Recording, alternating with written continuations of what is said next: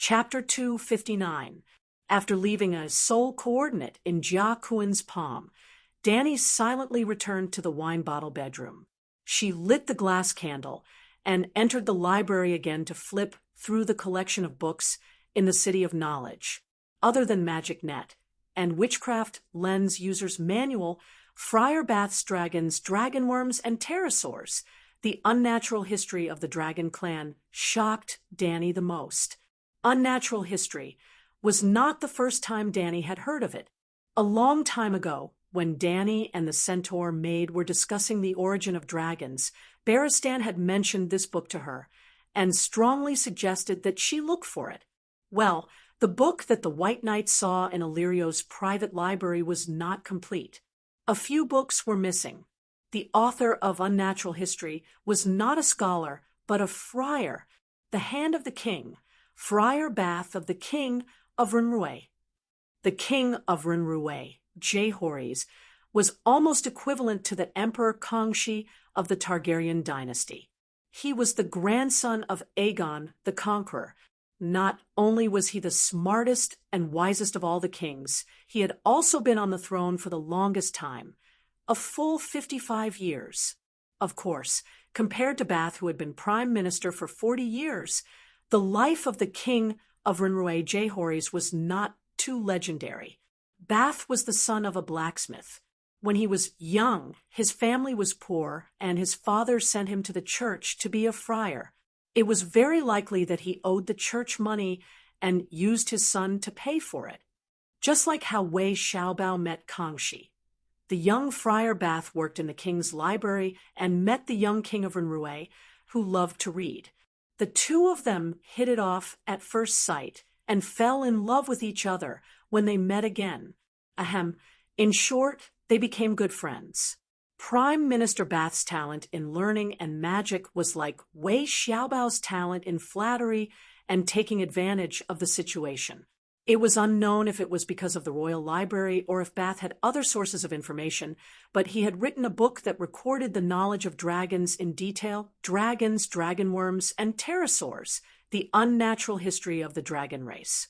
The reason why this book shocked Danny was because it described the origin of the dragons of Valeglia from the two aspects of natural evolution and the transformation of species through blood magic.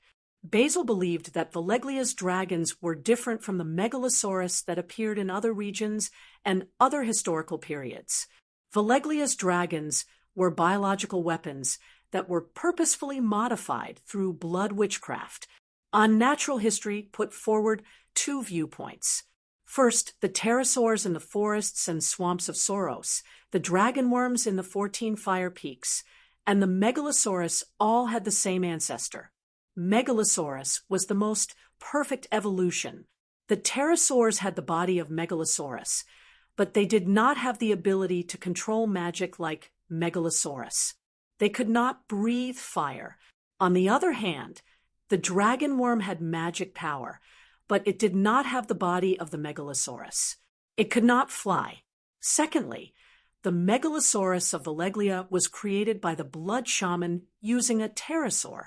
Using blood magic to help the pterosaur evolve into a megalosaurus, Valeglia was born with the ability to control dragons. Well, I have to explain the dragonworm and the pterosaur here. There were 3 continents in the world of the Song of Ice and Fire. The Westeros in the far west, equivalent to the British Isles, the Ursos continent, Eurasia, and the Soros continent in the southern hemisphere, Africa, and South America were connected. Soros was almost undeveloped. People from civilized countries did not dare to explore it at all. The environment was too bad. It was almost a paradise for diseases. For example, Azen, who was known as the twin stars of Yuan-Kai with Grazidan, was originally handsome and heroic. However, after walking around Soros on the other side of the Summer Sea, he was infected with a disease, and his lower body was paralyzed. In that barren continent, pterosaurs were not rare. Dragonworm. Danny did not recognize the dragonworm at first, until she saw the description and pictures of the dragonworm in Unnatural History. She was shocked to find that it was the fire earthworm that she met in Orus. After Beleriand descended on Jenny, he vomited countless dragon worm larvae in the mucus that he spat out. Even his body seemed to be made of dragon worms. According to the description in Unnatural History, there were dragon worms in the 14 fire peaks. Their larvae were about the size of a child's arm. An adult dragon worm was almost the size of a wingless megalosaurus, a fire-breathing earthworm that could swallow a mammoth in one gulp. Would you be afraid? Unnatural History did not just give a simple guess. Friar Bath also used his identity as a magic researcher to make a detailed and in-depth analysis of the witchcraft of the blood shamans in Valeglia. It was a very intelligent book. However, it met with St. Bailey, who listed it as a forbidden book and ordered all copies of Unnatural History in the country to be burned. Suddenly, Danny's expression froze. She put down the book and suddenly appeared in the lounge on the second floor. Professor Barristan said softly. They had an agreement. If Danny was reading in the library and someone unexpectedly came to visit, Barristan would quickly walk around the room. The spiritual projection came from White Knight. When his position changed, her spiritual body would feel it. Of course, if Danny did not even project her spiritual body, Barristan would not be able to remind her. At that time, he would directly tell the visitor that Lady Layla had gone out. "Professor, it's so late. What's the matter?" Danny and White Knight came to the door together. "I want to tell the two of you that the City of Knowledge has formulated a strategy to reduce the trade deficit."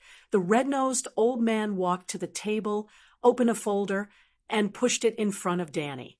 He explained, "As a world-class country, we can't lose our integrity. We can't go back on our words, and we can't be blatant pirates." What world-class country, except for the Westeros themselves? Who didn't think that you were a barbaric country and barbarian people? Danny carefully flipped through the old man's strategy. There were 3 guidelines. First, convene a meeting to persuade the king and the nobles of the 7 kingdoms to be diligent and thrifty. Second, discuss the industrial chain plan that she had previously mentioned in the meeting to create their own competitive products. Third, conquer the Stone Steps archipelago and impose tariffs on passing merchant ships. Between the Westeros and the Ursos continent, there was a narrow sea 500 kilometers wide and 2,500 kilometers long, and the Stone Steps archipelago was at the entrance of the narrow sea. Legend has it that the Stone Steps archipelago was part of the Dorn Arm connecting the Westeros and the Ursos continent. When the ancestors invaded the Westeros from the Continental Bridge, the Green Prophet cast a forbidden spell and shattered the Dorn Arm, forming the Stone Steps archipelago, an island chain. In short, the Narrow Sea was an extended version of the English Channel, and the Stone Steps archipelago was the entrance to the Channel. Think about the impact of controlling the English Channel on the European continent. I'm afraid it will be difficult. The old knight shook his head and sighed. Everyone knows that controlling the Stone Steps archipelago is equivalent to controlling the sea trade of the entire Narrow Sea. 200 years ago, the 3 cities of Rhys, Tyrosh, and Myr formed the Kingdom of the 3 Daughters, Valeglia's 3 daughters, intending to control the Stone Steps archipelago. But as you can see, after a few decades of struggle, the alliance of the 3 cities was declared dissolved. Using the power of the 7 kingdoms to conquer the Stone Steps archipelago is better than the fleets of the 7 kingdoms going there to be pirates. The red-nosed old doctor said, "Not necessarily." Danny shook her head. As pirates, they can advance and retreat freely, and their policies are flexible. They won't offend the public, and they won't have to bear the responsibility of guarding the land. Dr. Barristan smiled bitterly. You have to think about the nobles. The reputation of pirates is too bad. If they are captured by the enemy, they might be hanged immediately, losing their honor and their lives. If the Stone Steps Archipelago is conquered in the name of the Seven Kingdoms, the nobles will not only be treated as high-ranking prisoners of war, but they will also be redeemed with money. And if they lose in battle for the country, it won't be embarrassing, and their reputation won't be damaged. Danny was stunned. It's already so late. Do you want to eat something? The old doctor stood up, opened the door, and rang the bell to call the apprentice to deliver food to them. The old doctor was very decisive and didn't give them a chance to refuse. After he finished ordering, Danny mumbled, "Actually, I'm not hungry. I'll get fat if I eat too much at night. Drink some soup to warm your stomach." The old doctor chuckled. Then he began to ask about the development of the industrial chain. "We've tried to breed mulberry silkworms in the Westeros, but the weather in the Seven Kingdoms is too extreme. It's hot in the summer and cold in the winter. What do you think, Miss Layla?" Danny rolled her eyes and said, "You can find the children of the forest. They know magic, and they might be able to breed native mulberry trees and silkworm babies." "Hee, Miss Layla, you really know how to joke. The children of the forest are just fictional characters in legends. They might not even exist in history. Even if they did exist, they would have gone extinct thousands of years ago." The red-nosed old doctor shook his head with a smile. "Even deviant ghosts have appeared. Why aren't the children of the forest real?" Danny smiled coldly. "Deviant ghosts? Who told you that? That's ridiculous. The commander-in-chief of the Night Watchers and Scholar Yimont wrote a letter to explain this. Are they all lying?" "Doctor, Miss Layla, your supper is here." The apprentice's voice came from outside the door. White Knight quickly got up and opened the door. Wine, butter beets, freshly baked white bread, grilled barracuda and pork ribs, cold egg lime soup, and barley brisket soup. To be honest, the old knight was already drooling at the sight of such a sumptuous meal. But when he saw the middle-aged apprentice Zion, who was chuckling as he set the table and the tiny bits of cumin by his lips, "Sigh, I'm old. I can't eat too much at night," Barristan said. He was drooling, but he didn't want to eat other people's saliva. "Have some soup. Miss Layla, have some too." The old doctor picked up a spoon and a small porcelain bowl and served the two of them. Danny didn't touch the porcelain bowl. Instead, she continued the previous topic and asked seriously, "If the information about deviant ghosts is fake, it'll just be a false alarm. But if it's true, and the nobles of the Seven Kingdoms didn't respond to the Night Watcher's request for help, it'll be fatal. Deviant ghosts? They're just a bunch of barbarians. The Night Watchers exaggerated on purpose to get the nobles' praise and support. But the political situation is unstable now. Who has the spare energy to help them? At most, a group of barbarians will climb over the Great Wall and cause a small disturbance in the north." Dr. Perez-Tan didn't seem to care. Instead, he pushed the bowl to Danny and said enthusiastically, "Have a taste. It's not bad." Just when White Knight couldn't resist his master's enthusiasm and scooped a spoonful of soup into his mouth, Danny's expression suddenly froze. She stopped him and looked straight at the old doctor. She sneered and said, "Doctor, why don't you get a bowl for yourself?" Perez-Tan was stunned. He said with a smile, "I just ate. It seems like you've already guessed my true identity." Danny sighed and said with a complicated expression, "Doctor, do you know what you're doing?" "What identity?" The apprentice who placed the plates noticed that the atmosphere was not right and asked in confusion. "Oh no." When Danny stopped him, the old knight picked up the iron helmet on the table and put it on himself. When he saw Zion, who was at a loss, he immediately said, "Doctor, quickly give me the antidote." The middle-aged apprentice suddenly grabbed his throat. His face was red, and he said with a voice as soft as a feather, "I cough, cough, cough, can't cough, cough, cough, cough." Bang! The tray slipped from his hand. Zion staggered and supported himself on the table. Under the sympathetic, anxious, and vexed gazes of the three people, His face became redder and redder. He fell to the ground and scratched his throat crazily. If he was given a dagger, Zion would slash his throat without hesitation just to take a breath of fresh air. He. Unfortunately, no matter how hard he scratched his throat until it was bleeding, he could only make frighteningly thin and terrified hisses deep in his throat. It was like a person trying to drink the entire Yangtze River with a straw. However, only half a minute later, the last hisses disappeared. There was only a terrifying silence left in the room. Chapter 260. Strangle him. White Knight pressed her sword with her right hand and stared coldly at the old professor, who had a pale expression. Do you know what you are doing? We were invited by the City of Knowledge to come here, stay under your roof, eat your salt and bread, and now we are your guests. What is the difference between the City of Knowledge's actions and Wade Frey's?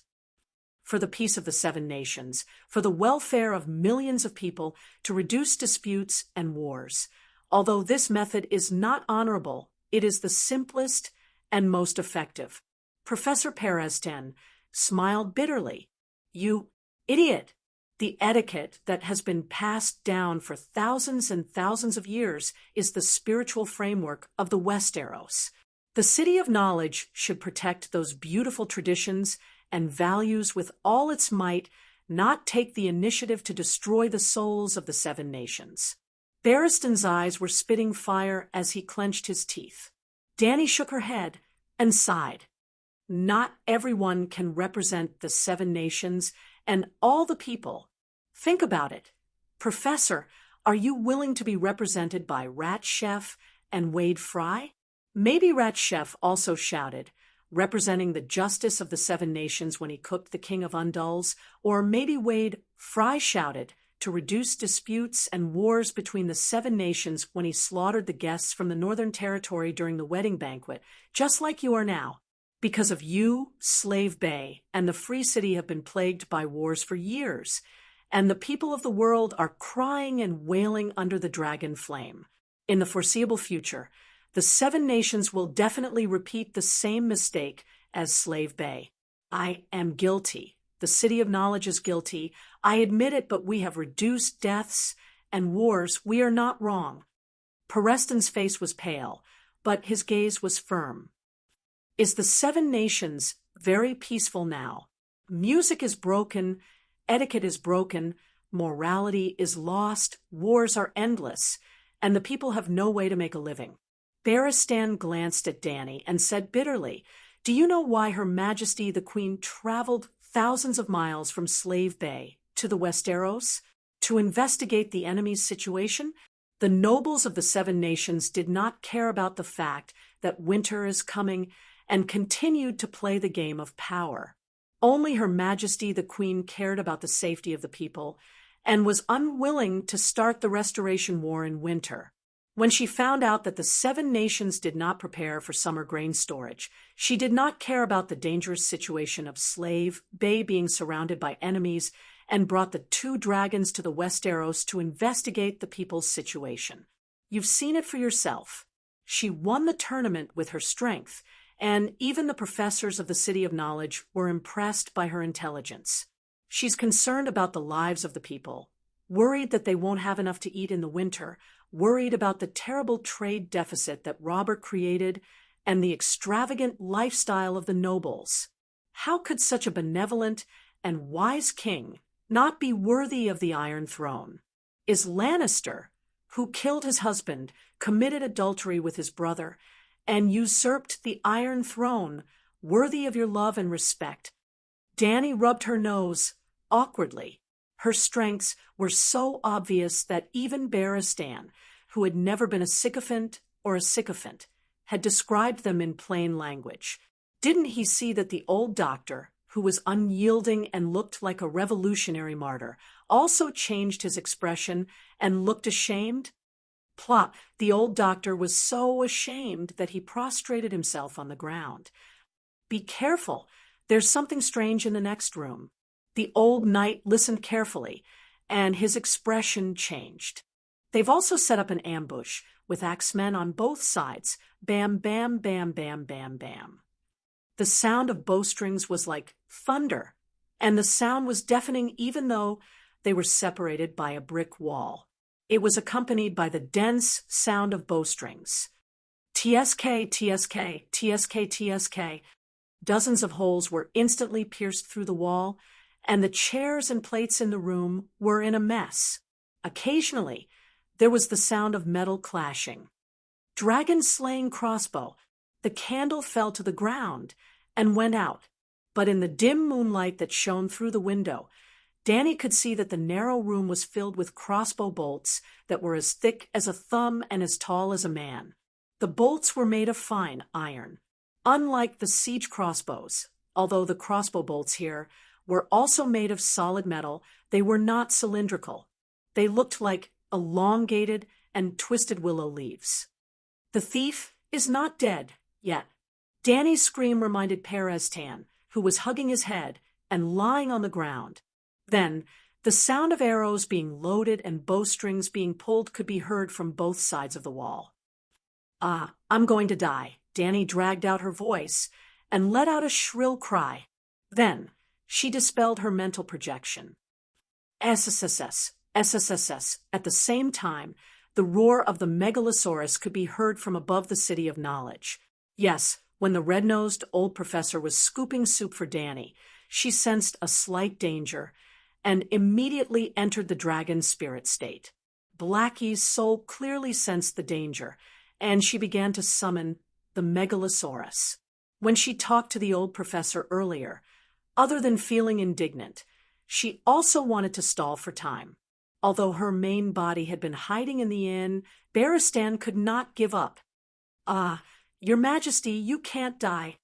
The old knight also let out a dry cry. He swung his sword and destroyed the arrows and chairs blocking his way. He bent down and picked up the old professor from the ground. Without waiting for him to struggle and shout, he hit the back of his head with his sword and knocked the old man unconscious. He then picked up the fur cushion on the soft couch and wrapped it around the old man. He carried the old man on his shoulder and rushed to the door. The old knight was observant and alert. He had already noticed the noise and the light of the torches outside the window. Jumping off the building was equivalent to walking into a trap. Boom! When he reached the door, the old knight suddenly turned sideways and dodged a crossbow arrow that was as thick as a child's arm. He heard the sound of the crossbow being dragged outside the door. Bam, bam, bam. After a few slashes, the old knight did not care. He lowered his head and rushed forward. There was a crossbow the size of a treadmill outside the door. 2 gray-robed scholars were turning the winch. One scholar was lying on top of it and loading the crossbow. There were 12 leather-armored soldiers around with crossbows. When they saw the old knight rushing out, the 3 scholars were scared and retreated. They shouted, "The thief is escaping. Shoot! You're asking for it." The old knight roared and cut off half the head of the scholar closest to him. He then turned around and swung his sword and cut 2 crossbowmen into 4 pieces. Thump, thump, thump, thump. The crossbowmen did not miss a single shot. Almost all of them hit the old knight. There were also 1 or 2 arrows that hit the queen on his shoulder. But what was shocking was that the arrows that hit the old knight only produced sparks and then bounced off. Damn it! The armor-piercing arrows that Londo sold us are fake. The general in blue armor threw away his crossbow and pulled out his sword while cursing. He shouted to his subordinates, "Use your sword and kill him." Facing the 9 soldiers and the Iron Knight, the old knight did not dodge at all. He exchanged injuries for injuries. Bam, bam, bam, bam. In the blink of an eye, the old knight was hit 8 times. A series of sparks appeared on his body. The huge force only made him sway, but he also used a spinning slash. Crash! For swordsmen were slashed, and 3 soldiers had their stomachs ruptured. They blankly held on to their intestines and fell to the ground. The general was wearing plate armor, and only a shallow scratch appeared on his lower abdomen. Damn Londo! Even the iron sword is fake. A soldier lay on the ground and muttered his last words. The general who escaped with his iron armor pointed at the old knight with a pale face. Valeglia steel. He's wearing Valeglia steel armor. His sword is so sharp. It's also Valeglia steel. The scholar who was hiding far away reminded him. The old knight ignored them. After breaking out of the encirclement, he immediately ran to the stairwell. The whole process seemed long, but in fact, it only took 2 rounds. The old knight slashed 3 times, and it took no more than 3 seconds. But just as he was about to rush to the 3rd floor, a figure appeared beside him. It was Danny. She stopped him and said, "Don't go up. There's an ambush on the roof." The scholar knows about the spiritual connection between the megalosaurus and the dragon rider. There are 40 to 50 crossbows and at least 200 crossbowmen. Which place has the least number of soldiers? I'll jump through the window. The old knight panted. No need. Wait here. I'll help you clean up the soldiers. Danny smiled mysteriously and disappeared again. The old knight was puzzled. The next moment, there was a scream outside the building. The sun? 7 gods above. A sun has risen in the sky. What's going on? Is it really the sun? But it's already 10 at night. The old knight found the window in the stairwell and peeked out. But before he could see anything, the armored swordsman from before chased after him with 6 soldiers. You know who I am? I'm Beristan Marcella. Get lost! The old knight roared in annoyance. What, Sir Beristan? You're not spies sent by Timon Bay? The 7 of them were stunned.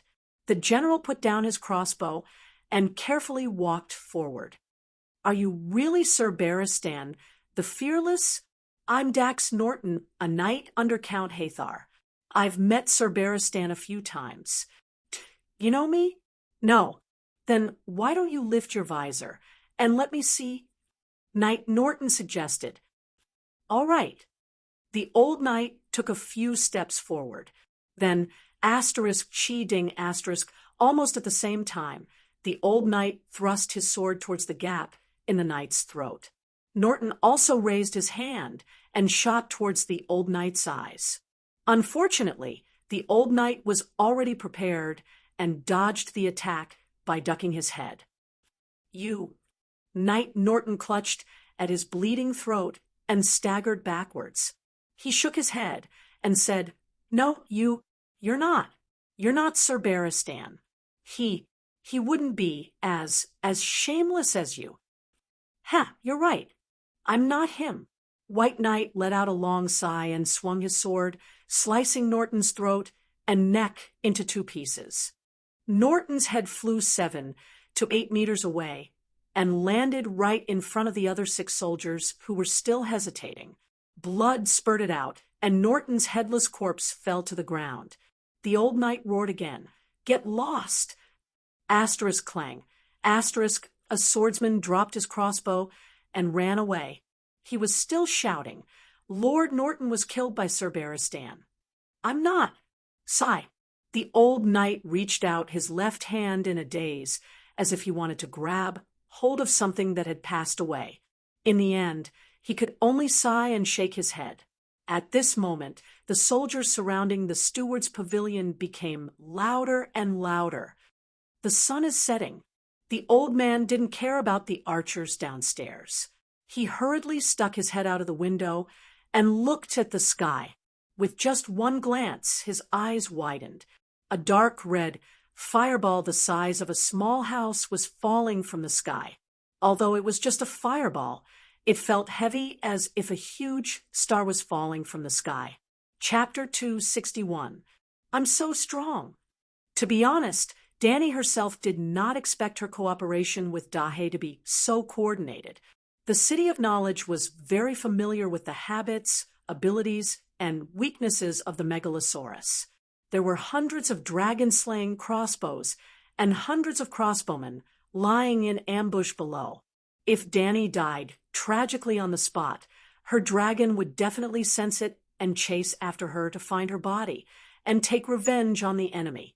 Similar incidents had happened many times in the history of the Targaryen family. In this way, the City of Knowledge could easily turn the dragon into a hornet's nest. Therefore, Dani did not even think of riding the dragon to dive and bomb. The old town was not her territory, so she could not make incendiary bombs in a short time. Therefore, she was ready to try the big fireball spell. The range of the Megalosaurus's dragon flame was about the same as the length of its body. Even Dahe could only spit out 2 to 4 meters of dragon flame. Any further, and it would not be lethal. But the fireball spell was different. When Dani used the fire control spell to turn the dragon flame into a ball, the fireball could be stable for a long time. Last time in the Dorne Desert, she controlled White-E's dragon flame to burn for 3 hours until it ran out of magic power. Dani had already guessed that she could merge with Dahe's soul. Their cooperation must be stronger than White-E's.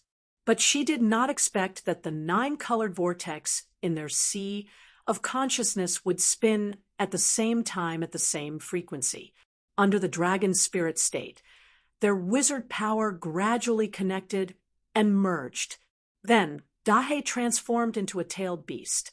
Wisps of visible fire elements condensed in his mouth.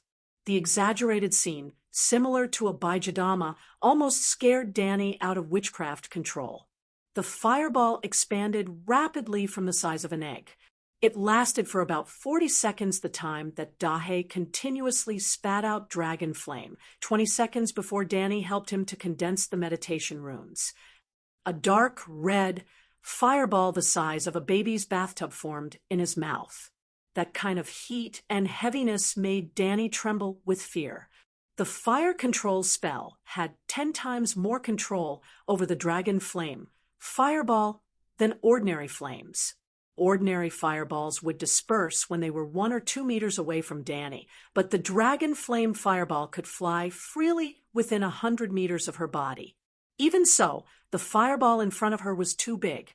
The bigger the fireball, the harder it was to control. She could barely move it. In desperation, Dani could only resign herself to fate. She let Dahe dive vertically and spit out the fireball when it was 500 meters away from the ground. When Dahe drew an arc in the sky and circled back to the general manager's pavilion, Dani was shocked and relieved to see that the fireball that had been freed from its bindings was rapidly expanding in the air. Its color had also changed from dark red to brighter and brighter, like a falling sun. The dim indigo sky was dyed red. When the fireball approached the roof of the steward's pavilion, it had already expanded to the size of a small house and a regular sphere with a diameter of 10 meters. Boom, boom, boom. Debris flew everywhere, and a large part of the roof slowly caved in. The roar of the burning flames was muffled, drowning out the terrified screams of the ambushing soldiers. After the fireball encountered an obstacle, it became even more unstable, when it could not even maintain the most basic form of a sphere. Boom! The general manager's pavilion was 40 meters wide and 100 meters long. It was the largest building in the City of Knowledge, but at this moment, half of the roof had been blown away. Dani even saw a ring of air that was rapidly spreading out, mixed with a large number of tiles, wooden beams, twisted corpses, and dragon-slaying crossbows. Oh my God, I'm so invincible. Dani was so excited that she was dumbfounded. Although it did not have as high a penetrative ability as the Tomahawk missile, just by looking at the surface, the explosion range was not much worse than an explosive pack. When Barristan knocked away a piece of debris and broken wood and climbed to the top floor with difficulty, Dani had already changed to the white dragon in the sky and was roaring to clear the miscellaneous soldiers. Yes, she was still throwing fireballs on the ground. The small fireballs that were spat out by Little White were not as powerful as grenades, but they were enough to scare the frightened soldiers into throwing away their helmets and armor, shouting, "Seven gods bless," and "Mother, save me," as they fled frantically. Half an hour later, on the central island at the estuary of the Honey Wine River, a group of high-ranking officials of the old town gathered together on the towering tower. "Damn it, what the hell happened? It seems that half of the City of Knowledge is burning." Beret Haitan leaned against the window, staring in the direction of the City of Knowledge with an anxious face. The long-bearded old man on the seat of honor opened his closed eyes and looked straight at the calm, young man beside him. "Earl Garland, have you thought of a plan to deal with the aftermath? Didn't we discuss it before? Timmy's spies sneaked into the City of Knowledge to cause destruction," Garland said doubtfully. "No, it's not an excuse to deal with the people of the old town." Earl Layton, whose bald head was full of age spots, shook his head and sighed. "I'm asking how to deal with the fury of the Mother of Dragons." "Grandpa, you think she's not dead?" Garland's pupils contracted, and he said with a trembling voice, "That's impossible, right? She was not prepared at all. She should have been poisoned to death long ago. Isn't the City of Knowledge on fire? Isn't it the Megalosaurus venting its anger?" It failed. The old man smiled bitterly. "How do you know?" Garland's eyes flickered. The old man explained bitterly, "The magic tide did not fluctuate at all." "Ah, magic tide? Is it reliable?" Garland suspected that the old man had gone mad. "Report." As he spoke, the guard hurried into the hall with a doctor wearing a lead ring. "Chief Theobald, what's the situation?" Baylor hurried over and asked. Well, Dr. Wargrave could not handle official business, so Dr. Theobald had always been the one to exercise the authority. However, he was not a doctor of economics and history, so he did not preside over the discussion on reducing the trade deficit of the 7 countries 2 days ago. "Not sure." Dr. Theobald's expression was unpleasant. Smack! Garland slapped the armrest of the wooden chair angrily and asked loudly, "What do you mean, not sure? Previously, you all patted your chests and promised that the plan was perfect and flawless. There will definitely be no problems." Sigh, Danny Rise's senses are very sharp, and she sensed that there was something wrong with the food. At that time, the apprentice who delivered the food was stealing the food of the guests. Dr. Theobald explained the entire situation. There was someone monitoring the room next door, but no one dared to dig a hole to peek. Powerful knights would notice if they were being stared at with ill intentions. Garland asked again, "Even if the poisoning failed, there's still the dragon-slaying crossbow. They can't escape, even if they have wings." "We guessed wrong." The doctor shook his head and said dejectedly, Beristan did not deliberately wear the tattered armor to deceive others. It was a set of rare Valeglia steel armor, and even his black longsword was an extremely sharp Valeglia steel sword. "What? That extravagant?" Baylor's eyes were about to pop out. "But I remember Layla—" "No, Danny Rise's armor was bought in the old town." Garland was puzzled. Only Beristan was wearing the Valeglia steel armor, and Danny Rise seemed to have been shot by a crossbow arrow, but the condition of her injury is uncertain.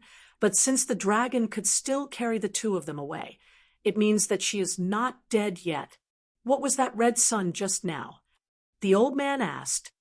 "I don't know. Maybe it was dragon flames?" "Dragon flames?" Baylor was so agitated that his voice cracked from shouting. "You have studied the Megalosaurus for thousands of years, but have you ever seen dragon flames like that?" "But we have checked the burn marks, and it indeed matches the characteristics of dragon flames." Magician Marvin thought that it was dragon flames transformed from fireballs, and he said that the Megalosaurus used fire control to turn the dragon flames into fireballs and spit them out.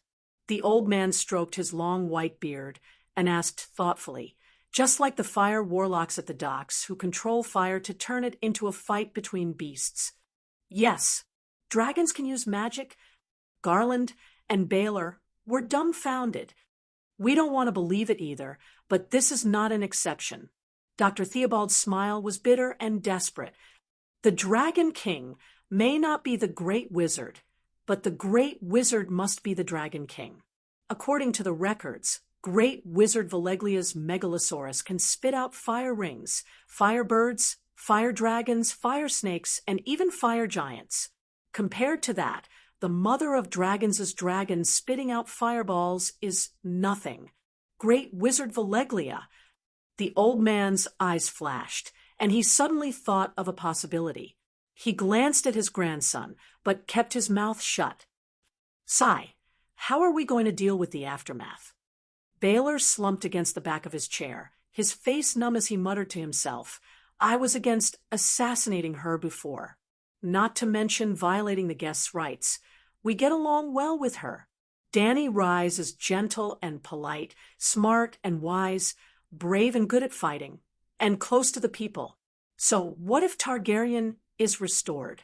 Is it worth it just for Marjorie's position as queen? Everyone saw Cersei's attitude. Lannister is not willing to share the Iron Throne with Gao Ting. Lannister and Targaryen have a blood feud, but we only have a conflict of interests with her.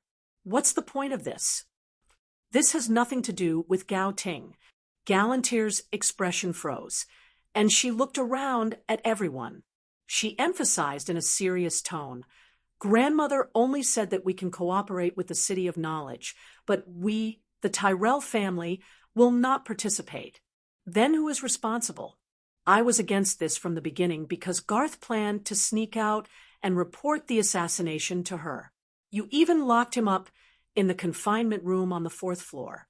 Baylor's eyes were red as he stared at his nephew and questioned. Unlike Galantier, who was trying to shirk responsibility, Baylor spoke from the bottom of his heart. The Heidel family had not invested in Lannister at all. Whoever ascended to the Iron Throne would not affect them at all.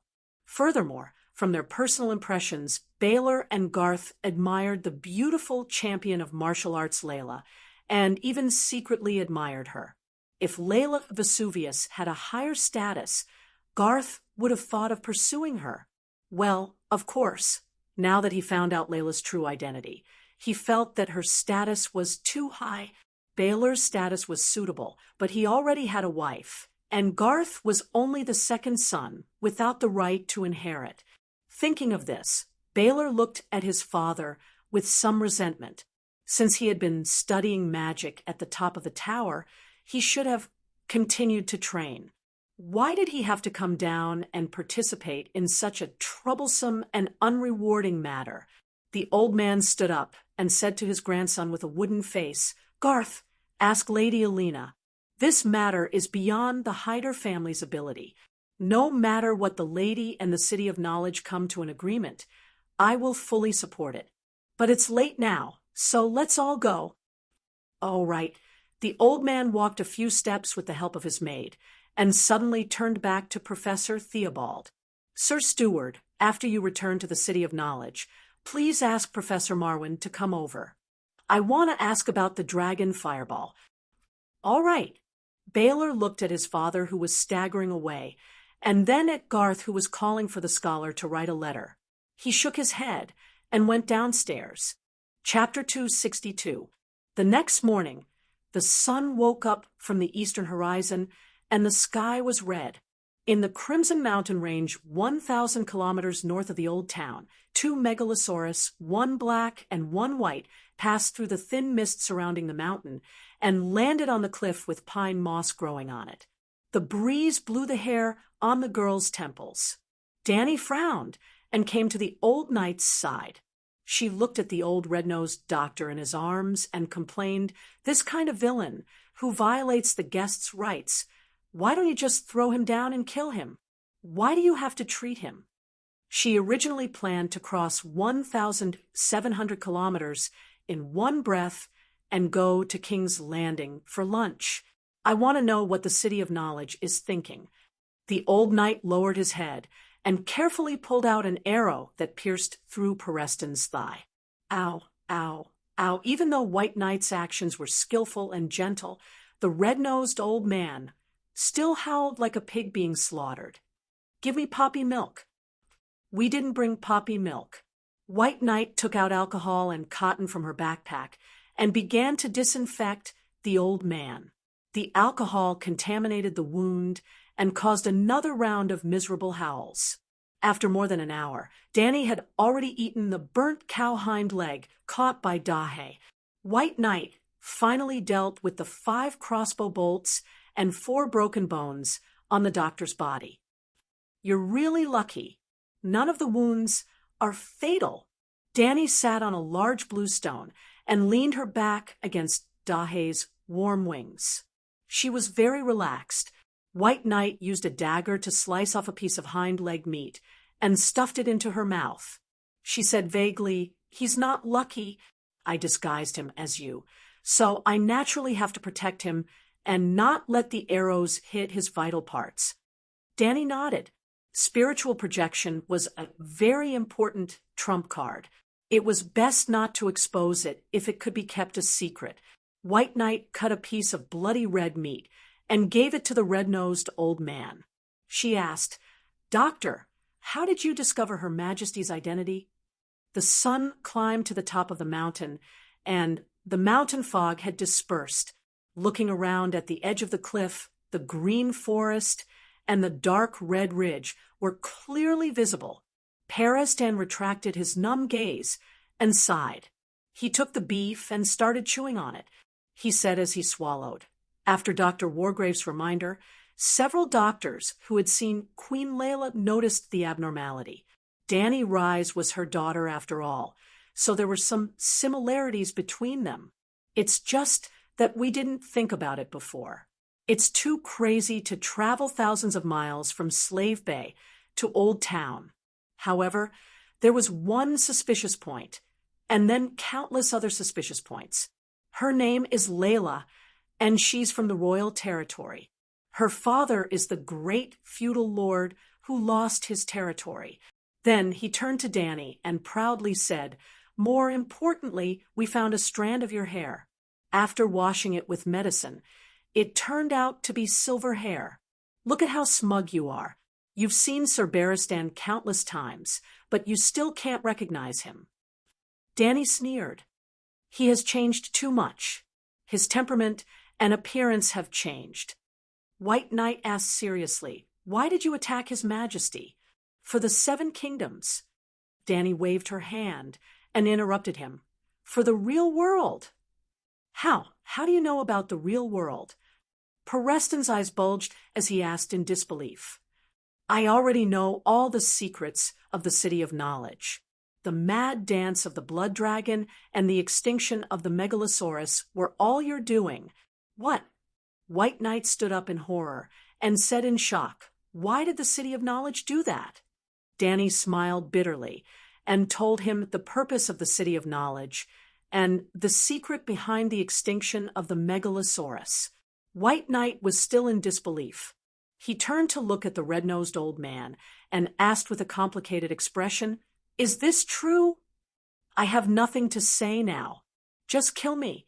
The old doctor looked miserable and closed his eyes to await his death. "I saw many red god temples in the lower city of Old Town."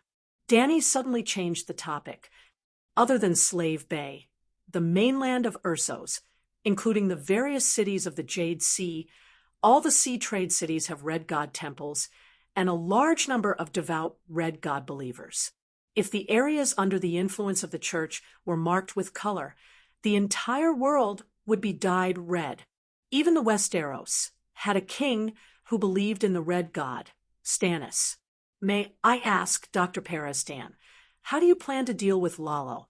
Seeing that he closed his eyes and did not answer, Danny smiled and continued, "Indeed, the extinction of the megalosaurus and the extinction of the magic tide. Even some of the red god priests were affected. However, Lalo himself is growing stronger. Without the human extraordinary professionals, Only the gods have the power of miracles in the world. This is more beneficial for the development of believers. Humph, Lalo has always been in the astral world, and the magic tide is the link between the astral world and the real world. Without the dragon, the magic tide has been extinguished. No matter how strong the gods in the astral world are, they can't interfere with the human world. Perestan opened his eyes and said loudly, "Well, that makes some sense." Danny nodded and agreed with the old man's words. The problem is that some areas are very special. They are naturally close to the divine kingdom of the gods in the astral world.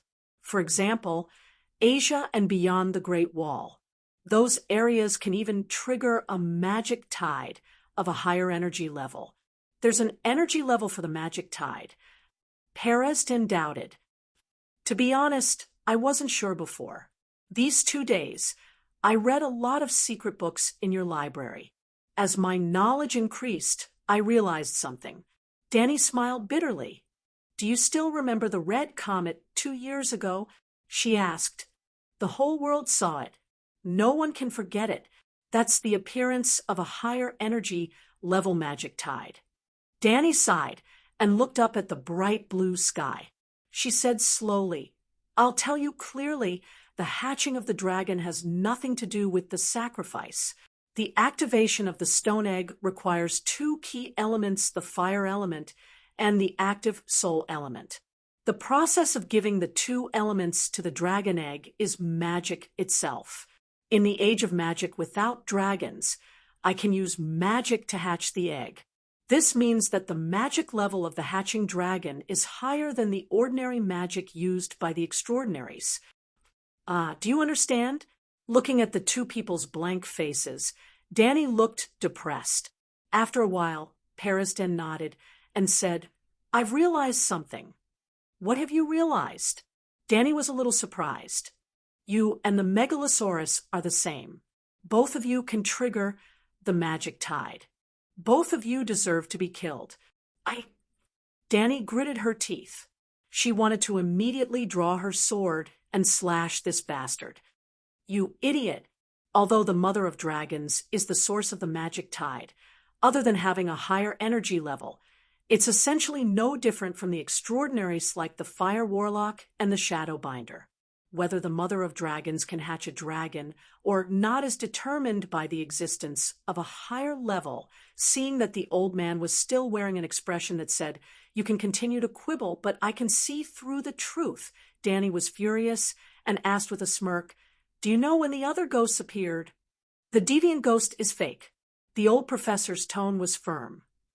"I knew you would say that." Danny's smile became more and more eerie. It made the red-nosed old man feel a chill in his heart. She drew the clear sky, Valeglia's steel sword, from her waist and placed it on the old professor's head. "In the name of the queen, I judge Perestan. You violated the rights of a guest and murdered the queen of the Undulls, Loinars, and the ancestors. The evidence is conclusive. You are punished to wear black clothes and guard the borders of the kingdom." Perestan was dumbfounded. "I became a night watcher." "Ha ha ha, yes. I'll spare your life. Go and guard the Great Wall." Thinking of the old man facing the deviant ghost army, Danny could not help but laugh out loud. "Your Majesty is so merciful." The White Knight seemed to be relieved and praised sincerely. She took some time to treat Perestan's injuries. When the King's Landing city and the Red Castle near Blackwater Bay came into view, it was already past lunchtime. As the center of the game of power, the King's Landing should have excited Danny. However, as soon as she passed through the city gate, she was greeted by a strong rancid smell. The smell of feces, rotten garbage, and the urine of humans and animals made her want to vomit. Dahe and Little White put down Danny and Perestan in the forest beside Rosby Road. Just like in the old town, they first found a courier station by the roadside and sold 2 horses. They then continued to walk in the southwest direction and entered the King's Landing through the steel gate in the east. The road was wide enough for 8 horses to walk side by side. The road was paved with bluestone. However, the street was very dirty.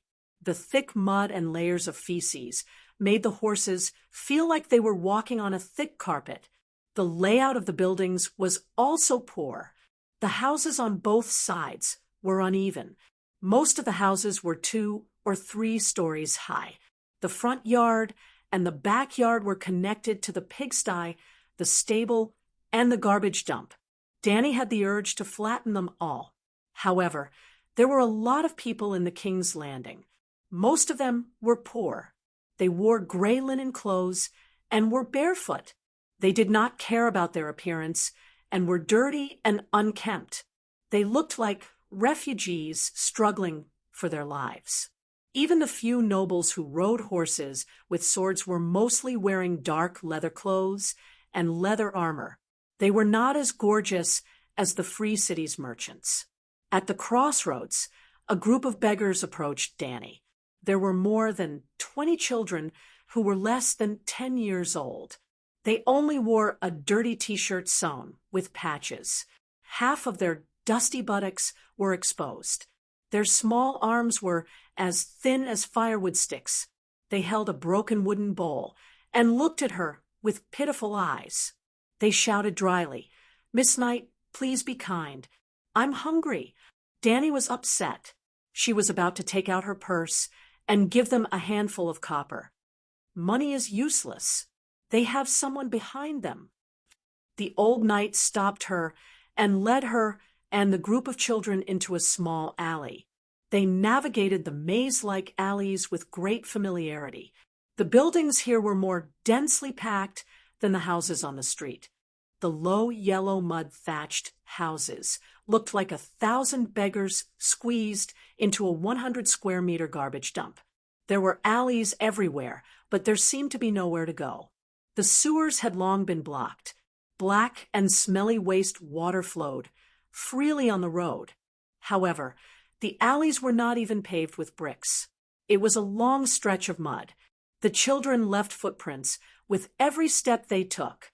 From time to time, they would step on a dead cat with a bloated belly. With a squeak, its intestines and white maggots would be squeezed out of its broken belly. The smell was strong. "My lady, this is the flea's nest. It's the slum of King's Landing," White Knight explained in a low voice. "But isn't this too poor?" Danny frowned. "I don't believe that 1,000,000 gold royals can't build a neatly planned house with red bricks and green tiles. But who would be willing to pay 1,000,000 gold royals? It's such a large sum of money." White Knight shook her head and sighed. "Of course the king will pay. This is his country, his people. Isn't this what kings do?" Danny said matter-of-factly. The old knight stared at her for a long time. Seeing her serious expression with anger, he could not help but smile. "My lady, your way of thinking is very different from other kings. We're here." The old knight stopped in front of a shop with a dirty canvas shed. Chapter 263. In front of a 2-story brick building, there was a messy courtyard without walls. In the middle of the courtyard, there was a black iron pot that could fit a cow. 7 or 8 men and women in linen clothes were busy cooking there. Someone was stuffing wood into a pot. A bloated woman with dull, coarse skin was washing turnips by a well, and a bearded man was skinning a dead dog with a sharp knife. Danny could smell the thick stench of decay from the blubbery carcass. Another person was holding a large dustpan and pouring dark red meat, with pale white bones, into the pot. He was pouring while 2 people beside him were stirring the pot with spoons. It could be seen that barley, soybeans, onions, and bones of unknown animals were already in the pot. A thick layer of oil floated on top of the thick brown soup. From time to time, bubbles the size of eyeballs would slowly pop up and burst. White steam brought with it a strange, salty smell and spread in all directions. Gulp, gulp. Danny looked at the oily soup and felt a little nauseous. The reeds and firewood sticks next to her widened their eyes and swallowed their saliva with their fingers in their mouths. "Sir, the brown soup is not ready yet." The square-faced man who was pouring the meat into the pot looked at Danny and White Knight for a while in confusion. "My two knights, this place does not have good wine and meat to serve you. This group of children," White Knight pointed at the more than 20 beggar children around the tamed horses, "give each of them a bowl of brown soup." "Wait," Danny's pupils contracted. She pointed at the dustpan in the arms of the square-faced man in shock. "What is that? Damn it, you eat people." The dustpan was a little old. One of the bamboo strips jumped out and hooked the skin of a piece of red meat. It did not fall into the pot, and that piece of red meat, complete with skin, was the sausage that all normal men had. These guys really ate the sausage, as if it was a sausage. "Oh, this—" The square-faced man pulled out the sausage and threw it into the pot as if nothing had happened. His voice was flat, but his tone seemed to be firm. "We don't eat people. This is duck neck." The other busy shop assistants glanced at Danny indifferently. Their hands didn't stop moving, and they were still doing their own things. Danny still wanted to say something, and even wanted to draw her sword to cut them, but White Knight grabbed her elbow and shook her head with a serious expression. "My lord, that's a duck's neck. The brown soup shop doesn't do any slaughtering business. They only buy meat and vegetables from the public. After cooking them into brown soup, they sell them to the nearby residents at almost cost price. Tens of thousands of flea nests, even hundreds of thousands of people, rely on them for a living." Danny put the sword back in its place in silence. The old knight dismounted his horse and walked into the small courtyard. He asked the other man, "Striker, how's business recently?" "Sir Knight knows me?" The square-faced man was surprised. "Ha, I've lived in King's Landing for 40 years. I know exactly how many fleas there are in a flea nest." White Knight's tone was complicated. Hearing this, the square-faced man and the other shop assistants looked at the knight in iron armor and helmet with a lot of affection. "It's not good." Stryker shook his head and sighed. "There are 500,000 people in King's Landing. Most of the food, vegetables, and meat they need come from the king's territory. But the wolf cubs in the north didn't take down a big city, but they almost destroyed all the manors near Female Spring City. The lions in the west are even worse. The Iron Throne has changed his surname to Lannister. When the army passes, they still send soldiers to the countryside to rob food, kill people, and rape." The pig-faced young man squatting on the ground to make a fire said with emotion, "I really miss the peaceful times when King Robert was alive." Yes. The teenager next to him nodded in agreement. "King Robert is great. Back then, you could buy a pork sausage with 1 copper coin. Now, even a pumpkin costs 3 copper coins. 1 gold royal can only buy a fan of beef. No, King Robert is nothing. King Ares is the best." The fat woman washing vegetables by the well shook her head and shouted, "Dick, you are young and have not experienced the Ares age of that year. The people lived and worked in peace and did not have to worry about food and drink. The people in King's Landing were so happy that the brown soup business almost couldn't continue." The bearded butcher also had a nostalgic look on his face. He sighed and said, "Yes, I still remember the 12th year of King Ares's reign over the 7 kingdoms. 1 copper coin could buy 10 big apples on the flower street. They were crisp and sweet. I haven't eaten a juicy red apple for half a year." Some of the shop assistants missed Robert, and some missed Ares. People who didn't know the situation would probably think that they were 2 peerless kings. But Danny understood that they didn't miss the king, but the summer of peace. Why was everyone looking forward to the coming of summer? It was because summer was rich in produce. If there was no war, almost no one would starve to death. Danny kicked the horse's belly and entered the small courtyard. She frowned and looked at the boiling soup pot. She asked the old knight, "Their brown soup shop really doesn't make money?" Stryker pulled at his dirty linen shirt and said, unhappily, "Look at us. Do we look like rich people?" Danny nodded and pointed to the group of children behind her. She asked, "How much should I pay for providing brown soup for them for half a year?" Stryker counted with his fingers. The more he counted, the more tangled and confused his face became. After a while, he waved his hand helplessly and said, "You can give me whatever you want. 10 silver deer, 20 silver deer, it's fine."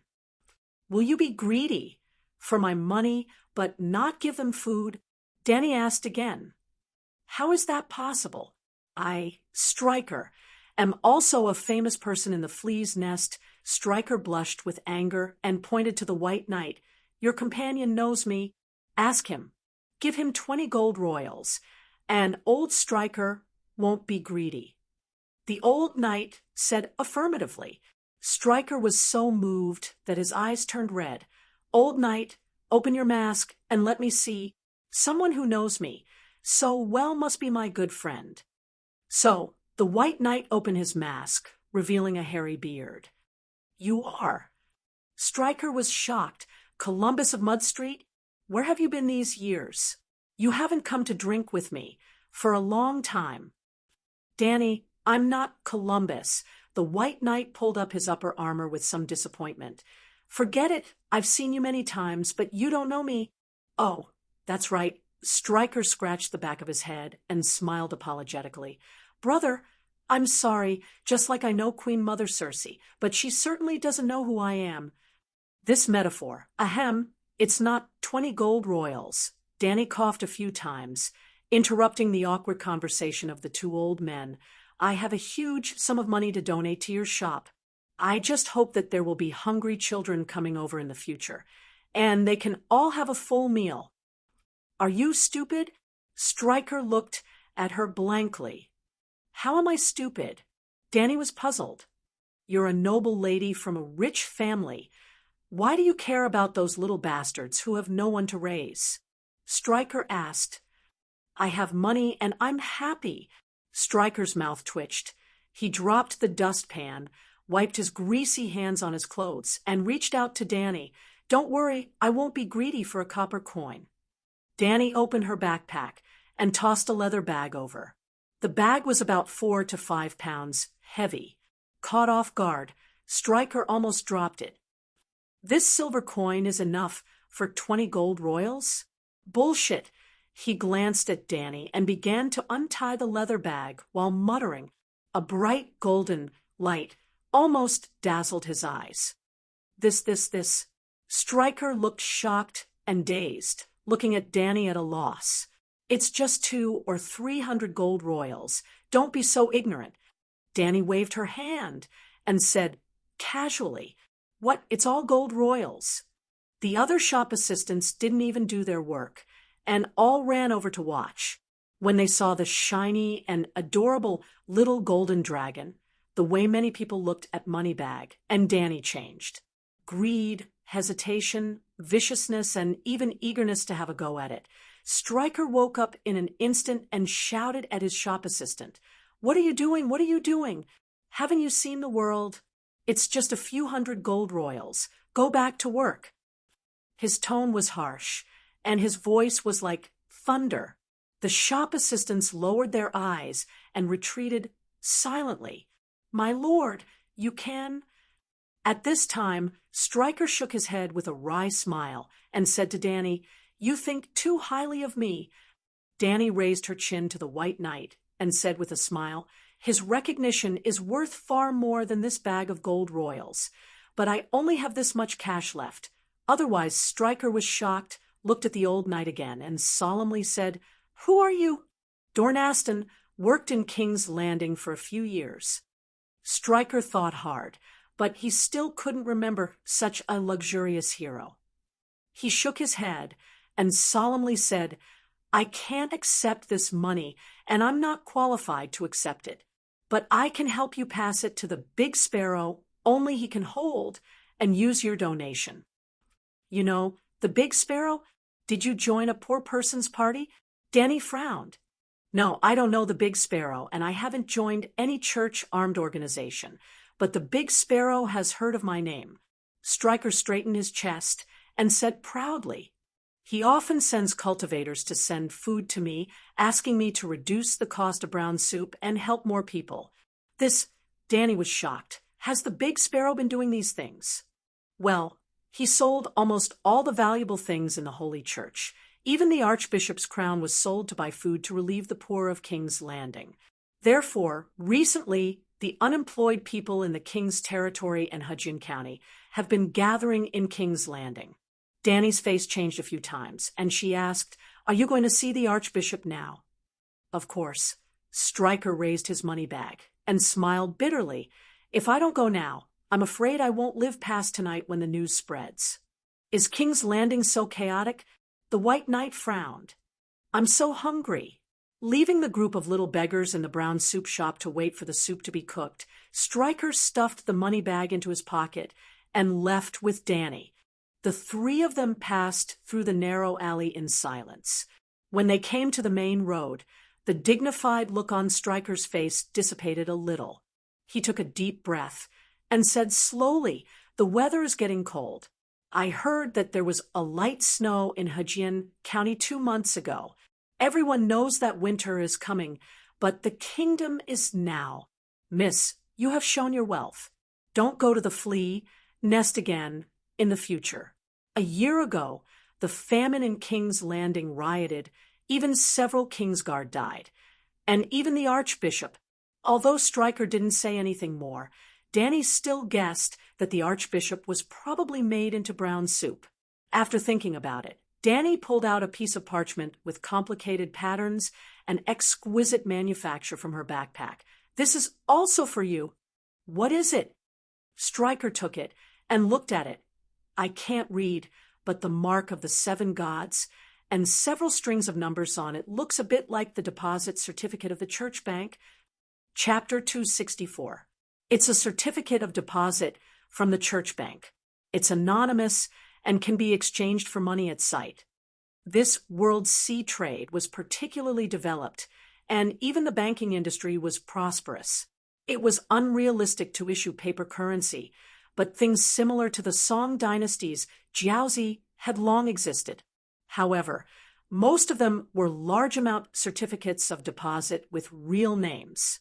The Golden Dragon Bank did not accept more than 3, and only the person involved or their designated person was present and signed before the money could be withdrawn. Of course, the bank encouraged people to use anonymous certificates of deposit, which were almost equivalent to large banknotes. But it was very unsafe.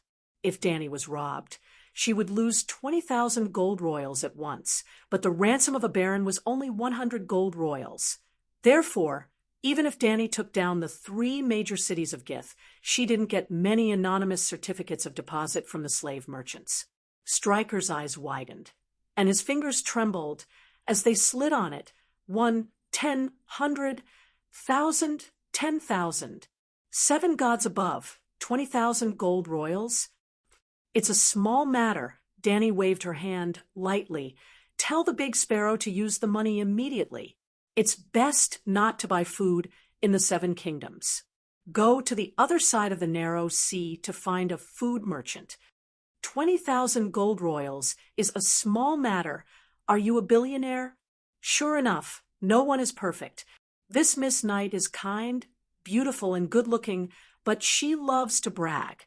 Stryker carefully hid the parchment and asked in confusion, Why? It's cheaper to buy food from the High Court. Alas, the 7 kingdoms are short of food. It's difficult to survive this winter if we only consume internally and don't buy externally. Moreover, Tyrell and Lannister are in constant conflict. The High Court will not always support King's Landing. When you all run to the river bend to sell food, the price will definitely rise rapidly. Even if the cost of foreign profiteers remains unchanged, they will also increase the price of food. In such a vicious cycle, the currency will depreciate crazily, and the economy of King's Landing will inevitably collapse. This, Stryker couldn't understand at all. He was at a loss, so he suggested, "Why don't you come with me to the great cathedral to see the Archbishop? If you have any suggestions, you can tell the Big Sparrow in person. You are kind-hearted. Although I don't understand your suggestions, they are always beneficial to the people of King's Landing." Meet the Big Sparrow? Danny hesitated and looked at White Knight. "You can meet him." Beristan nodded. Danny asked Stryker again, "Will he see me?" "Definitely." "All right, I would also like to know more about that legendary Archbishop." The King's Landing was bordered by the Blackwater River to the south and the Blackwater Bay to the east.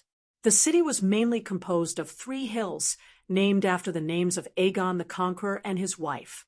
The Raineth Hills, where the commoners and the poor lived, was located at the center of the abandoned Dragon's Nest and the Flea's Nest.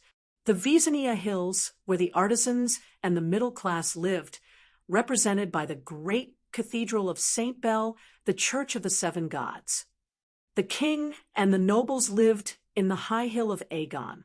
The Red Castle was located at the high cliff at the corner of the Blackwater River and the Blackwater Bay. They went all the way east along the main road. The streets were still dirty and messy, but the buildings gradually became tall and neat. The air was still full of stench and decay, but there was also the smell of liquor, powder, and toast mixed in it. Well, it seemed to be even worse when mixed together. Along the way, Danny met a naked prostitute leaning on the window on the second floor to solicit customers. She saw a blue-robed woman carrying a basket of vegetables. She took out 2 copper coins from her pocket and bought 5 shriveled apples the size of a child's fist from the street vendor. She saw hotels and restaurants with poor business. After turning to Sister Silence Street, Danny also saw the famous Alchemist Guild. In such a large black stone building complex, only 2 or 3 fire warlocks were wandering in and out. The nearby ordinary people seemed to be avoiding the source of the plague, and they deliberately quickened their pace when passing by. In contrast to the deserted Alchemist Guild, St. Bell's Cathedral was almost overcrowded, mostly with ragged and dirty refugees. They seemed to have made their home in the place, with the old and the young building tents of coarse cloth on the white marble floor, huts of mud beside the altar of St. Bernard, and on the steps of the pulpit of the great cathedral, and then spreading their bedrolls and lighting their bonfires and setting aside their pots and pans. There was smoke in front of St. Bell's Cathedral. Stryker walked quickly to a group of brown coarse cloth soldiers and handed the money bag to the one-armed leader.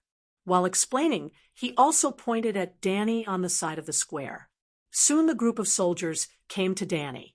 They were slovenly, dirty, and sloppy, holding spears and axes, and their uniforms were not neat. Some people wore a bumpy plate armor on their coarse cloth coat, some wore rusty mail armor, and some only had a cracked leather armor, but all of them had the church's 7-pointed star painted on their chests. Danny understood that this ragged army was probably the Big Sparrow's beggar army, the Poor People's Congregation. Of course, the Poor People's Congregation was what ordinary people called this church's armed forces. In the Church of the Seven Gods, its real name was actually very powerful, the Star Warriors. The one-armed man first expressed his gratitude to Danny and Beristan, and then asked, "Miss, are you a church member?" "Well, we all believe in the 7 gods, and I'm still a member of the church." Danny nodded. "Well, I'll take you to see the Archbishop immediately." The one-armed man smiled with satisfaction. "2 church members, how should I address you?" Danny handed the horse to a Star Warrior and smiled. "My name is Keisha Alexander, and he is my knight attendant, Aston." "Hello, Miss Keisha, my name is Lancel." The one-armed man hesitated for a moment. "Lancel Lannister." "Lannister?" Danny was shocked. Suddenly, she remembered who he was. He was Jaime's cousin, the one who climbed into Cersei's bed, and the one who killed Robert. I've given up my title and territory, and have decided to dedicate the rest of my life to the 7 gods. The one-armed man looked weary, and his tone was bleak, like a monk who had seen through the world of mortals. They walked through the crowd, passing bonfires, carriages, and shacks. The refugees' expressions were dull, gloomy, and numb. Some of them even had a hint of hostility. Lancel stopped in the middle of the crowd and announced loudly, "This is Miss Keisha Alexander, our church member, a devout believer of the 7 gods, and she has donated a lot of money to us." As if suddenly turning on the beautifier and backlight, the refugees' expressions suddenly changed. They looked at Danny with warm, respectful, and kind eyes, and the gray and cold weather seemed to have brightened up. "So realistic," Danny complained in her mind, but she still put on a smile. When she got close to the statue of the blessed King Baal, she was shocked to see that the majestic marble statue with a kind smile was filled with bones and skeletons from the waist down, and many of them still had flesh and blood left. There were white and fat maggots, wriggling, buzzing flies flying around, and even a flock of crows sitting on top of them, enjoying a dry meal. "What are they doing?" Danny asked Lancel, who was beside her. "They are the church members, nuns, monks, and bishops who died tragically in Hujin, the King's Domain, and the Stormlands in recent years. Some of them were hanged by the Red Gods, some were disemboweled by the Northern Army, and most of them were—" After a pause, the one-armed man continued with a grim expression. "They were killed by the blood troop hired by Duke Tywin. There were also bandits in Hujin and the King's Domain. They robbed monks, raped nuns, and even killed Silence and her sister. The brothers of the Congregation of the Poor collected their remains from all over the country, hoping that the Holy Church would bear witness to their deaths. The Blood Troop was the warrior troop, a mercenary troop whose reputation in Ursos was second only to the Second Son's troop, Titan's bastard troop, which was wiped out by Danny. The stupidest thing Duke Tywin did in his life was to hire the infamous warrior troop from the other side of the Narrow Sea to do his dirty work for him, apart from the fact that his son Jaime's right hand was chopped off by the leader of the warrior troop. This arrangement also completely destroyed the agricultural production in Hujin, but it did not help much in defeating the Hujin warlords.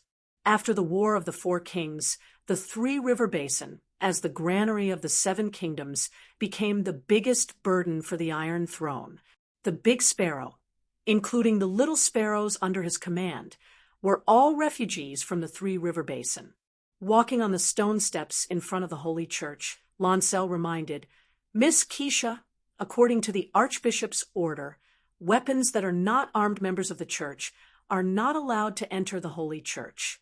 You and your attendant have to take off your sword belts." "Yes." Danny took off the sword from her waist and handed it to the White Knight. "Wait here." The old knight hesitated for a moment, then nodded and took Clear Sky. Ordinary iron swords could be handed over to the Congregation of the Poor, but Valeglia's steel swords did not look special. Anyone who took them out and wielded them would immediately notice the unusual weight and thickness. If 2 Valeglia's steel swords appeared at the same time, it was hard to say whether the Congregation of the Poor would be greedy or cause other trouble. Passing through the St. Bell Square and a small garden, Danny followed Lancel to the gate of the Holy Church. The Holy Church was a magnificent marble dome with 7 crystal towers standing in the middle. After passing through the gate, there was a long corridor that led to the interior of the Holy Church. Lancel stopped in front of the corridor, where more than 20 monks in coarse linen clothes knelt on the ground, scrubbing the floor with a cloth in their right hand and soap in their left hand. While Danny was wondering, a thin old man about 5 meters tall got up from the ground and threw the cloth back into the wooden bucket. His wizened face cracked a smile and said, "Keisha, thank you for everything you've done for the people of King's Landing." You're the Archbishop?" Danny stared at him with wide eyes. The old man was not as tall as her shoulders, and his body was too thin. His brown robe looked like it was wrapped around a hemp pole, and his bare feet were black and hard like tree roots. But he was not sloppy at all. His robe was worn and patched, but it was clean. His beard was neatly trimmed, and his thin hair was combed to the back of his head and tied into a knot. He was a very refreshing little old man. "I'm the Great Sparrow," he said with a gentle smile. "It's not convenient to receive guests here. Keisha, please come with me." He led her through a corridor full of dirty water and soap bubbles, through a double-opened inner door, and into a spacious hall. Danny's iron boots and the Great Sparrow's bare feet echoed on the marble floor. There were 7 tall statues in the hall. Except for the stranger, the altars under the other 6 statues were filled with candles. There were almost 1,000 candles, and they were as bright as the stars. When they came to the center of the hall, 7 colored lights shone in from the leaded glass window on the dome. Dust danced in the light, and the air was filled with the smell of incense. A monk led hundreds of sparrows to pray in front of the statue of the Holy Mother. Their voices were like the waves of the distant sea, ethereal and sacred. "Which god does Keisha serve?" the Great Sparrow asked softly. "Maiden," Danny said, and walked towards the maiden's altar on her own accord. Chapter 265. Danny knelt down on the rug before the maiden's portrait and recited the maiden's midday prayer from the 7 Stars Bible with practiced precision. The Big Sparrow knelt down beside her and joined in the prayer. "Keisha, where are you from? Is it okay for you to take out 20,000 gold royals at once?" After the prayer, the two knelt down in front of the statue and chatted. There was a unique number on the deposit certificate of 20,000 gold royals, and the details of the deposit could be found according to the number. In other words, if the Big Sparrow took the deposit certificate to withdraw money, he would be able to guess her identity. Of course, the Big Sparrow could also use the deposit certificate to exchange for food on the other side of the narrow sea. However, the City of Knowledge would definitely inform the Iron Throne that the Dragon Queen had appeared in the old town, so Danny felt that there was no need to hide the fact that she had been to the King's Landing from the Big Sparrow. "Your Excellency, I'm afraid you've noticed that when I first saw you, I should have knelt down and kissed the back of your hand, but I didn't. Do you know why?" "I'd like to hear the details." The Big Sparrow was curious. Not to mention Danny. Even if Queen Mother Circe and Tomon came to the great cathedral, they would also kneel down and greet the Big Sparrow when they saw him, because the Big Sparrow was the representative of the 7 gods in the mortal world. "Because I'm also a Big Sparrow." Danny said something that shocked the Big Sparrow. You're from the Starry Cathedral in the Old Town." "No nun has ever been crowned as a Big Sparrow. It has nothing to do with the Big Sparrow who are afraid of you. I'm from the continent of Ursos." Danny shook her head. Of course, the Big Sparrow was afraid of the Big Sparrow. The monks who were cleaning the floor in the corridor were all the original Big Sparrow of the King's Landing. The Big Sparrow was originally a wandering monk in the Three River Valley. He relied on a group of beggars and used an axe to force the Big Sparrow to elect him as the Big Sparrow. After that, they were deprived of their luxurious life. Every day, if they didn't work, they wouldn't be able to eat. There was a bishop named Tolbert who was too fat. In the country where the whole of King's Landing was starving, he was judged by the Great Sparrow for his sins. Now, he was locked up in a secret room to repent, and could only eat a small amount of bread and water every day. This news was told to her by the big man striker on the way here. Ugh. Ursos also has the Church of the 7 Gods. The Big Sparrow had a strange look on her face. Could this Miss Keisha be a liar? Both the Church of 7 and the Undals originated from the upper Rhone Plains, but the competition between the races in Ursos was too fierce. In terms of technology, the Undals' iron smelting technology was stolen from the Lorna people. In terms of magic, the 7 gods did not exist at all. The priests of the seven gods did not have supernatural powers. Thousands of years ago, the last Undul's kingdom had been burned to ashes by 100 dragons, led by the Dragon King of Valeglia. I was the one who established the Church of the Seven Gods. Other than a few dozen knights who were anointed with holy oil, there were only a few hundred little nuns who were being trained. The big sparrow was startled and asked, "Where's the church built?" "A remote place in the east of Volantis, which happens to be in the empty area of the Red God's power." Hearing that it was just a small church in a remote place, the big sparrow immediately believed the words of the Archbishop Keisha. At the same time, she felt a little disappointed. Such a small church, it would not take long for it to be overwhelmed by the followers of the Red God. "Priest Keisha, since you are in a difficult situation, why did you donate so much money to the King's Landing?" The big sparrow asked hesitantly. "Hee, although our church is small, we are not short of money." Priest Keisha has been to the old town. The big sparrow remembered the place where the deposit receipt came from. "Yes, but not as the archbishop of a foreign church. In fact, the Church of the Seven Gods I established belongs to the new church.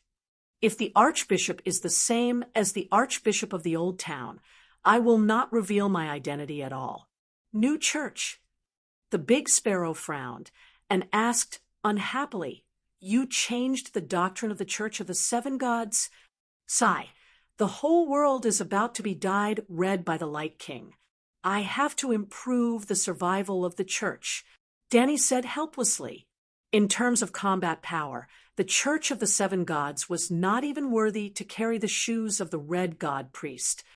Even if survival is difficult, is a church that has changed its doctrine still the Church of the Seven Gods? "Archbishop, in fact, what you are doing now is very consistent with the doctrine of the new church." "How is that possible?" "My actions are strictly in accordance with the Seven Stars Bible," the big sparrow said angrily. "The abstinence and frugality that you proposed is one of the core principles of the new church." Then Danny explained the concept of Puritanism, different from the Presbyterian faction, constitutional monarchy, and the radical faction, abolition of the monarch, republicanism. In British history, Danny referred to a lot of Confucian and Taoist ideas.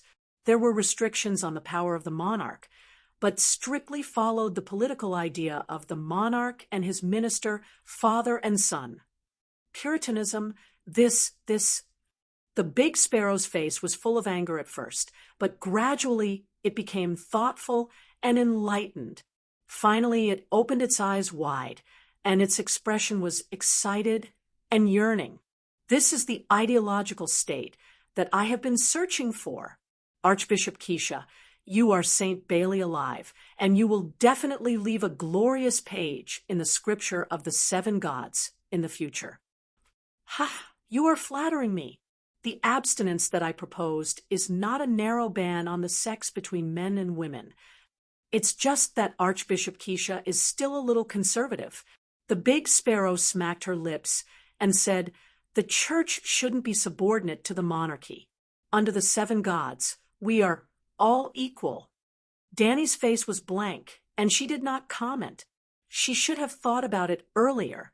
With the big sparrow's behavior, even locking up Circe and Marjorie, it was the most radical of Puritanism. "Your Excellency, I fully understand your thoughts and aspirations, but have you thought about the counterattack of the great nobles?" Danny reminded. She would not challenge the Iron Throne in the near future. She would let the big sparrow torture Circe and Tyrion for the next few years. The Constellation Warriors and the Sons of War are the church's strongest shield, the big sparrow said confidently. "Well, I'm telling the truth. Don't be angry." Danny grinned. The Constellation Warriors are just farmers who have put down their hoes.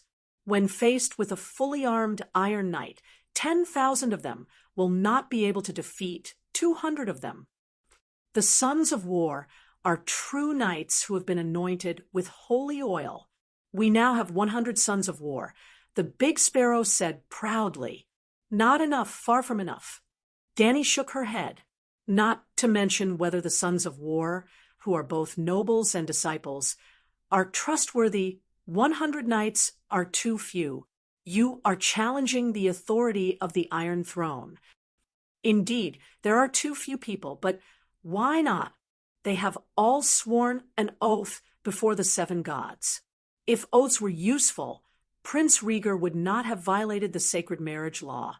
The War of the Usurpers would not have happened. Robb Stark would not have violated the sacred oath, and the bloody wedding would not have happened. There was also Queen Cersei, Queen Marjorie. However, it was a gentleman's rule to not talk too much. The two had just met for the first time, and some things could not be said. Danny sighed inwardly and continued to set a trap for Cersei. "Your Excellency, you still have a fatal hidden danger." "What hidden danger?" "Your actions are not recognized by all the archbishops. If the Iron Throne executes an operation to decapitate you, I'm afraid," when she first watched Wandering Power, Danny still felt that the scene of Cersei blowing up St. Belle's Cathedral was unreasonable. After all, the Big Sparrow was not a rogue practitioner. If one of them died, the whole family would die. Except for the northern region, the other 6 countries had their own cathedral and archbishops. Especially the Old Town. Before Aegon the Conqueror appeared, the starry cathedral had always been the church's headquarters. And the church there was no weaker than the King's Landing. If you blew up the King's Landing Cathedral, wouldn't the archbishops of other places avenge the Big Sparrow? Now Danny understood. He really wouldn't. The sudden appearance of the Big Sparrow had divided the church of the 7 gods. He was completely different from the rest of the archbishops. Otherwise, with the financial resources of the Old Town's church bank, why would the Big Sparrow need to sell his crown for gold to buy bread? The Big Sparrow also knew that he was not liked by the other archbishops. Of course, he hated the archbishops who only knew how to eat, drink, gamble, and kidnap beautiful little boys. However, he was confident in his own safety. "There are thousands of Star Warriors here. No one can hurt me. I've heard of an extremely terrible thing." Danny lowered her voice and said nervously, "There are secret passages under the 3 high hills of the King's Landing, and there are even wildfires buried by Targaryen. If someone ignites the wildfires under St. Bailey's Cathedral, then that's impossible, right?" The Big Sparrow looked doubtful. "I've checked it myself. There are no secret passages under the cathedral. Hey, how did Duke Tywin die?" That thump, thump, thump. Suddenly, there was the sound of hurried running in the quiet hall. The 2 stopped talking and looked back. They saw the one-armed hero, Lancel, running in a hurry. "Your Excellency, Randall Tally brought an army into St. Bailey's Square. He said that if you don't release Queen Marjorie immediately, he will massacre the cathedral." Damn, Fatty Sam's father is so brave. Danny suddenly wanted to go out and meet the 4th General of the Westeros. Only Queen Marjorie. The Big Sparrow frowned and asked, "Yes, Count Tally is a vassal of the High Court. He only asked for the release of Queen Marjorie." The Big Sparrow's expression eased a little. He nodded and said slowly, "I'll go out and meet Count Tally." "Right, arrange for Keisha to." Danny volunteered. "I'll go with you. I'm a knight. I can protect you." "That's fine, too." After hesitating for a moment, the Big Sparrow agreed. The group quickly left the cathedral hall. On the stone steps outside the door, Danny took the sword from the White Knight and whispered a few words of explanation. Then she followed a few children of war and walked to the square in front. The arc-shaped shields, painted with the image of the Strider Hunter, formed a wall. They ignored the tents, mud houses, and carriage houses in the square and slowly pushed forward. Iron spears flashing with cold light pierced through the gaps in the shield wall. Count Tally didn't have many soldiers, no more than 1,000, but their valiant temperament and firm and fearless fighting spirit instantly suppressed the thousands of poor people's gatherings into dregs. The refugees and Constellation warriors shouted and cursed, throwing bricks, mud, wooden sticks, and other debris at the soldiers behind the shield wall. However, they were unable to stop the footsteps of the shield soldiers. They could only shout in vain. The 7 gods have descended to punish the sinners. On the lectern, one could see the armored general sitting high on a war horse behind the spear and shield soldiers. He was surrounded by 30 to 40 cavalrymen, and there were also riders holding the blue flag of the Strider Hunter. When the Big Sparrow arrived, the crowd was noisy and separated to the sides like a tide. The shield wall on the opposite side also cracked open a small path. Count Tally dismounted and walked alone to the archbishop, who was surrounded by the children of war. Chapter 266. To the surprise of Danny and everyone else, Randolph took off his helmet in front of the Big Sparrow and knelt on one knee. He devoutly held up the Big Sparrow's skinny, calloused right hand and kissed the back of it. The archbishop did not avoid it and firmly accepted the count's greeting. Danny, who was standing in the crowd of children of war, also saw Sam's father for the first time. He was a 1.9 tall, strong man with a square face, a big bald head, and a short, hard gray beard. At first glance, Danny knew that he was a soldier with an iron will. At the same time, his eyes were sharp and deep, indicating that he might be rigid, but he did not lack wisdom. After the greeting, Randolph stood up and put on his helmet again. He directly stated his purpose. "Your Excellency, I'm here for Queen Margaret. Tyrell is the lord of the Tully family, and I'm also a subject of the Iron Throne. There are some things that I have to do." "I understand." The Big Sparrow nodded and asked with a flat expression, "But Her Majesty is facing several charges. I can't stop her trial. Queen Margaret will not escape the trial, but during the trial, she can't continue to be detained in the Holy Church. I can swear to be her guarantor. Under my supervision, she will definitely participate in the final church trial." Count Tally spoke forcefully and softly of a compromise. His statement was equivalent to admitting that the church had the right to judge the queen, and he did not erase Little Rose's identity as a defendant. Now, he was only using Count Tally's reputation and military power as a guarantee to let Little Rose obtain the right to be released on bail pending trial. There was no doubt that the Big Sparrow knew when to stop. "Yes, Count Tally can take Queen Margaret away." Randolph nodded and waved his hand behind him. The cavalry began to shout loudly to command the spear and shield soldiers to line up and leave. About 15 minutes later, Count Tally's army had already disarmed themselves from their threatening stance, neatly lining up in 10 columns. At this moment, 8 broad-shouldered, thick-waisted nuns with cold expressions walked over with 3 startled young girls. Little Rose, the Virgin Queen, and her 2 cousins were unkempt, dressed in coarse linen clothes. They looked like female college students who had been kidnapped by human traffickers to the mountains for half a year. They did not look like the Rose of High Court at all. "Your Majesty." Randolph Tarley hurriedly took off the thick blue wool cloak from his shoulders and walked a few steps to the calmest of the 3 women, the brown-haired girl, and covered her with the large cloak. "Your Majesty, it's all over now. I'll take you home now." "Woo-woo." Finally, the pale-faced girl cried in Tully's arms. The other 2 girls also hugged each other and burst into tears. When Tully helped the queen get on the horse, more than 1,000 soldiers left to protect her. Only then did the Big Sparrow sigh and wave his hand to dismiss the children of war. "Keisha, you're right. Things are different now. The armed forces of the church are no match for any of the great nobles."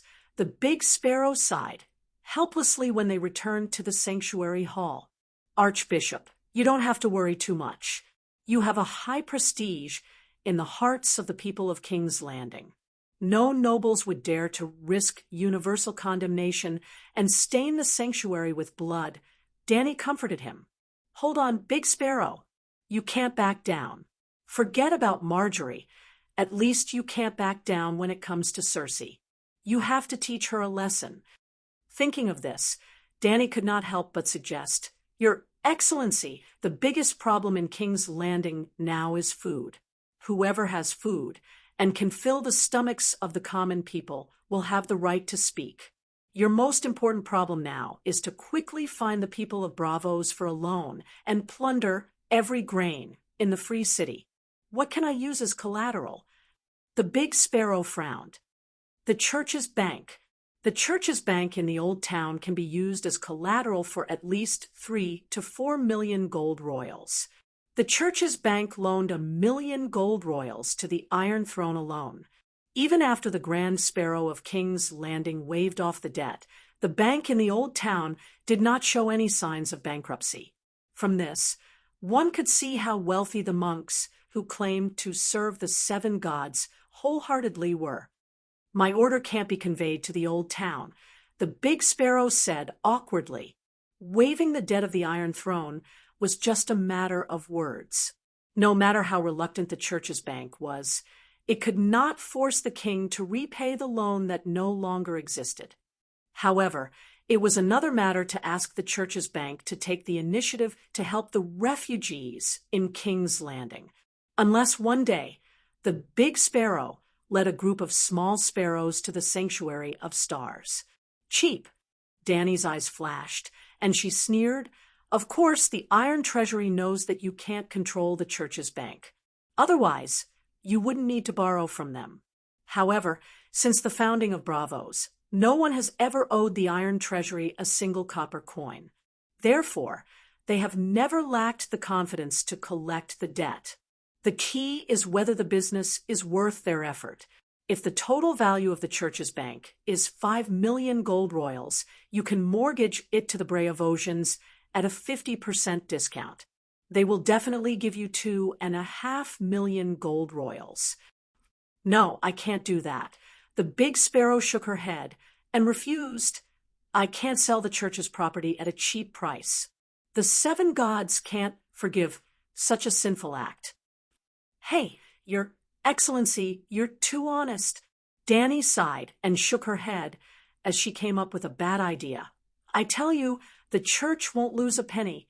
When you get the money, immediately tell the bankers in the old town about the mortgage. They know the power of the Iron Treasury. For their own interests, they will definitely transfer the assets of the church's bank in advance. They will either leave a house full of bad debts or simply declare the bank bankrupt. Of course, the Braavosians are not stupid. The contract they signed with you must indicate the church's bank. Even if the church's bank in the old town goes bankrupt, in the future, when the new church's bank is rebuilt, you still have to pay them back. Yes, as long as the Church of the 7 Gods is there, we can't avoid it. The Big Sparrow nodded. Hee. Then declare the church's bank bankrupt forever. From now on, there will be no more banks. Well, the church's economy is mainly maintained by loans and donations from the nobles. The donation income is very unstable. Without the bank, the church's income will be reduced by 80%. Damn, 80% of the income from loans? Just how black-hearted are you cultivators? Danny complained in her heart, but she smiled and said, Let's change into another armor. Identity? The Big Sparrow was confused.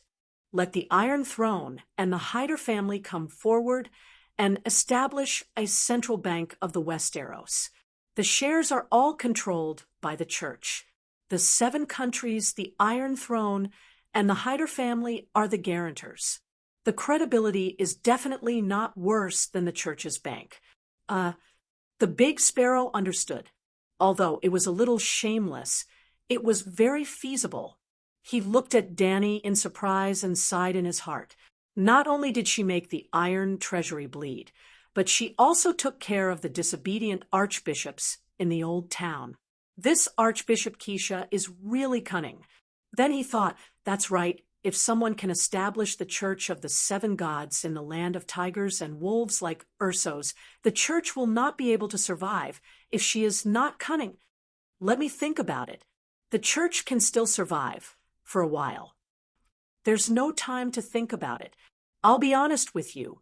In a few months, the price of food will skyrocket. The same amount of gold can only buy 1/10 or even 1/100th of the food now. Danny shook her head and sighed. Why? Even if winter comes, the price won't rise that much, right? The big sparrow was puzzled. Have you heard of the mother of dragons? Daenerys Targaryen. The old man's face scrunched up, and he smiled bitterly. The free cities have formed an alliance. How can I not know? It's because I know how scary she and her dragons are that I'm anxious to expand the church's armed forces. I knew you were a big troublemaker. Danny glanced at him and asked, if she really comes back, what will the church do? It depends on her faith. To the church, Lannister, Bella, Theon, Targaryen are all the same. Oh, no, I will never allow that traitor Stannis to sit on the Iron Throne. Fortunately, with the City of Knowledge as a comparison, this troublemaker can still be saved. Well, the City of Knowledge wanted to create a pure, material world without magic and gods. But the seven gods, at least a devout believer, like the Big Sparrow, would not think that the seven gods were just seven wooden blocks. The church and the City of Knowledge had different ideals. They could not piss into the same pot. Soon, the Mother of Dragons will buy food from the Rhone Plains and the Land of Strife. That's right, she will probably fight for the Iron Throne. I see. The old man sighed and nodded. I'll contact the people of Bravos tomorrow. After that, the two of them talked for more than 2 hours, mostly about their understanding of the teachings of the Seven Stars Bible. Although the Big Sparrow was not satisfied with Bishop Keisha's tampering with some of the scriptures, he had to admit that her changing the customs and improving the core competitiveness of the Seven Gods' teachings was very reasonable. The Red God Church was so scary. The whole world was almost dyed red. And a king of the Westeros was even tempted to burn the statues of the seven gods. It was too shocking. When Danny left, the Big Sparrow was even reluctant to see her go, looking at the seven kingdoms. Only Bishop Keisha could truly understand him, and she even came up with the more advanced Puritan theory. Also, her determination and courage to fight back against the Red Gods was too rare. 2 saints, only me and her. The Big Sparrow personally sent her to the door and gave her 2 handwritten letters of the Seven Gods' teachings, one from St. Bailey and the other from the Big Sparrow himself. Alas, we are also in a difficult situation here. Otherwise, I would have sent hundreds of sword saints, sons of war, to follow you to fight against the pagans. The old man looked sincere, and what he said was also true. Danny repeatedly expressed her gratitude. When the two of them were reluctant to part, a conversation came from the stone steps below. Hey, you are a knight who believes in the seven gods. Why don't you join us? You also saw how arrogant Rando Tarly was. A son of war, wearing a colorful cape, was persuading Barristan to join them. But I have a master to serve. The White Knight refused. Another church knight held up his sword and said enthusiastically, in this special time, all the knights who are anointed with holy oil should abandon their earthly masters and unite around the holy church. Fight with us, old knight, if you still love the seven gods. Seeing this, the Big Sparrow hurried forward to dissuade him.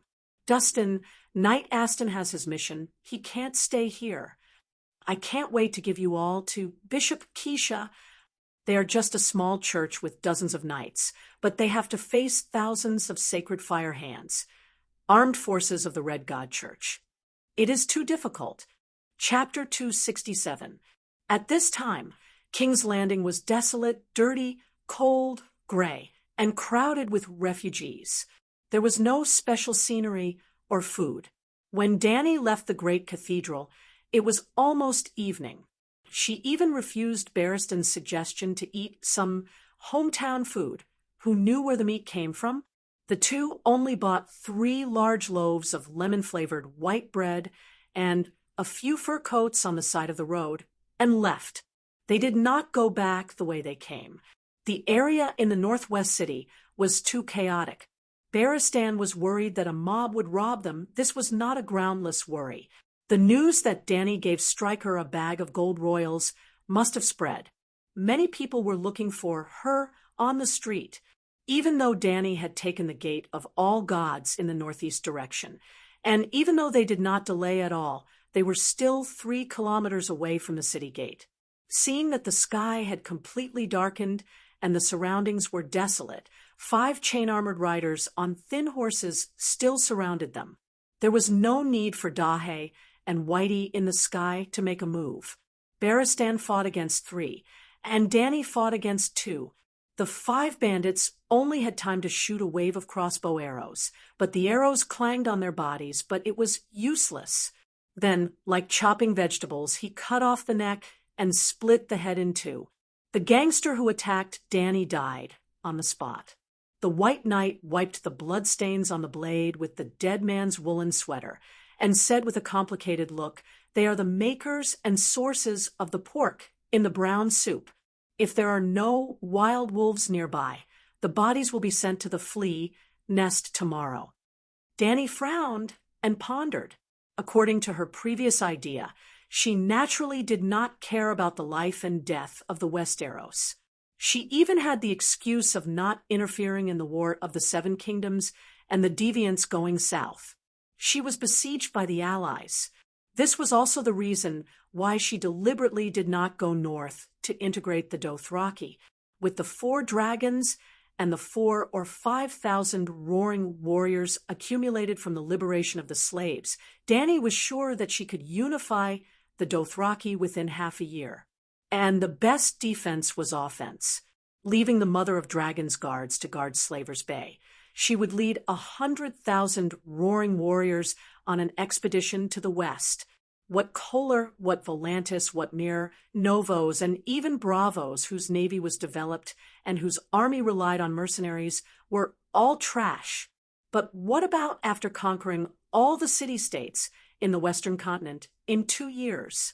She had to deal with the counterattacks and disturbances from the old rulers, feed the Ursosian people who were not used to the harsh winter, and take on the main responsibility of fighting off the otherworldly ghosts. When she was exhausted from all the work, a dagger came stabbing at her from the back.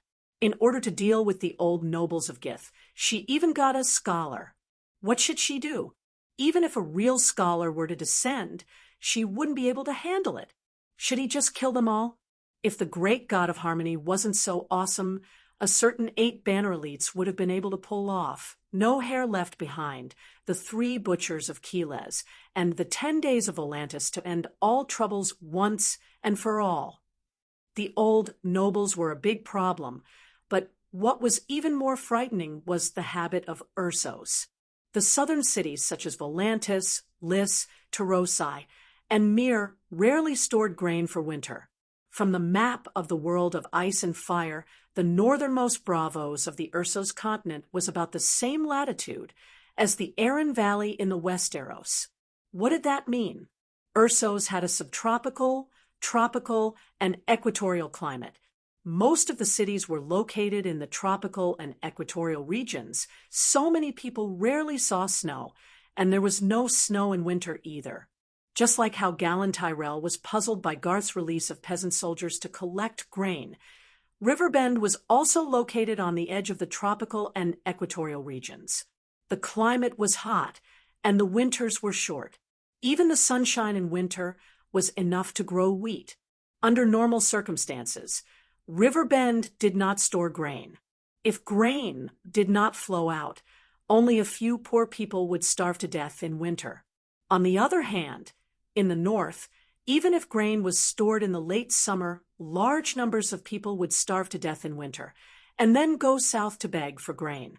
Danny knew that the long night was coming, and also knew that the free cities did not have much grain in storage. Most of the people would starve to death in the long night, so she was a fool to take over the western continent before the long night.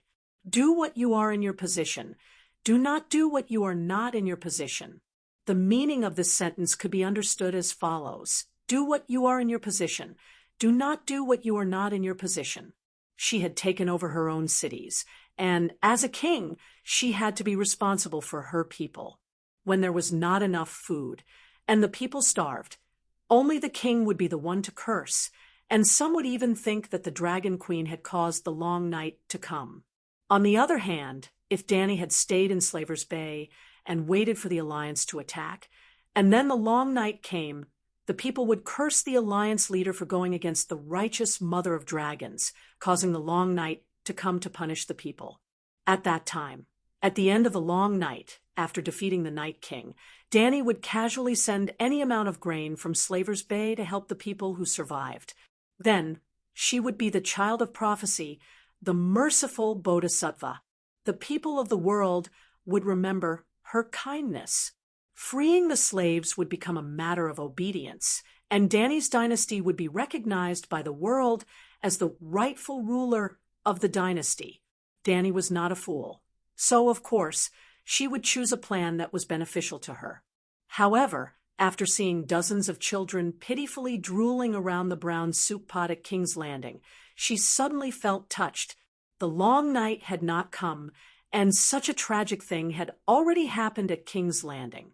When the long night came, how many King's Landing would there be in the world, and how many children would be so hungry that they could not even drink the brown soup?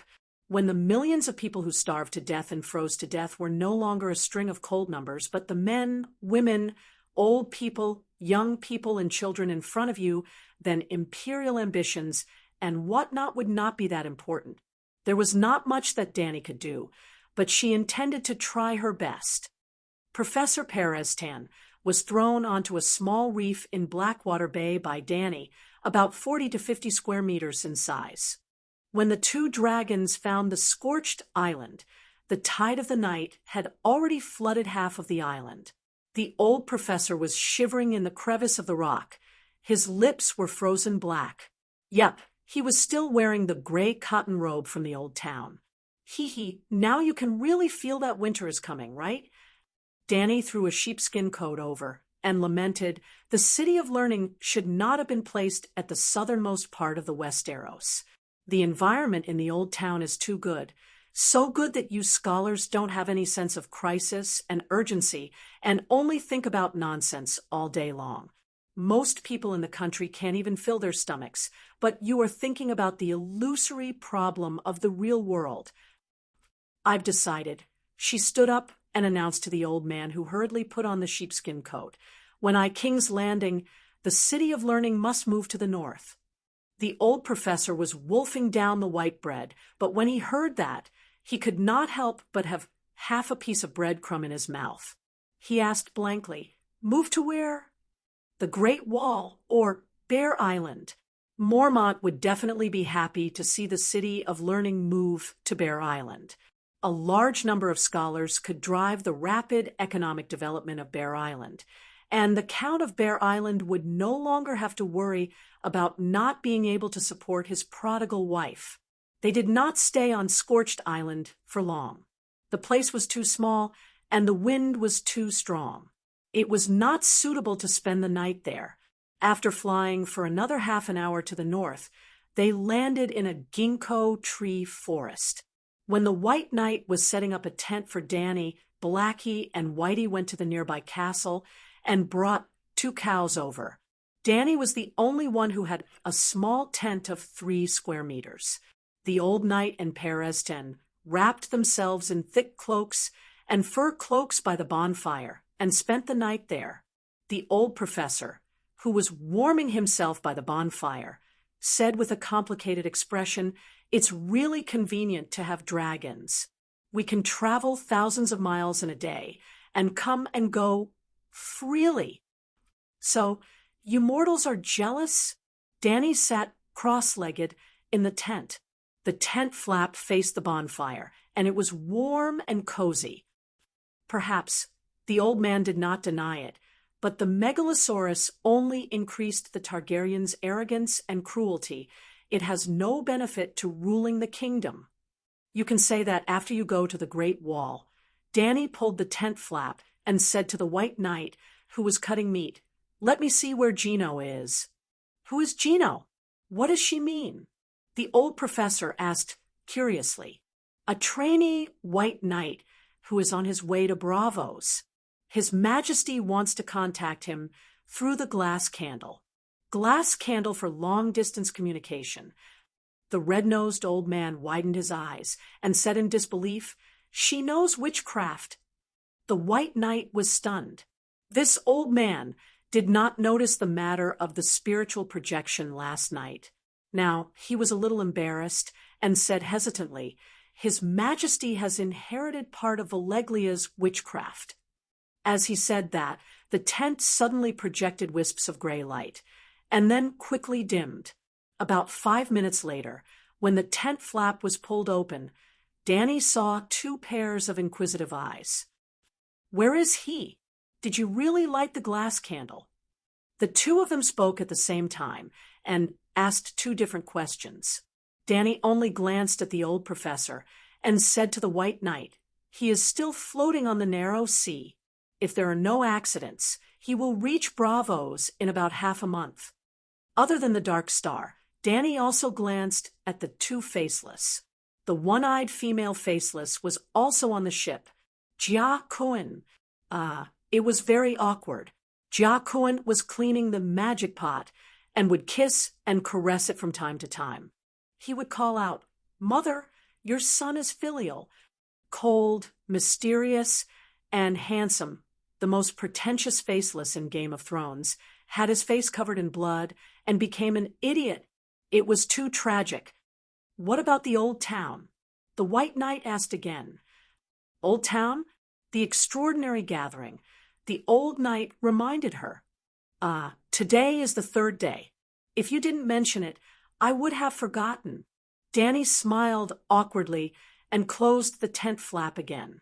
The glass candle was lit again. She originally thought that it would be more difficult to find Marvin's candle when the distance increased to 2,000 kilometers. However, she did not expect to see a familiar signal in the void in less than 3 seconds. It seemed that the other party had been looking for her and had been waiting for her. Her mind power spread out, and her wizard power was quickly consumed. It was more than 10 times more difficult than before. Master Shikue, I finally contacted you." Marvin wiped the sweat from his forehead and said tiredly, "This is not the City of Knowledge." Dany looked around. This was an empty, spacious, circular hall of more than 400 square meters. The floor was made of mahogany, and there was a row of bookshelves against the wall.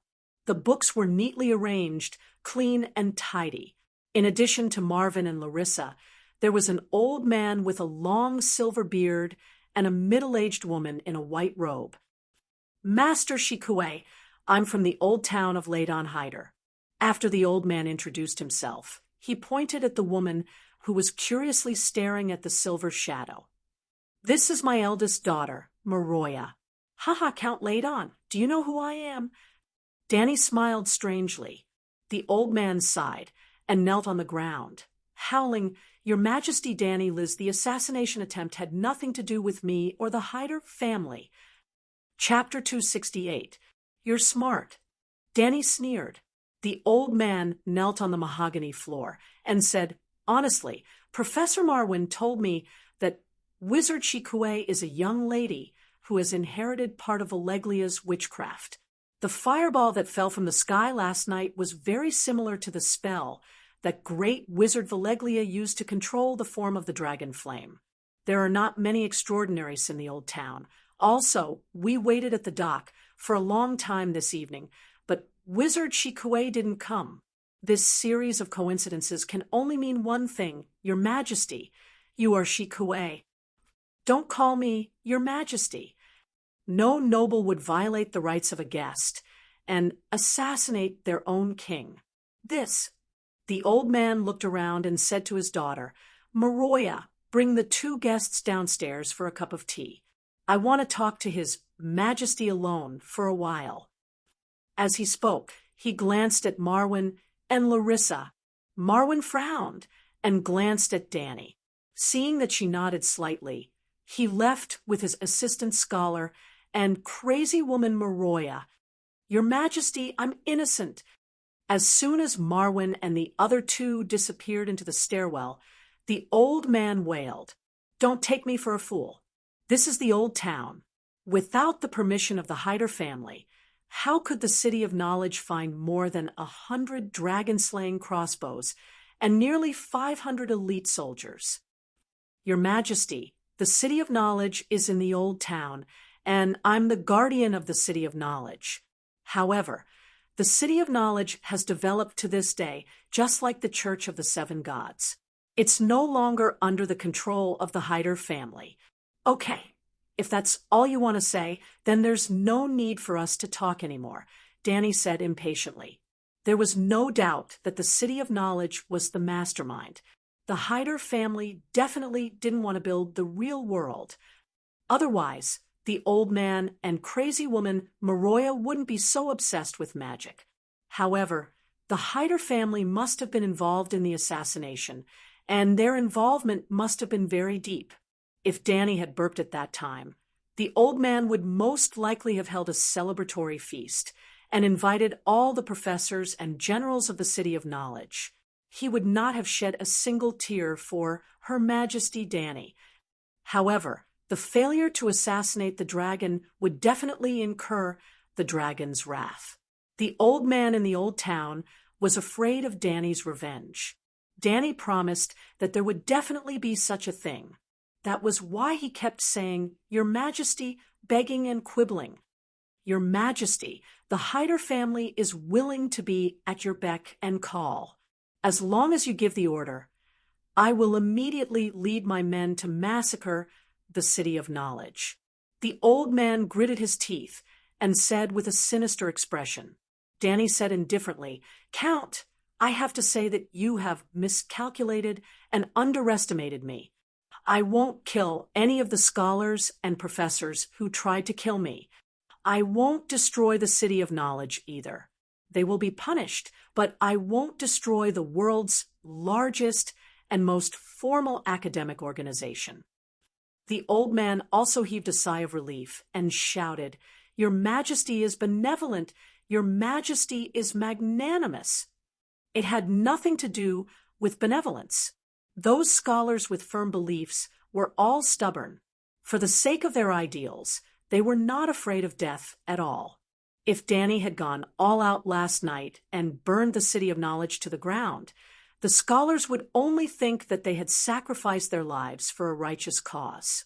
Not only would they not feel pain or regret, but they would also be able to say righteously, Look, this is the reason why we pursue the real world. Other than distorting one's nature, extraordinary powers do not benefit the country or the people at all. True revenge was to destroy the most cherished thing of the enemy. To the scholars, it was the real-world concept that they had persevered for hundreds of years. They had worked hard, fought hard, and were proud of it. It was too easy to destroy this concept. In the face of deviant ghosts, who would dare to say that the megalosaurus was a scourge and that magic was harmful to humans, Danny was looking forward to the arrival of deviant ghosts in the old town. The scholar's worldview, outlook on life, ideals, and beliefs would all collapse. Therefore, if she wanted them to live, they had to live until the long night fell. However, she could not say these words to anyone else, especially not the old man in the old town. The City of Knowledge is beneficial to human civilization. That's why I cherish it. But your Hyder, old town, might need to change owners. Danny laughed coldly. This was the truth. To the great nobles with thousands of years of history, the real punishment was to deprive them of their land and destroy their family. She was not someone without a temper. Your Majesty, The assassination, this time, is really— The white-bearded old man was anxious. He slammed the ground and shouted, "Your Majesty, I'll be frank. The City of Knowledge discovered your identity 2 days ago. They then asked my son Baylor to send troops to kill you. At that time, Baylor rejected them without hesitation. However, before reporting to the towering tower, the scholars had already sent out messenger crows to inform the High Court's Madame Alina of this matter. Yesterday morning, Professor Theobald came to me with a letter from Madame Alina. He hoped that the old town guards would cooperate with the City of Knowledge to assassinate you. As if he was worried that Danny would not believe him, the old man took out a piece of paper from his sleeve. There was a rose seal of the High Court on it. There was only one line of words: "The High Court will not participate in this matter and will not restrict the actions of the City of Knowledge." It was a very simple sentence. Did you see it clearly? The old man raised the letter high, as if afraid that she could not see it. The meaning of Madame Alina's words could not be more obvious. The old man said helplessly, "Why does the Empress of Thorns want to assassinate me? I'm afraid that Queen Marjorie is not worth enough, right?" Danny asked doubtfully. "Of course not. The value of 10 queens is not comparable to the risk of offending the Dragon Queen, but the Iron Throne is worth it." "Duke Tyrell wants the Iron Throne?" "No, it's Madame Alina. She's an old lady who is about to have a great-grandson. How can she be so ambitious?" Danny asked doubtfully. She definitely did not have such thoughts before, but after the War of the Four Kings, the High Court became the strongest power in the Seven Kingdoms. Since Robert Byra and Theon can sit on the Iron Throne, and the bastards of the Lannister family can sit on the Iron Throne, why can't Tyrell? Ha! You're just guessing. Danny still did not believe him. "Your Majesty, in the game of power, everyone wants to be the winner, and they must be the winner. Madame Alina is not an ambitious person." Back then, the reason why she agreed to Duke Tywin's request to form an alliance was because she wanted to stand on the side of the victor in the War of the Four Kings. Of course, it would be better if her family could rise to a higher level.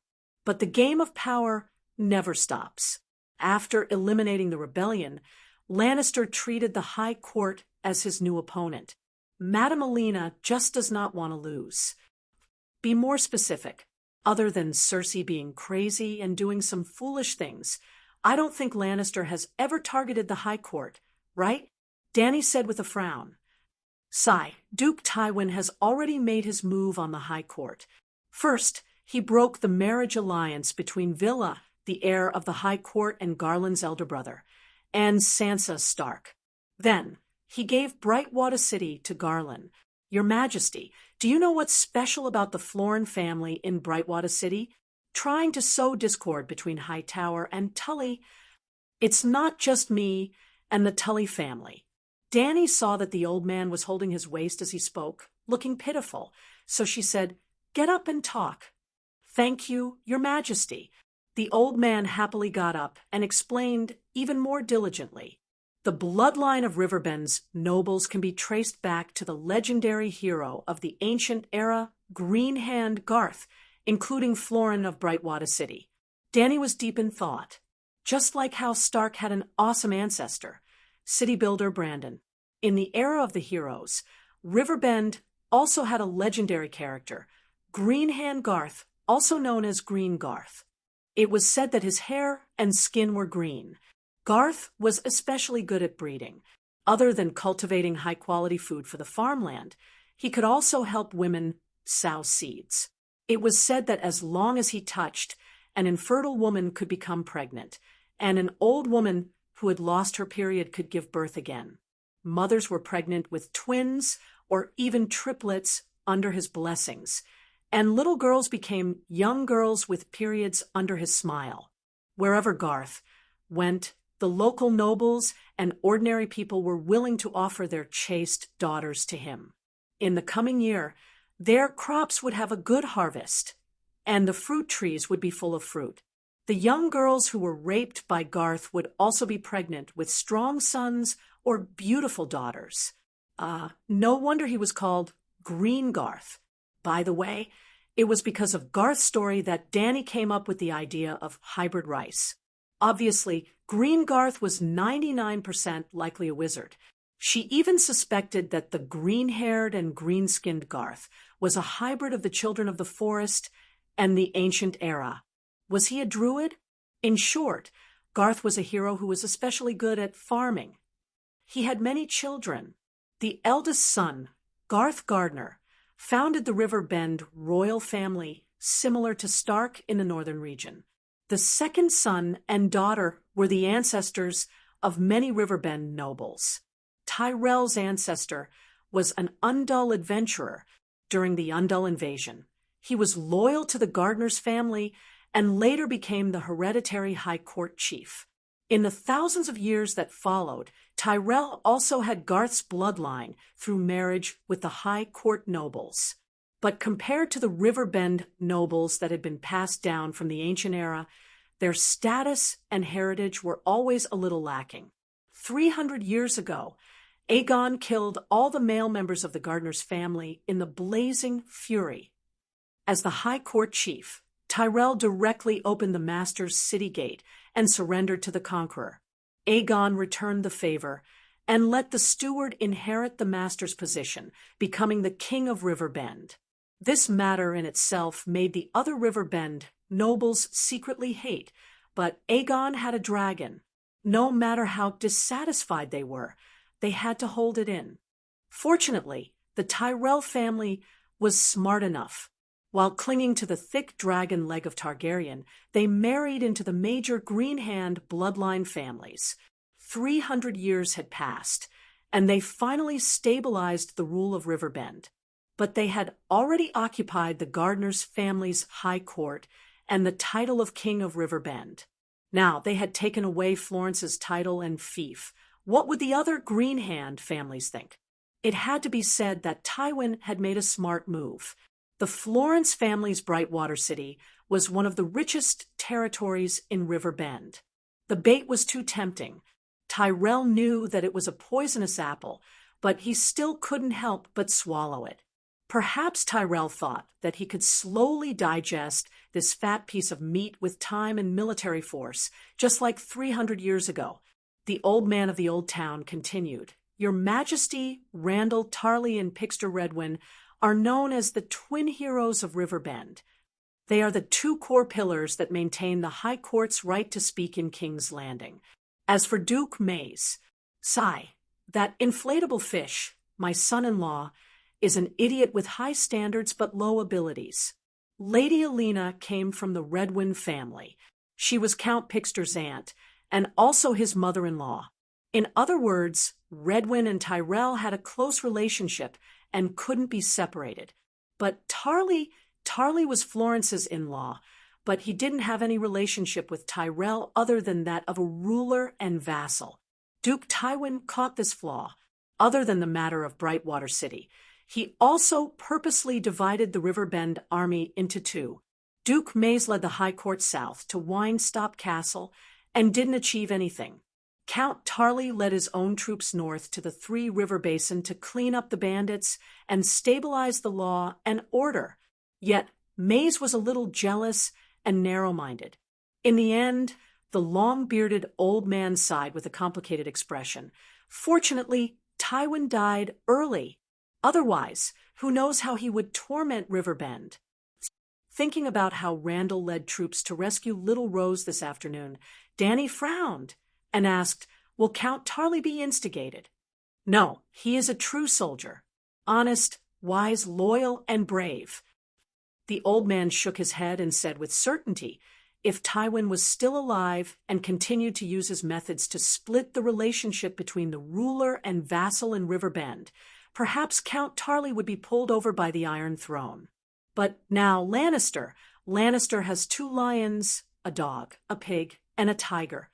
Tywin Lannister is a vicious old lion, and Tyrion is an inexperienced young lion.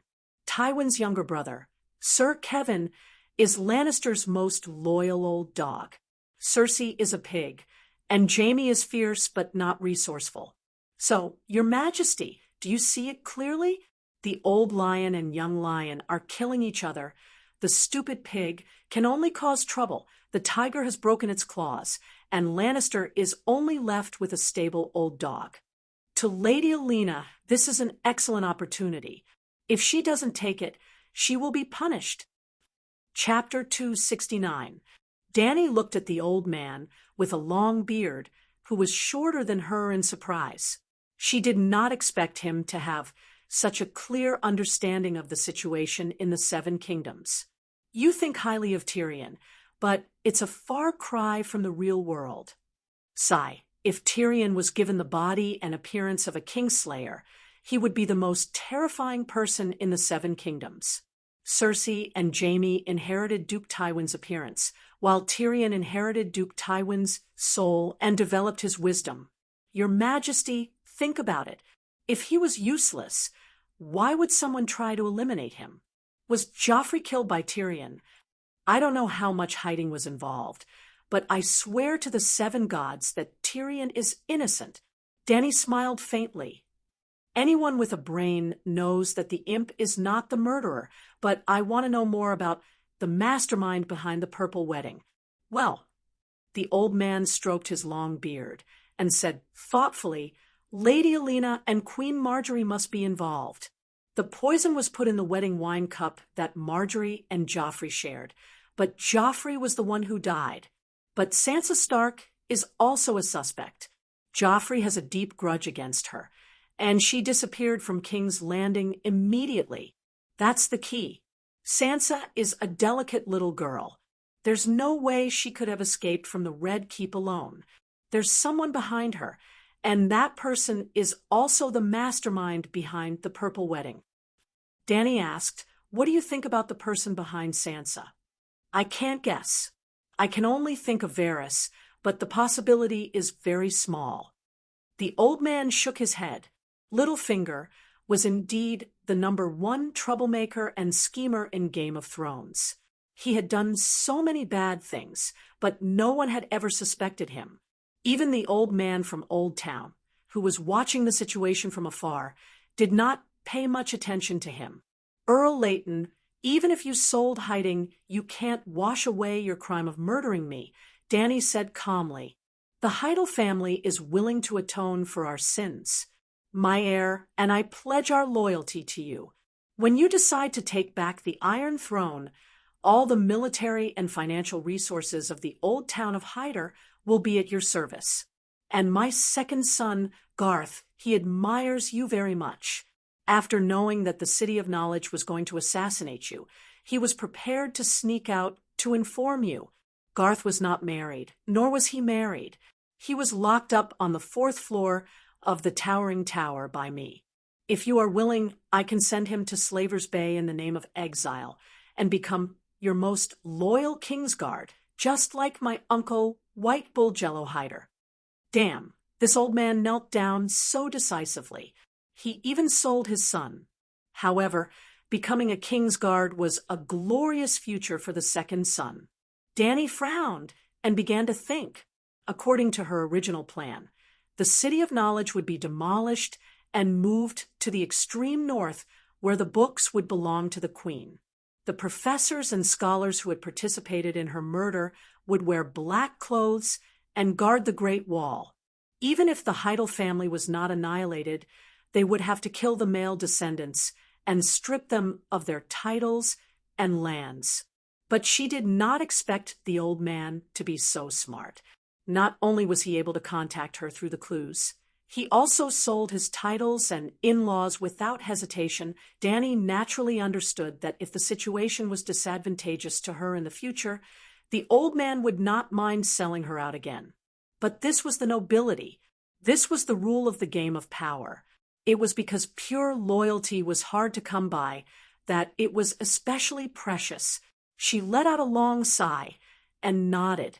I accept your loyalty. When someone challenges you, you should resolutely respond with iron and blood.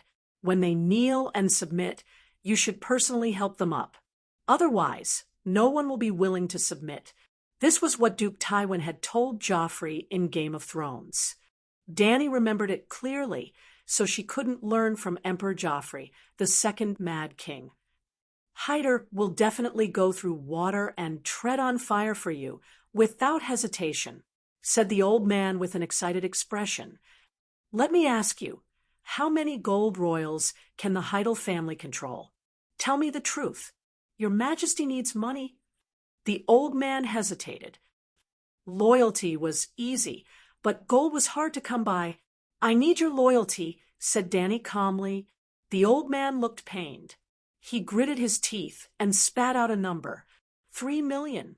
The Heidel family can take out 3 million gold royals in cash. 3 million gold royals is a little low. Dany thought for a moment and shook her head. Forget it. 3 million gold royals it is. I want you to immediately contact the merchants of the free cities and buy food from the other side of the narrow sea. 3 million gold royals of food. The old man's eyes widened in disbelief. I'm afraid that's half of the Western continent's food reserves. How many troops do you have? You need so much food. No, before this winter is over, I will not start a war in the Westeros. The old man suddenly had a flash of realization. Your Majesty wants the Allied army to run out of food? Then he shook his head and tried to dissuade her. I'm afraid that's not going to happen. Not to mention that the Allied army will not be so stupid as to sell their food. The climate of Essos is warm, and the plains of the Lone River are vast and fertile. Even if the Westeros enter winter, they can still grow winter wheat. Do you know anything about the other ghosts beyond the Great Wall? Dany asked. The old man said casually, I've heard of them, but the professors think that the Night Watchers are exaggerating in order to get help from the nobles of the Seven Kingdoms. It must be winter, and the barbarians will invade the north just like they did thousands of years ago. I'm at King's Landing now. I'll go back to the Great Wall to take a look. We'll know if there are any other ghosts soon. You're at King's Landing. The old man was shocked. Are you going to contact the old officials of King Aerys? Your Majesty, I'm not trying to provoke you, but you must be careful. There are not many people in King's Landing who are trustworthy. He was really anxious. He was not worried that the Queen would be deceived. Hathor had just secretly pledged his loyalty to the Dragon Queen. If she told the other nobles about the old town's allegiance in order to boost morale, and win people over with the Iron Throne, and the High Court let the old town go when the news spread. He didn't want the Hyder family to be destroyed before the Dragon Queen even attacked. Dany frowned and said unhappily, Old man, are you suffering from dementia? Didn't you hear the main point in my words? The other ghosts. I'm going beyond the Great Wall to find the other ghosts. Your Majesty, you won't be able to find them. The old man smiled carelessly. Your Majesty, you can win over the nobles, but don't tell them about Hathor's loyalty to you. This old man still wants to stay useful and be at your beck and call in the future. Dany rolled her eyes and said unhappily, the Alliance can't wait to call on the whole world to be my enemy. Isn't this a reflection of how strong I am? If I really want to fight for the Iron Throne, why would I need to come to the Westeros to find some rotten fish? The old man's face twisted. He wanted to shout, I'm not a rotten fish. However, he was still relieved and even happy. It seemed that the Hathor family was the first nobles in the Westeros to pledge their loyalty to the Dragon Queen.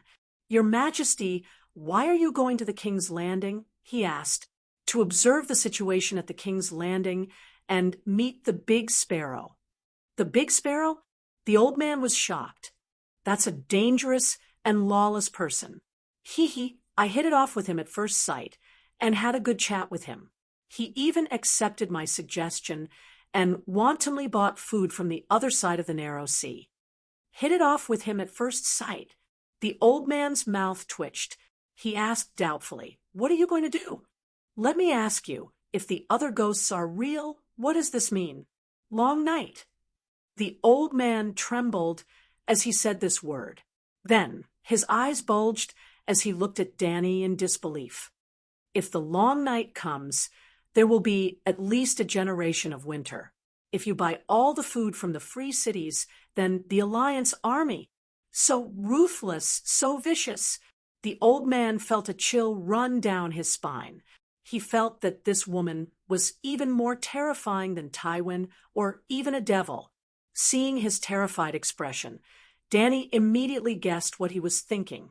She laughed bitterly and shook her head. You guessed wrong.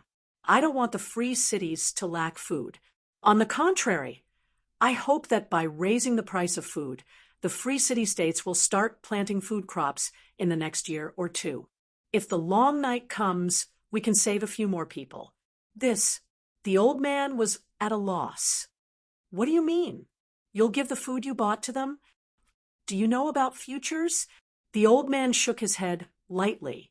Danny asked again, Then, do you know how much gold I have? The old man was stunned for a moment before he tried to say a number. 100 million gold radiance coins. Even more. Just the gold and silver alone, I have 150 million gold radiance coins, which is about 50 million gold royals. 7 gods above. The old man leaned on the table beside him and almost fainted. What do you want? He asked blankly with trembling lips. You and the sparrow will buy food crazily, which will greatly increase the price of food. 5 times, even 10 times. Right now, another of my iron guards is on a ship to Bravos. He will look for the iron treasury. First, take out all the gold and silver from Slave Bay and store it in the iron treasury.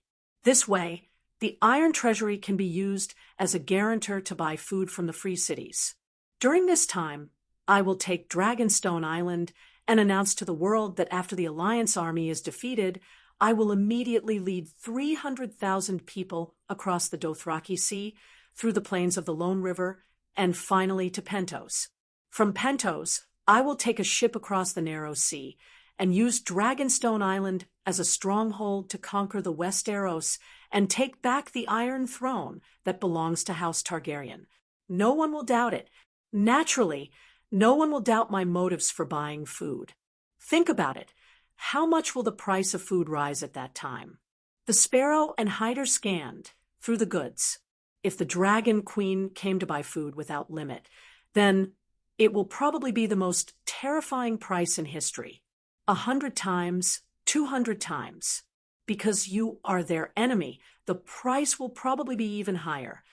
The old man muttered. Yes. Danny smiled and continued, because I abolished the slave trade in Slaver's Bay, and because the Alliance army is going to war, the trade between the East and the West is especially difficult.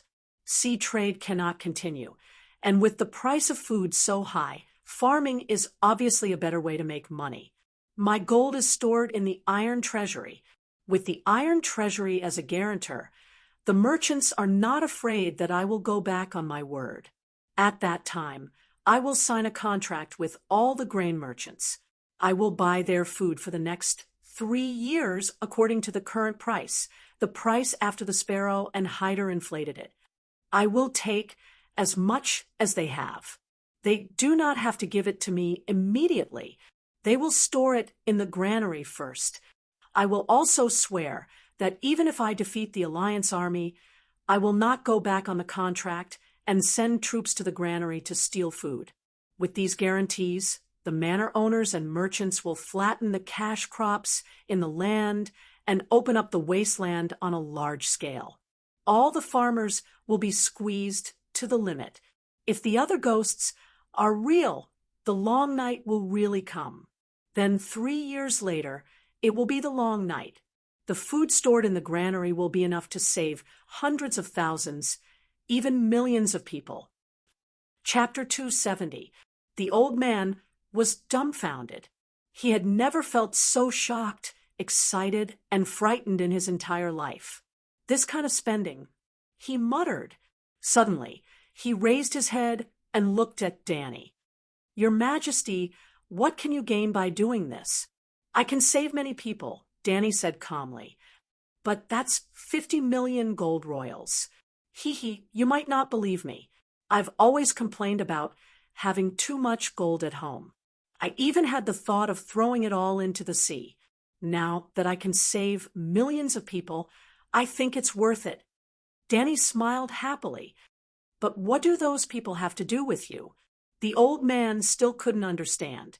The gold was his, and the lives of the people of other countries were theirs.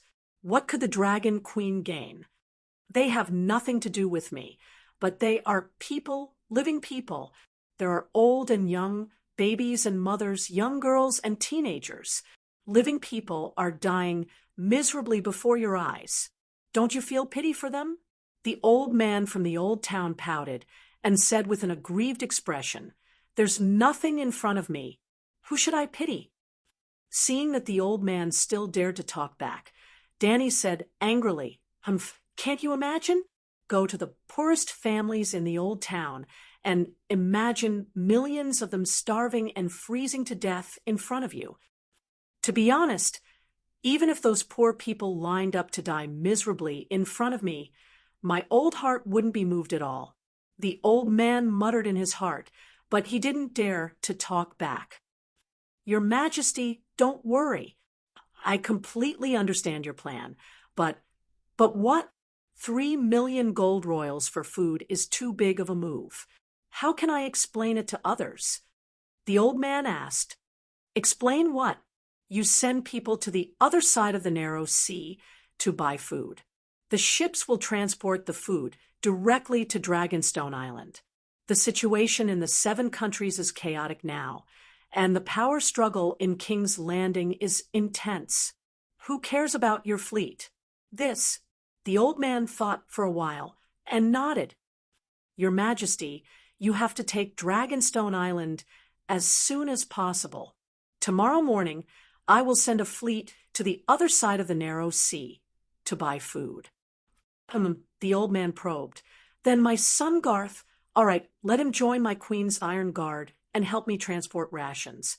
When we arrive at Dragonstone Island, I will accept his oath in person." "Thank you, Your Majesty." The old man let out a long sigh of relief. "I'll call Dr. Marwin." 5 minutes later, Marvin and Larissa came to Danny, while the old man and his daughter stayed downstairs. "Ah, I didn't expect you to be the Dragon Queen." Marvin's expression was complicated because of the scholar's talent and because he can't see a future on the path of magic. He has been trying to build a real world without magic and gods. Furthermore, dragons can cause magic tides and bring magic to the human world. This is something they can't tolerate, which is also the real reason why they tried to assassinate you. "I know. Professor Perestan is still alive. I've captured him." Danny did not mention anything about the bookseller. "How does Your Majesty plan to deal with the City of Knowledge?" Marwin asked anxiously. "It is necessary for the City of Learning to exist. The scholars who tried to murder me don't have to die, but they have to wear black robes and go to the Great Wall to guard it. Your Majesty is merciful." Bull Neck Marwin let out a sigh of relief and asked, "Your Majesty, do you need a scholar? I'm willing to swear to serve you." Danny thought for a moment and said, "How about this? You go to Dragonstone Island with Garth. Count Ladon will explain the details to you." Marwin nodded thoughtfully. It seemed that the Hyder family had already sided with the Dragon Queen. The two did not talk much. They agreed to communicate using glass candles and promised Larissa that she would take her in as a mage apprentice and part-time maid. Danny ended the long-distance communication. When she opened the curtain of the tent and came out, the beef and barley soup in the iron pot was already cooked. The red-nosed old scholar was holding a wooden bowl and eating happily. "How was it?" White Knight asked as she served her soup. Danny glanced at the old scholar, who was eavesdropping and smiled. It was an unexpected harvest. Suddenly, Blackie, who was lying behind the tent chewing on a cow leg, raised its head and growled in the northwest direction. "Someone's coming." Danny stood up and walked to Blackie. Woof, woof, woof. A few minutes later, a series of hurried barks came from outside the forest. The barks were filled with unease and fear. There were also a few men loudly scolding the hounds that had stopped moving forward. Not long after, a man walked within 100 meters of the bonfire and shouted to his companions, "There's a bonfire. The poachers are over there." How unlucky! There are still people patrolling the forest in the middle of the night. Danny whispered, "In Westeros, ordinary hunters were not allowed to enter the forests of the Lord's territory to hunt. If a poacher was caught, they would either have one of their hands chopped off or wear a black robe." "Your Majesty, I'll go talk to them." White Knight volunteered. She put on her iron helmet and walked to the border between light and darkness. She shouted, "Are you the Rangers of Stockworth Castle?" Someone in the darkness replied, "We are the guards of Count Stockworth." "Who are you?" White Knight patted her armor and longsword. "See, we're not poachers. It's late, so we had no choice but to camp in the forest." Poachers could not afford a full set of armor. The guards in the dark muttered a few words, and the sound of footsteps came closer. Suddenly, a man shouted, "It's the smell of roast beef. Your Excellency, your cow was indeed stolen by them. Kill these cattle thieves." Another deep male voice said coldly, "Whoosh, whoosh, whoosh." In the next moment, a rain of arrows was shot at White Knight.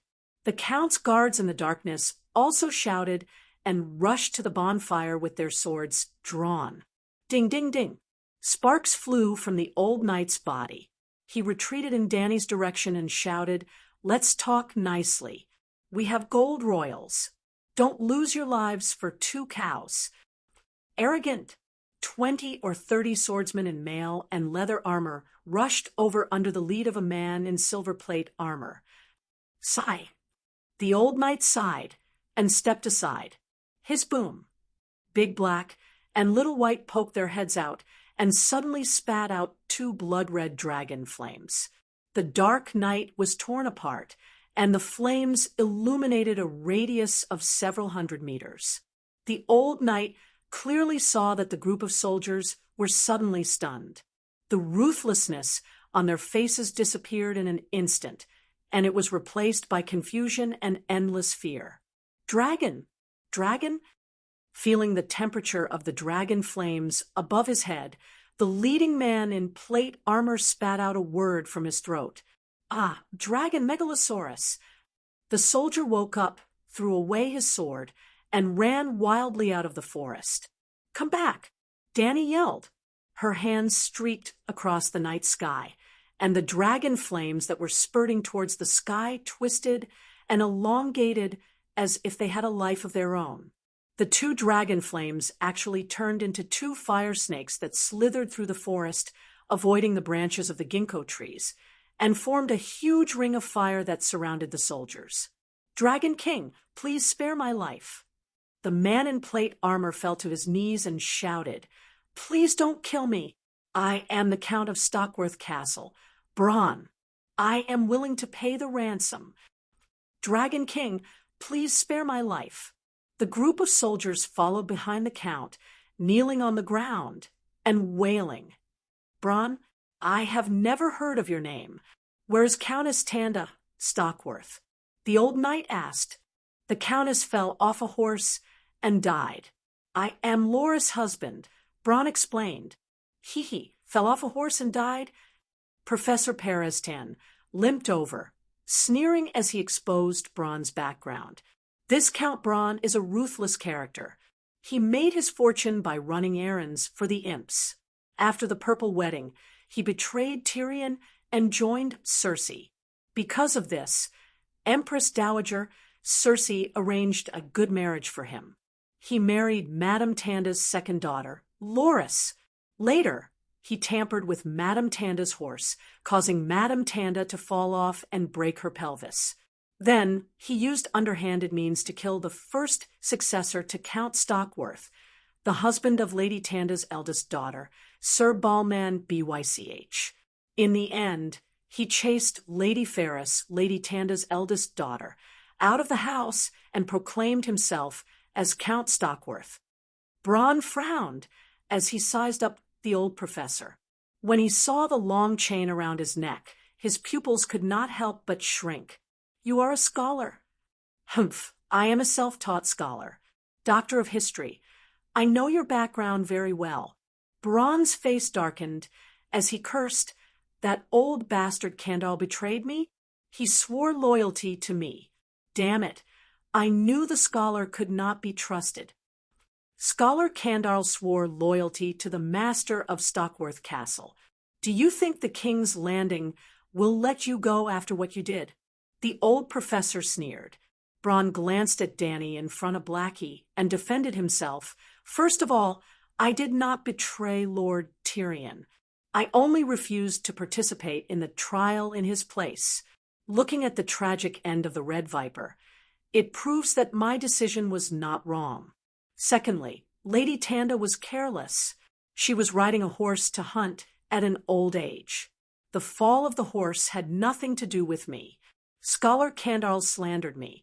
Finally, Sir Balman and Ferris received Empress Dowager Cersei's order to get rid of me through a duel. Unfortunately, Balman was not skilled enough and was killed by me.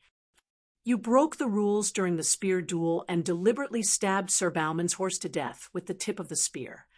All right, let's not talk about this nonsense." Dany waved her hand and interrupted the quarrel between the two. She removed the dragon flame ring and said to Bronn, "My dragon ate your cow. It was wrong first, but you also offended me. I will not kill you today. Take your people and leave." Bronn climbed up but did not leave. He asked carefully, "Lord Dragon King, can you tell me your name?" "Hee, mercenaries are mercenaries. You have no knowledge at all," Professor Periston mocked. "You don't even know Targaryen. Go back and read more books." "Targaryen?" Bronn was still in a daze. A red-haired soldier behind him whispered, "Boss, this is most likely Princess Rhaenys, Prince Rhaegar's sister." "Jack, you fool.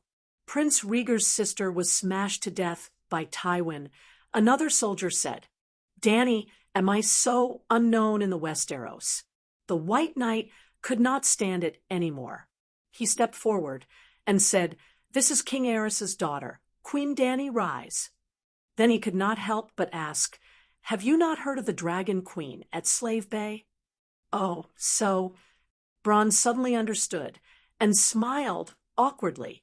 "Your Majesty, please forgive me. I have not left my fief for a long time. The scholar is also useless. I am a little uninformed. I did not know that you have returned to the Westeros." Chapter 271. Stockworth Castle was located in the north and faced the south. The ground floor was a stone hall of 200 square meters.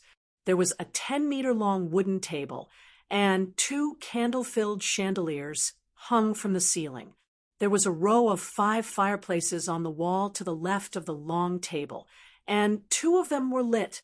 On the wall to the right facing the garden, there were 5 huge arched windows with colorful mosaic glass that corresponded to the fireplaces. Dany sat on the main seat at the table. Barristan, Peristan, Bronn, Loras, and Scholar Candal were on both sides. Bronn tried his best to invite Her Majesty the Queen to visit his humble abode. He said that if Her Majesty the Queen spent the night in the forest beside his castle, he would be ashamed, unable to eat or sleep in peace. The City of Knowledge already knew that she had come to the Westeros, so Dany did not care whether it was publicized or not. As for whether Bronn would go to the City of Knowledge and violate the guests' rights to murder her, Dany was not worried because he did not have a chance. She would not stay in his castle for long. The 2 dragons were gnawing on beef bones in the courtyard. When they were full, Dany would leave that night. Your Majesty, this is my son, Tyrion Cobbler. Bronn took a chubby baby from Loras' arms and said to Dany, "Yeah, aha." The chubby baby was wrapped into a ball in a leather jacket. He bit his finger, and his blue eyes rolled around. He was very cute. Dany's mouth twitched. She removed the dagger embedded with rubies from the leather sheath at her waist and put it in the baby's arms. She had bought the dagger from Valeglia's iron dagger from the Volantis blacksmith shop after she had mortgaged it to Lisbon. It cost 15 gold radiance coins, and it was made by Master Blacksmith Calls. He. Loras, who looked like a round bucket, smiled foolishly. "Thank you, Your Majesty." "What's with the name?" Dany asked. Sigh. When Duke Tywin had just died, Lady Tanda suggested naming him Tywin to please Queen Cersei. In the end, Queen Cersei was furious. She believed that the bastard was not worthy of her father's name. Yes, 2 years ago, during the King's Landing riots, my wife Loras was raped by dozens of rioters in the backyard of the cobbler shop. That's why this bastard's surname is Cobbler. Bronn said it casually, as if it was someone else's wife who had been raped. His wife, Loras, had been smiling like a fool. She only looked a little embarrassed when her worst past was mentioned in public. Bronn continued, "I had no choice but to name my son Tyrion. I hoped that this would satisfy the Empress Dowager. Who would have thought that she thought that I missed my old master and was even in contact with Tyrion, so she arranged for Balmain to kill me. If you don't believe me, you can ask Scholar Candarl. He was there at the time." Scholar Candarl was a fat old man in his 50s. He had short, white hair. He kept looking at Professor Perestan as if he wanted to say something, but the old professor's eyelids were drooping. He did not react at all. When he heard his lord's question, he nodded and sighed. At that time, Count Bronn's knife was placed on Sir Balmain's neck. There should be no mistake. When he spoke, he could not help but ask, "Your Majesty Dany Loras, why are you here? And Professor Perestan, you should be in Old Town right now." The red-nosed old professor glanced at Scholar Candarl faintly and said nothing. "Hee, do you know about the Red Wedding?"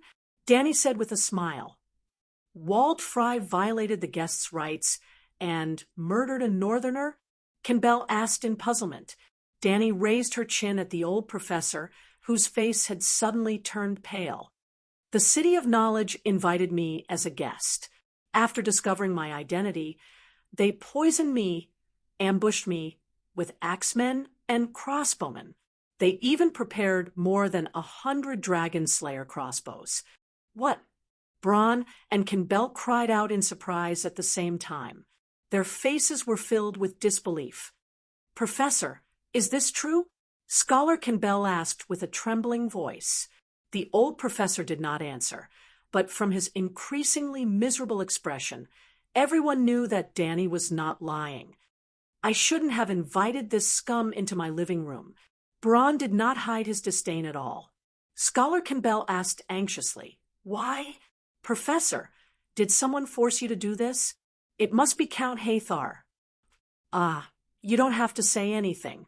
I'm willing to wear the black robe," the red-nosed old man said with a miserable expression. Canbell slumped on the high-back wooden chair and said with a defeated expression, "The good reputation the City of Knowledge has accumulated for 1,000 years has been destroyed by you. Bronn, you didn't invite me here just to talk nonsense, right?" Dany said with a faint smile, "Your Majesty, when will your army arrive?" "I am willing to pledge my loyalty to you," Bronn gritted his teeth and said firmly. Dany smiled strangely. "I don't have an army. My White Knight told me that the proud Westeros will unite in the face of an invasion, so I don't plan to bring the army from Slaver's Bay. If you are willing to pledge your loyalty to me, you will be the first Westeros lord under my command." "Ugh." Bronn's face turned green and white, as if he had eaten feces. "Ha ha, don't worry, I won't force you to do something you don't want to do. Those small fries under your command won't even be able to withstand the dragon's flames. Stockworth Castle isn't a place that any military strategist will fight for. It's not worth it for me to force you. Danny smiled calmly. He thought of the terrifying dragon flames, Cersei's inexplicable hatred for him, and how the City of Knowledge knew about his attempt to usurp Stockworth's title. Bronn's hesitant expression became firm again. Your Majesty, I am willing to be the First Lord to pledge my loyalty to you. Danny asked, how many people do you trust? 200 armored warriors, each with a horse. They may not be reliable, but I am confident that I can control them. Are they all hired riders? Danny frowned. Your Majesty, I won't hide it from you. The knights in my fief are not trustworthy, and the farmers who have just given up their hoes are not as useful as hired riders. I need you to give up Stockworth Castle for now. Are you willing?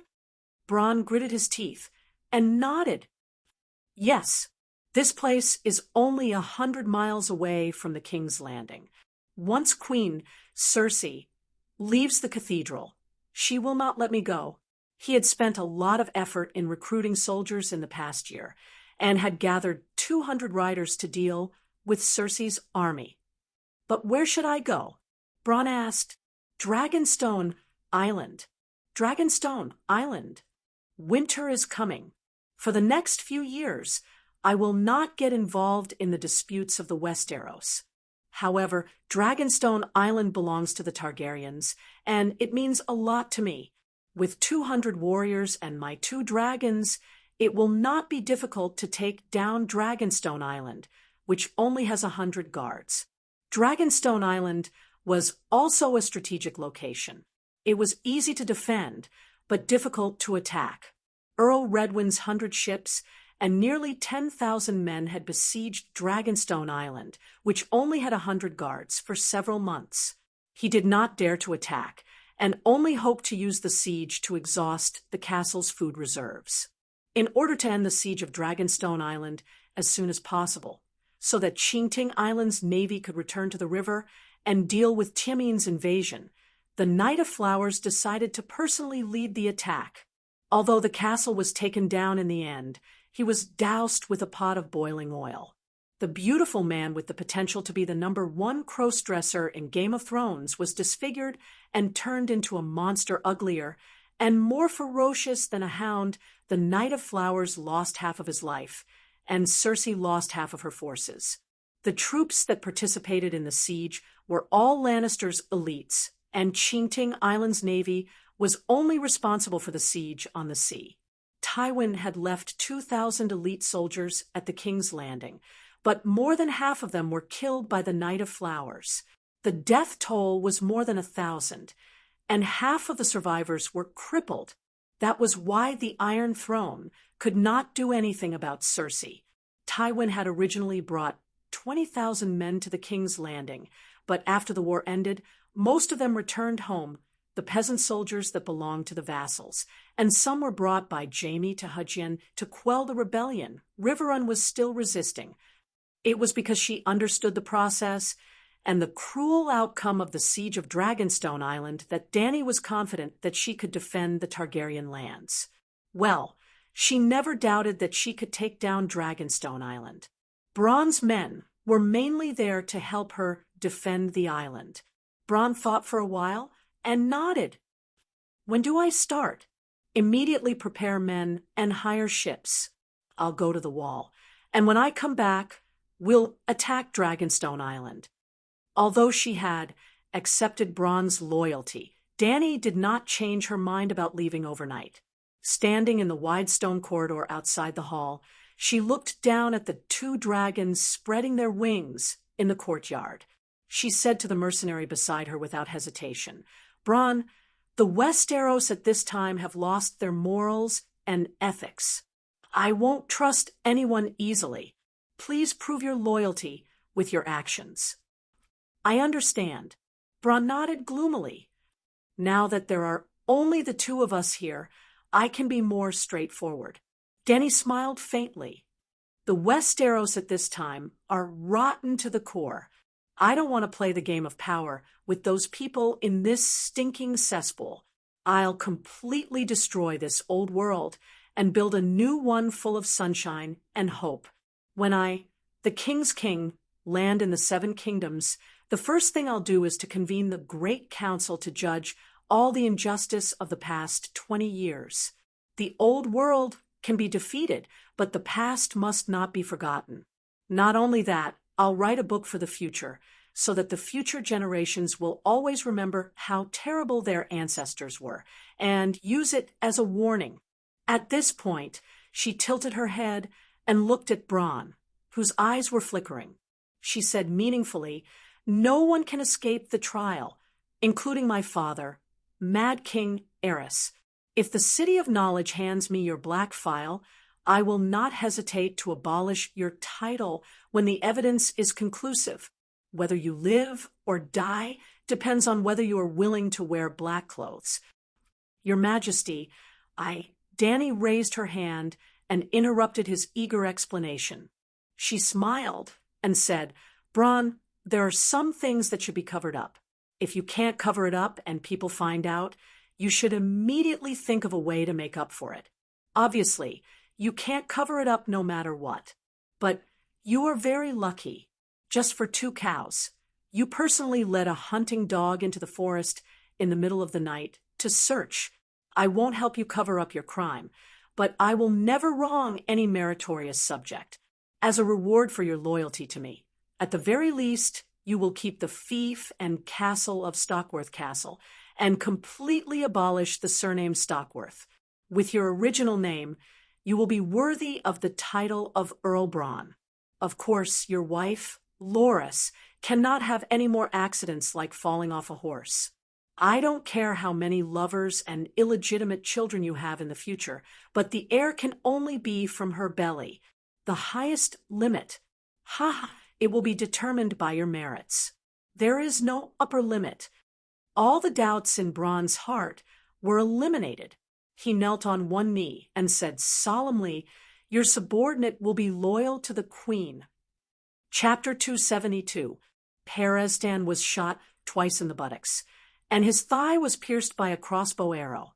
His injuries had only happened a day ago, but in just one day he had traveled thousands of miles from the old town to the Crimson Mountain Range, then to the King's Landing. He had even been exposed to the cold wind in Blackwater Bay for an entire afternoon. Then he did not manage to sleep. He took off again at midnight and flew until dawn. When he was in Stockworth Castle, even Balin, the lowly mercenary, Candarl, the old scholar who only had a dozen or so necklaces, and even Loras, who was a little retarded, mocked and ridiculed him because he violated the guests' rights. They looked down on him openly and secretly, and the old scholar's mental state was also greatly affected. The physical and mental torture even made him want to commit suicide. When the sun just peeked out from the horizon, and the sky was still dark, the old professor's body tilted, and he fell from Blackie's back. No one knew if it was intentional or an accident. Fortunately, when Blackie was carrying the others, Dany had been in her dragon spirit state with him. She quickly urged him to use her claws to pick up the flying man. The old professor's life was saved, but Blackie did not know how to control his strength. The wound on the old man's buttocks that Barristan had stitched up split open again, and blood gushed out. It was a miserable sight. In the morning, the cold fog was hazy, and the waves in the middle of the river could not be seen clearly. Only the sound of flowing water could be heard, which meant that the river was not turbulent in the early winter. Under the gray sky, the river water was greenish-black, and it brought chills to the 3 people by the cobblestone river. At that moment, Dany and the other 2 landed beside the Trident River. Barristan was using the river water to clean the old man's bloodstains and sew up the wound that had burst open. Dany squatted by the river and picked up a stone to play with it. She complained loudly, "You old man, you even killed the king. Why don't you even have the courage to live now?" The old professor's face turned red, and he retorted in shame, "I didn't kill myself. I was too sleepy, and I couldn't help but doze off. I accidentally fell off the dragon's back." "Ha! Dahe is tied with a belt. If you don't untie the belt, you can't fall off when you sleep or snore." Danny exposed the old man's secret without hesitation. "No, I didn't kill myself. I didn't kill myself." The red-nosed old man was at a loss for words and could only try to convince himself. Half an hour ago, the old man did intend to kill himself. He was angry for half the night, but he didn't know who to be angry at. Unable to think things through, he suddenly had the idea of jumping down and ending everything. But when he really jumped down, he instantly regretted it. He wasn't the only one who violated the guest's rights. Why should he take the blame alone? Most importantly, in the short 10 seconds of falling from the sky, he began to miss the golden wine of Chinting Island, the fried pork chops in the Yupiki wine bottle, the days of reading ancient literature while eating lemon cake on the lawn of the library, and even the dragon flame grilled steak. In short, he realized that he hadn't lived long enough. Baristan finished sewing up the old doctor's wound. When he was applying medicine, a loud and muffled wolf howl came from the dark forest beside the river, followed by the dense and light running sound of Iwu. In just a few breaths, hundreds of gray wolves rushed out of the white fog, stepping on the frosted leaves and weeds, and surrounded the riverbank from 3 sides. Dire wolves? The old doctor looked at the wolves that surrounded them, but he wasn't afraid. Instead, he looked at the leading gray wolf with surprise. It was the size of a calf. "Awu!" The giant wolf heard the cry and looked at the old man with its cold yellow eyes. It opened its mouth and breathed out clouds of white air with the smell of blood. From its appearance and the color of its fur, other than it being 2 or 3 times bigger than a normal gray wolf, it didn't look much different from its companions. If it wasn't for the old man's reminder, Danny would have thought that it was a big wild wolf. Why would there be a dire wolf in the riverbank? The old man was confused. "Awu." The dire wolf didn't want to give him time to think. It retreated and pounced on Danny. Well, when the pack of wolves surrounded them, Danny took a few steps forward and stood in front of Baristan and the old doctor. The red-nosed old man looked at the dire wolf with a calm expression, curiously observing it. The old knight did not even raise his head, only focusing on applying medicine for the doctor. The two of them didn't seem to be worried that Danny would be torn apart by the wolves. Indeed, when the leader of the wolves pounced on them, Danny's purple eyes were dyed with blood. She opened her mouth and said, "Get lost." The giant wolf that was flying in the air seemed to have hit an invisible wall. It howled and flew away. The other big gray wolves were even worse. The terrifying draconic aura entered their mindscape. Almost half of the giant wolves were bleeding from their 7 orifices and died on the ground without a sound. The rest of them had bloodshot eyes and ran away with their tails between their legs. They didn't even care about their leader. Danny deactivated her dragon spirit form and looked curiously at the giant wolves that were struggling to get up. "Arya?" She tried to call out. Baristan, and the old doctor could only hear the wolves howling. Danny, in her soul state, saw a girl in linen clothes flying out of the dire wolf. After being hit by the dragon spirit, the girl's face was distorted as she held her head and screamed. In the blink of an eye, Danny realized that the dire wolf was in its wolf spirit state. According to the plot of Game of Thrones, there was only one dire wolf in the Riverland Nymeria who was released by Arya. "Awu." Hearing Danny's call, the dire wolf's bloodshot yellow eyes showed a human-like shock. "It's really you." Danny was shocked. "Where are you?" The dire wolf's pupils contracted. It struggled to get up and tried to run away. "Don't be afraid. I mean no harm. I won't hurt you." Danny quickly comforted it with a gentle voice. However, she was surrounded by wolf corpses that were bleeding from their 7 orifices. Her words were not convincing. The dire wolf became more and more frightened. The human-like look in its eyes gradually faded. "Don't leave your wolf spirit form. I have something to tell you."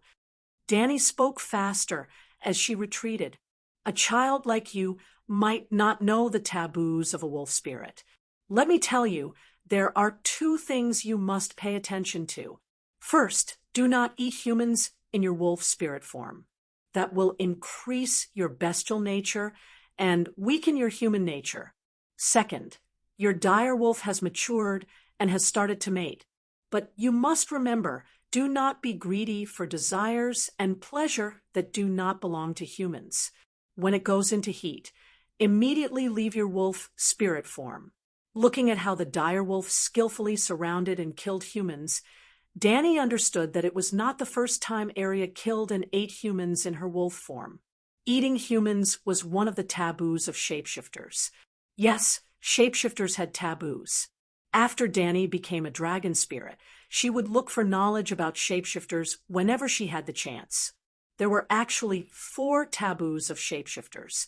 Other than not being able to eat human flesh and not being able to mate with other wolves in their wolf form, it was said that switching between male and female wolves was very addictive.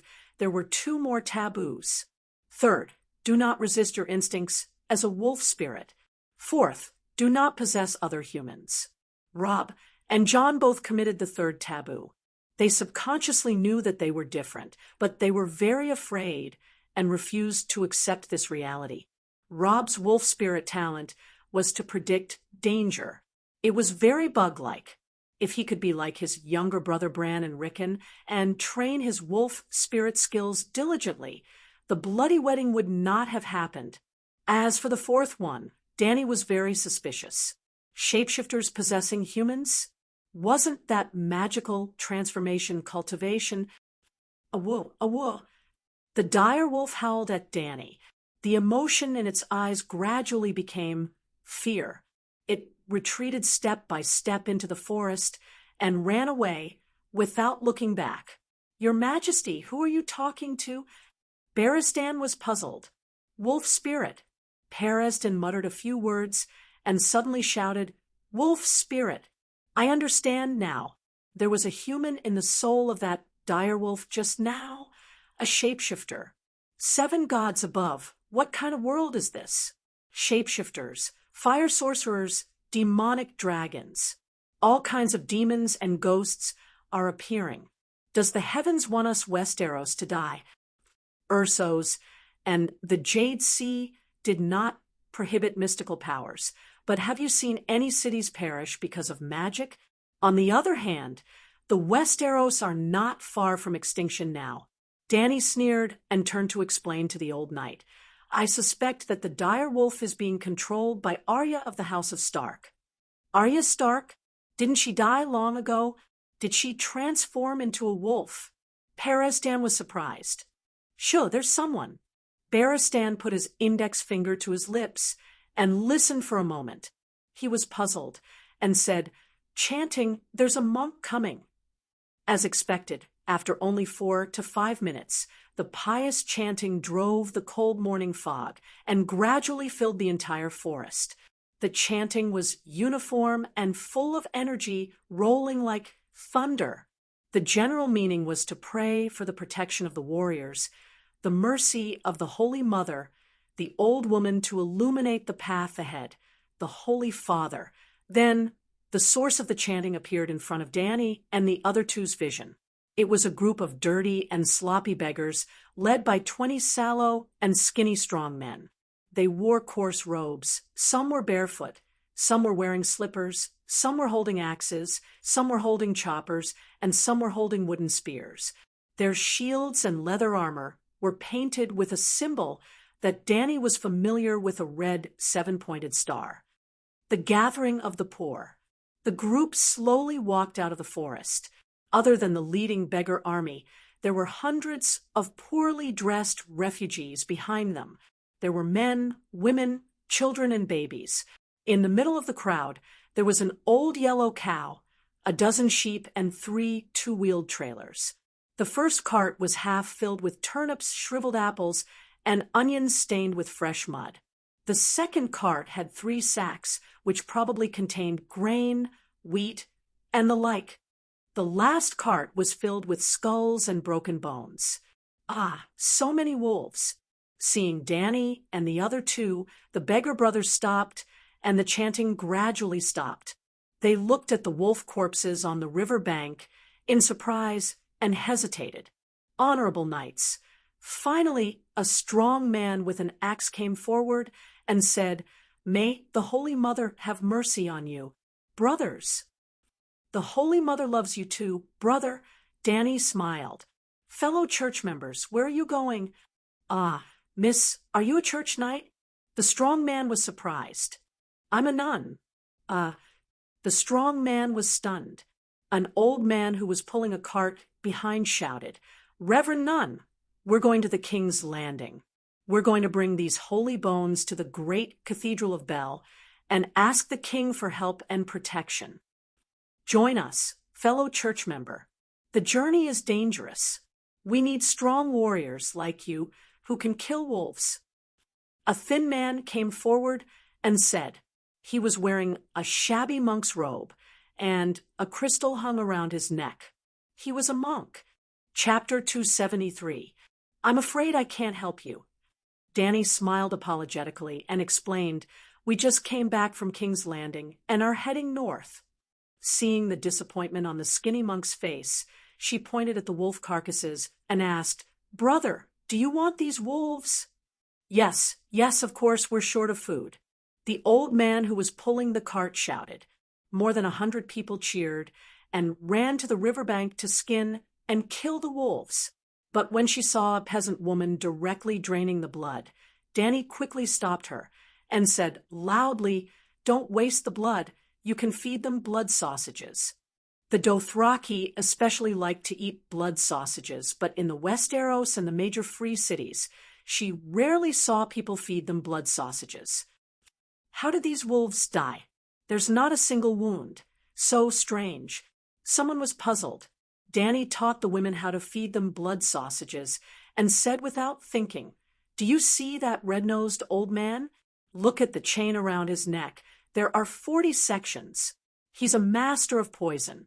But don't worry, this poison is harmless to humans." Dr. Peresden glanced at her with a wooden face and said nothing. However, although he secretly criticized the Dragon Queen for being a witch who liked to lie, he was also shocked by her behavior of mingling with the sloppy peasant woman. In this environment, no one knew her, so she didn't have to pretend to be close to the commoners to win their hearts. Moreover, her expression and the smile on her face came from the bottom of her heart, without any reluctance. If she didn't have magic and a dragon, she would be a good queen. The old man sighed, but then he smiled bitterly and shook his head.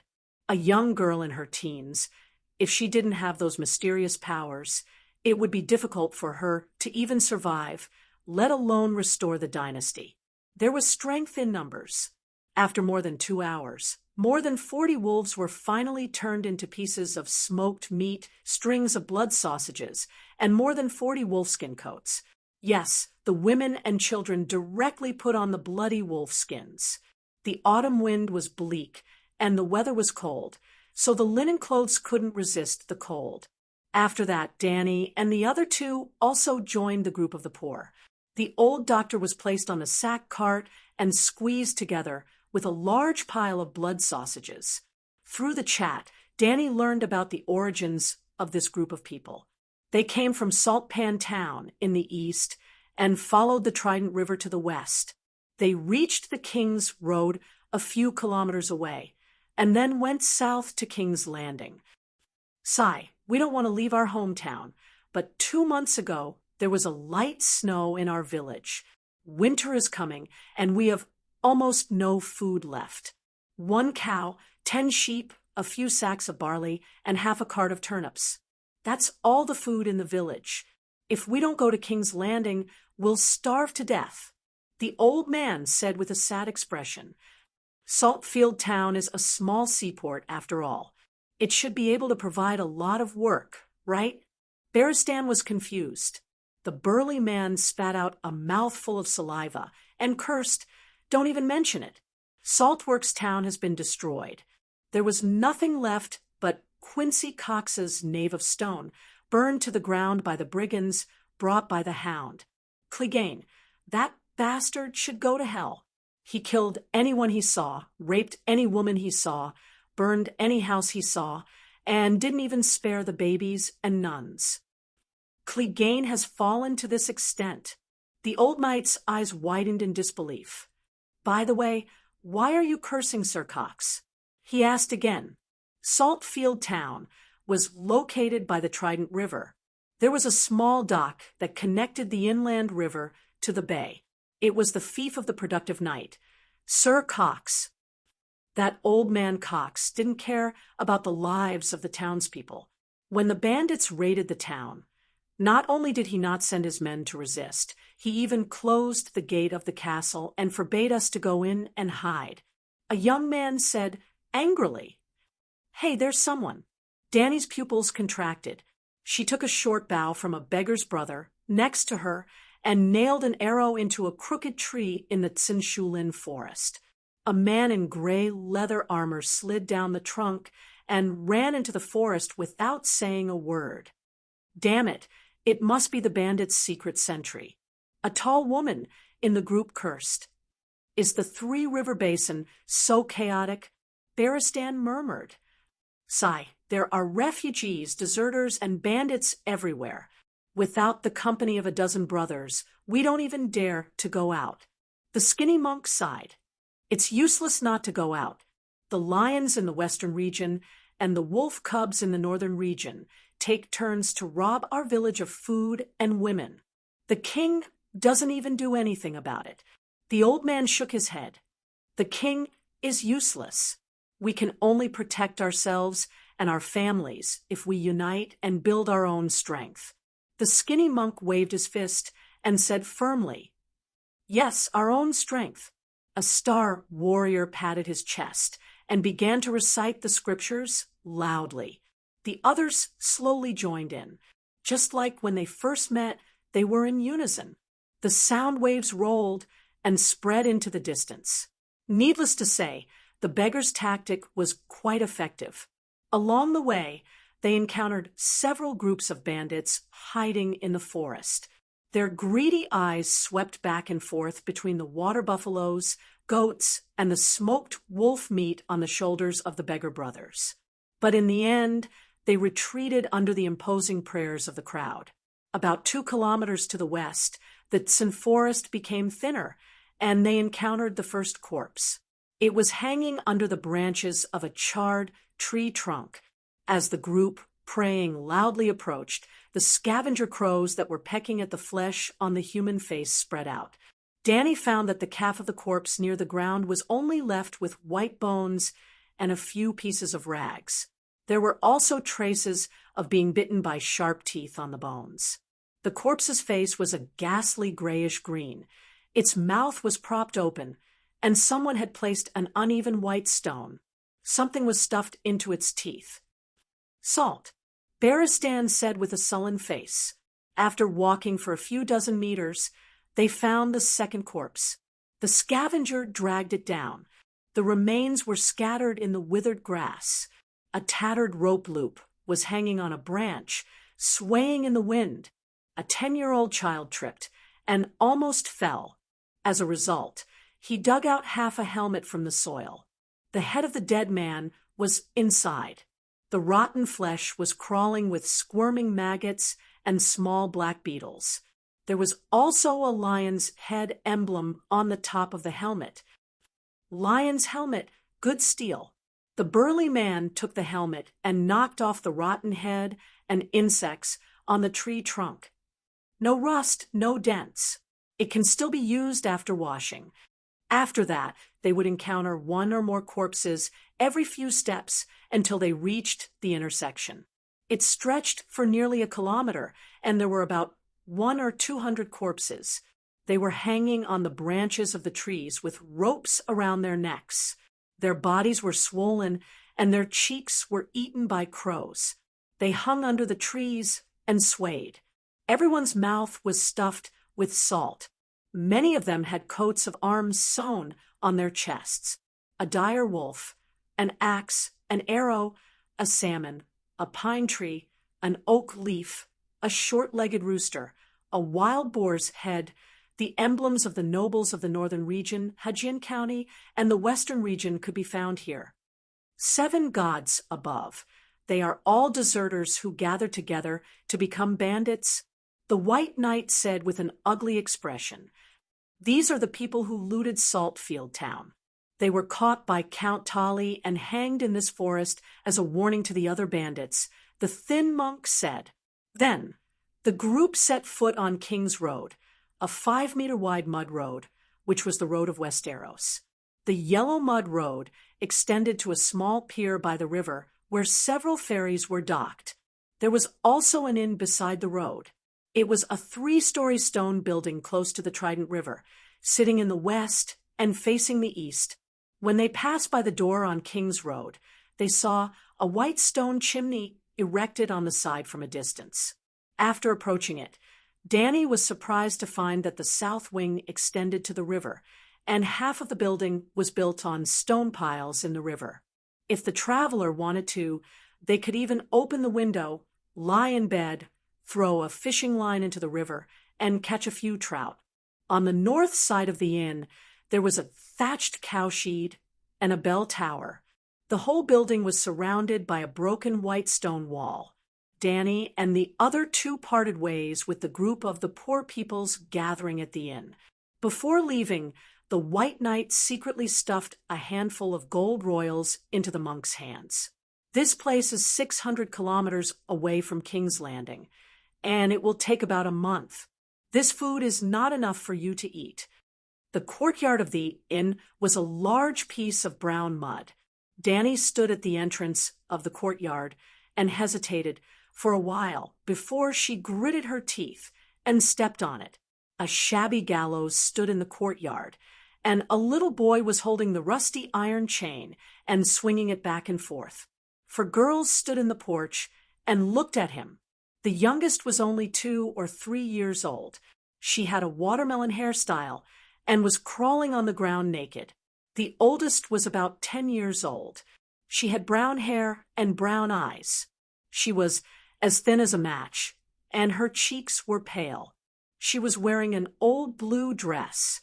When she saw Dany and the others coming over, she immediately used her body to protect the little ones behind her. "Who are you?" Periston covered his butt and limped. He shouted impatiently, "Of course we are guests. Quickly call your mother out and prepare a basin of hot water for me." "I don't have a mother.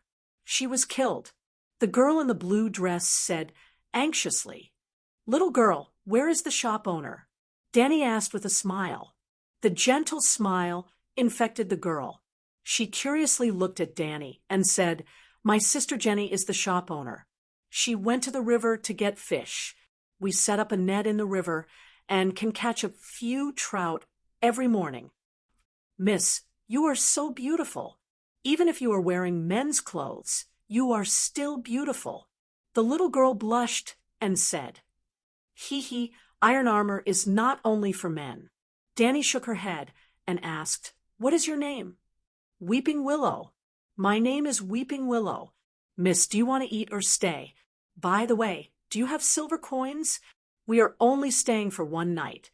Do we need to pay a silver coin? Why don't you just rob us?" The old doctor said, angrily. Weeping Willow glanced at Dany and gritted her teeth.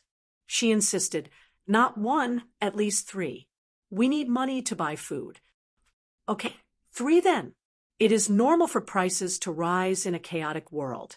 Dany walked to the porch and found a wooden stick by the stairs. She scraped the mud off her iron boots before stepping on the wooden floor. She looked at the little girl who was rolling around on the ground and said, "Isn't she cold? Why don't you let your sister wear clothes?" Weeping Willow shook her head and said, "There is a fireplace burning in the house. It is warm." You also saw that Trish likes to crawl on the ground. Her clothes are dirty and worn. She picked up the little girl and walked into the house while saying, "Trish is not my sister. Some of them were brought here by the sparrows. Some of them were found by themselves. They are all poor children without parents." Weeping Willow whistled.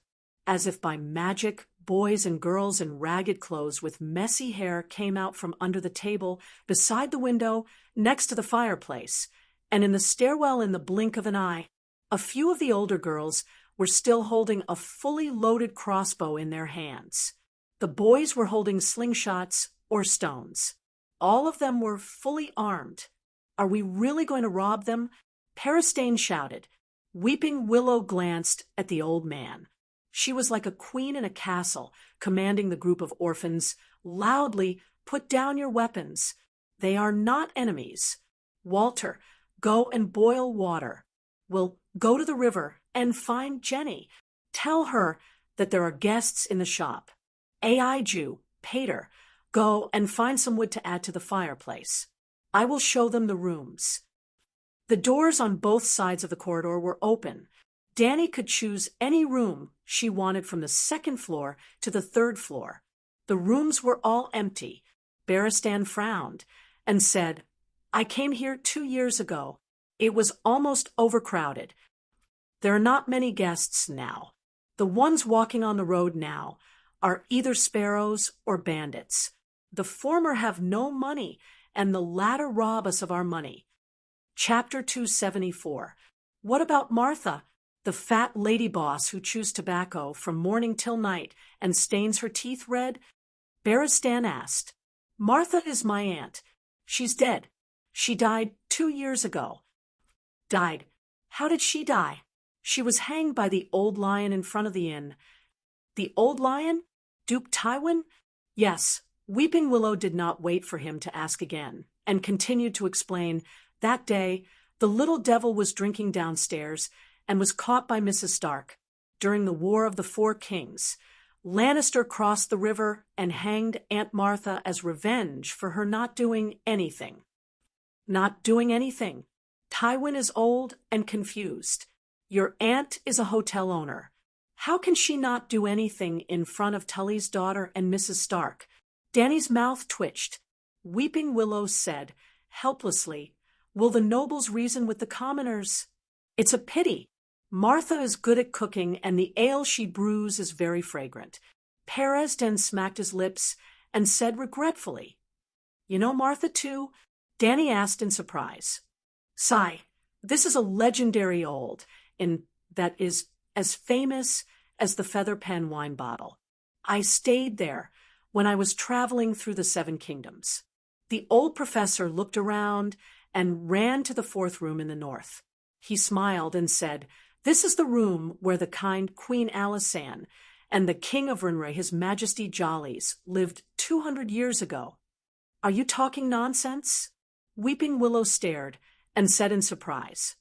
"Ha ha." The old professor pulled the long chain in front of his chest and said proudly, "Little girl, do you see this? 5 red copper chains. Doctor of History." Weeping Willow, "The price of this room will increase in the future." Danny entered King Rinray's former bedroom. It was not very spacious, only 40 square meters. It had a small bathroom and a fireplace compared to the other rooms. She took off the large canvas bag behind her and put it on the chair in front of the fireplace. She looked around and said, "The feather quilt on the bed is a little moldy. Change it to a cleaner one for me. Light the fireplace and fill the water tank in the bathroom. The 2 of us will stay in the rooms on the left and right," Beristan said. After that, the old knight asked Weeping Willow about the recent events that happened near the inn. "Wolf cubs and lions are going back and forth. The nearby villages have all been destroyed by the soldiers. There are bandits, sparrows, and orphans who have lost their families. There are fewer and fewer tourists. Our inn has long run out of food. We can only rely on hunting and fishing to survive. Is this considered a big deal? Weeping Willow said. Does Lannister have any plans? Organize the disaster victims to return to their homes and plant. In this weather, they would probably be able to plant a wave of cold-resistant crops such as turnips and cabbage. The lions won the battle, so Hujian County belongs to them. They should be managing their own territory, shouldn't they? Danny asked. There are many lions nearby, but other than killing and snatching, they don't do anything else. Last time, the hounds killed a few lions here. In the end, my cousin followed in Aunt Martha's footsteps and was killed by the lions to vent their anger. Weeping Willow said sullenly. Danny's heart skipped a beat as she asked, Is Hound alone? Weeping Willow's eyes flashed with vigilance. Why do you ask? Who do you want to know? Danny looked at the little girl strangely. Child, you are really too young and inexperienced. I didn't ask anything, but you took the initiative to reveal the fact that you know that the little girl beside the hounds is Arya Stark. You even want to protect her whereabouts. What is your relationship with Arya? She rolled her eyes. You also said that the hounds killed a few lions. He is not the legendary hero Barristan, who has no companions. How can he kill a few warriors at once? Is Barristan that strong? The hounds fought 1 against 3, and even with the help of a girl, he was still seriously injured. Weeping Willow doubted. Danny nodded silently. This was the normal strength of this world. If the equipment and physical fitness were similar, if one could win 1 against 1, he would be considered a master. If one could win 2 against 1, he would be considered a master. If one could win 1 against 3, he would be considered a supermaster. If one could win 1 against 4 or 5, he would be considered a legendary hero, such as the Sword of Dawn. If she did not cheat with the lion's roar, Danny could only fight 1 against 2 with the same equipment, and the opponent could not be too strong. Barristan once fought against 11 in the City of Knowledge, 10 fully armed elite soldiers and a fully armored Grand Knight. He was unscathed, but 6 of them died. Even the knight's head was chopped off. Wow, I didn't expect the fearless Barristan to be so strong. He is much stronger than the infamous hounds. The little girl's face was full of admiration and longing. Barristan rubbed his nose awkwardly. Your Majesty, you think too highly of this old man. Without this armor, this old man would have been chopped in half.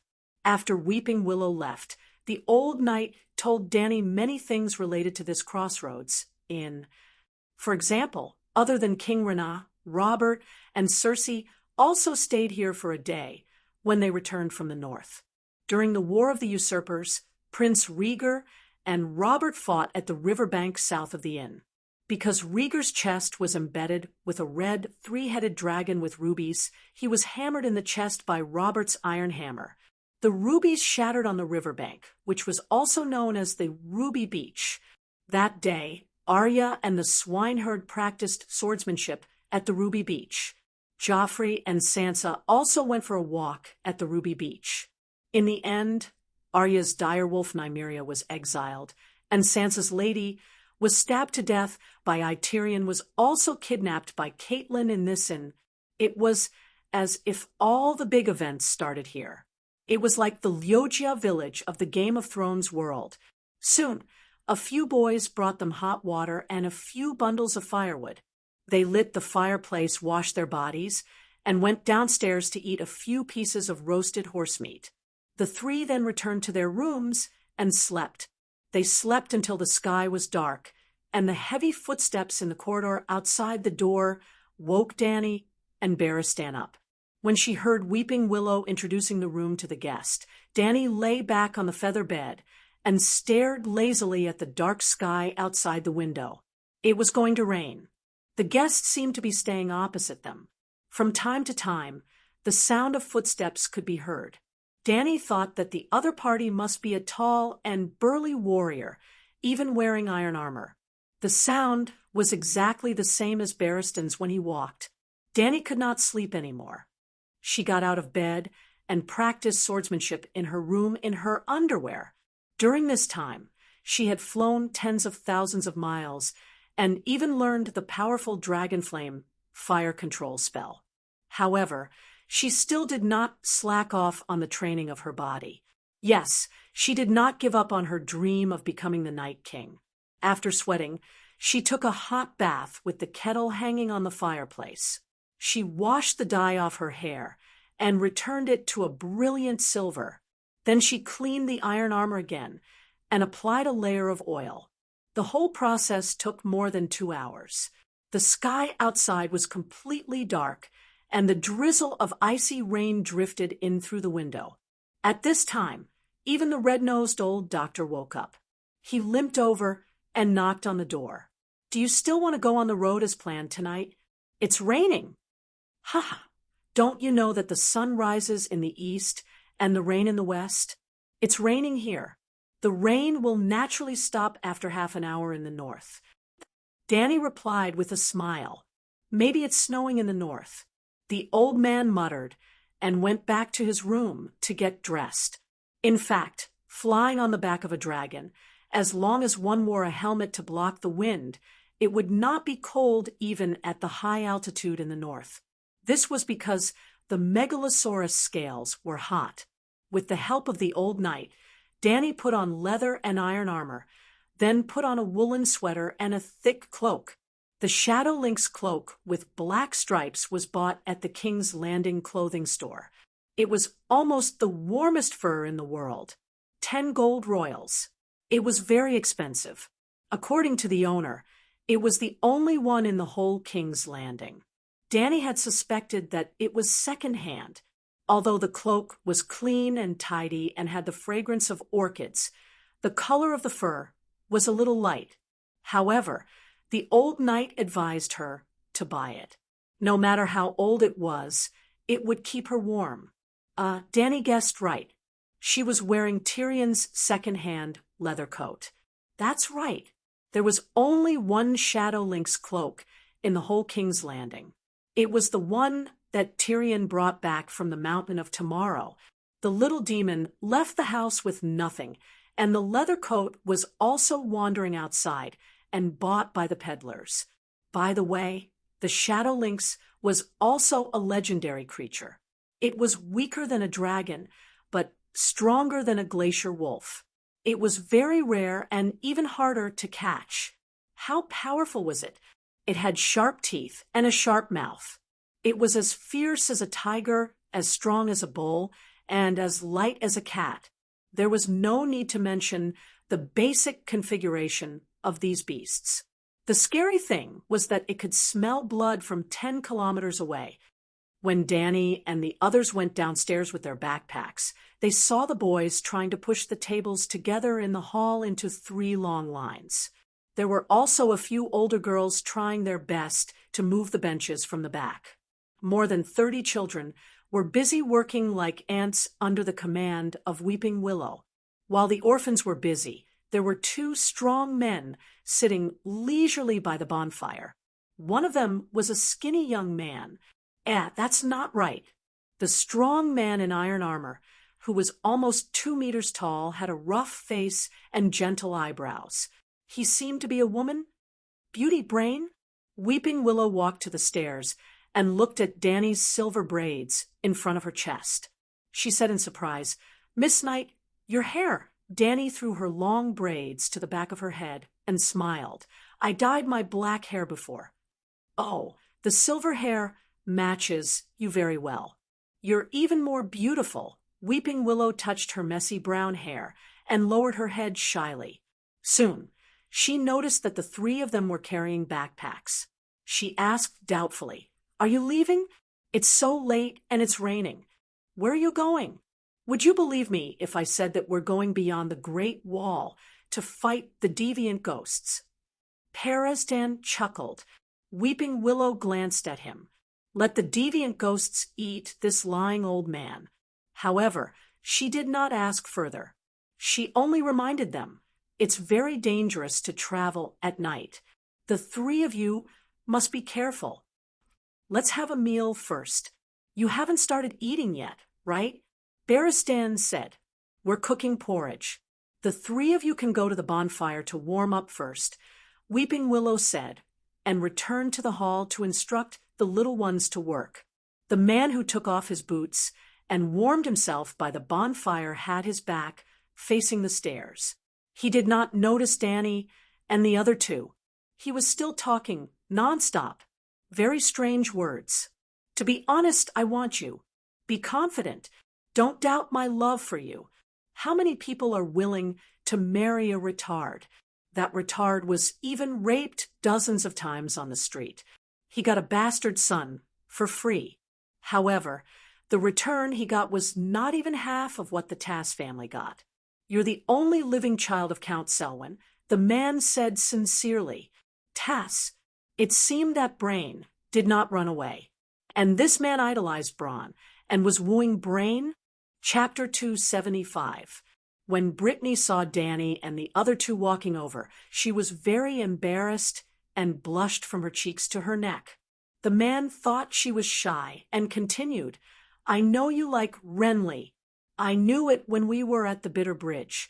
I'm not as handsome as him, not as rich as him, and not as high as his title, but I have two advantages that he will never be able to match. First, I didn't have my throat slit. A living person is better than a dead person. Second, I have the ability. I swear to you, I have at least one confirmed illegitimate daughter. But don't worry, I won't let that girl cause you trouble. I just want to say that marriage is good for both of us. I get the land and the title, you get the castle. He pointed at the children running around the room. Brittany said, angrily, don't say that. My father is only 54 years old.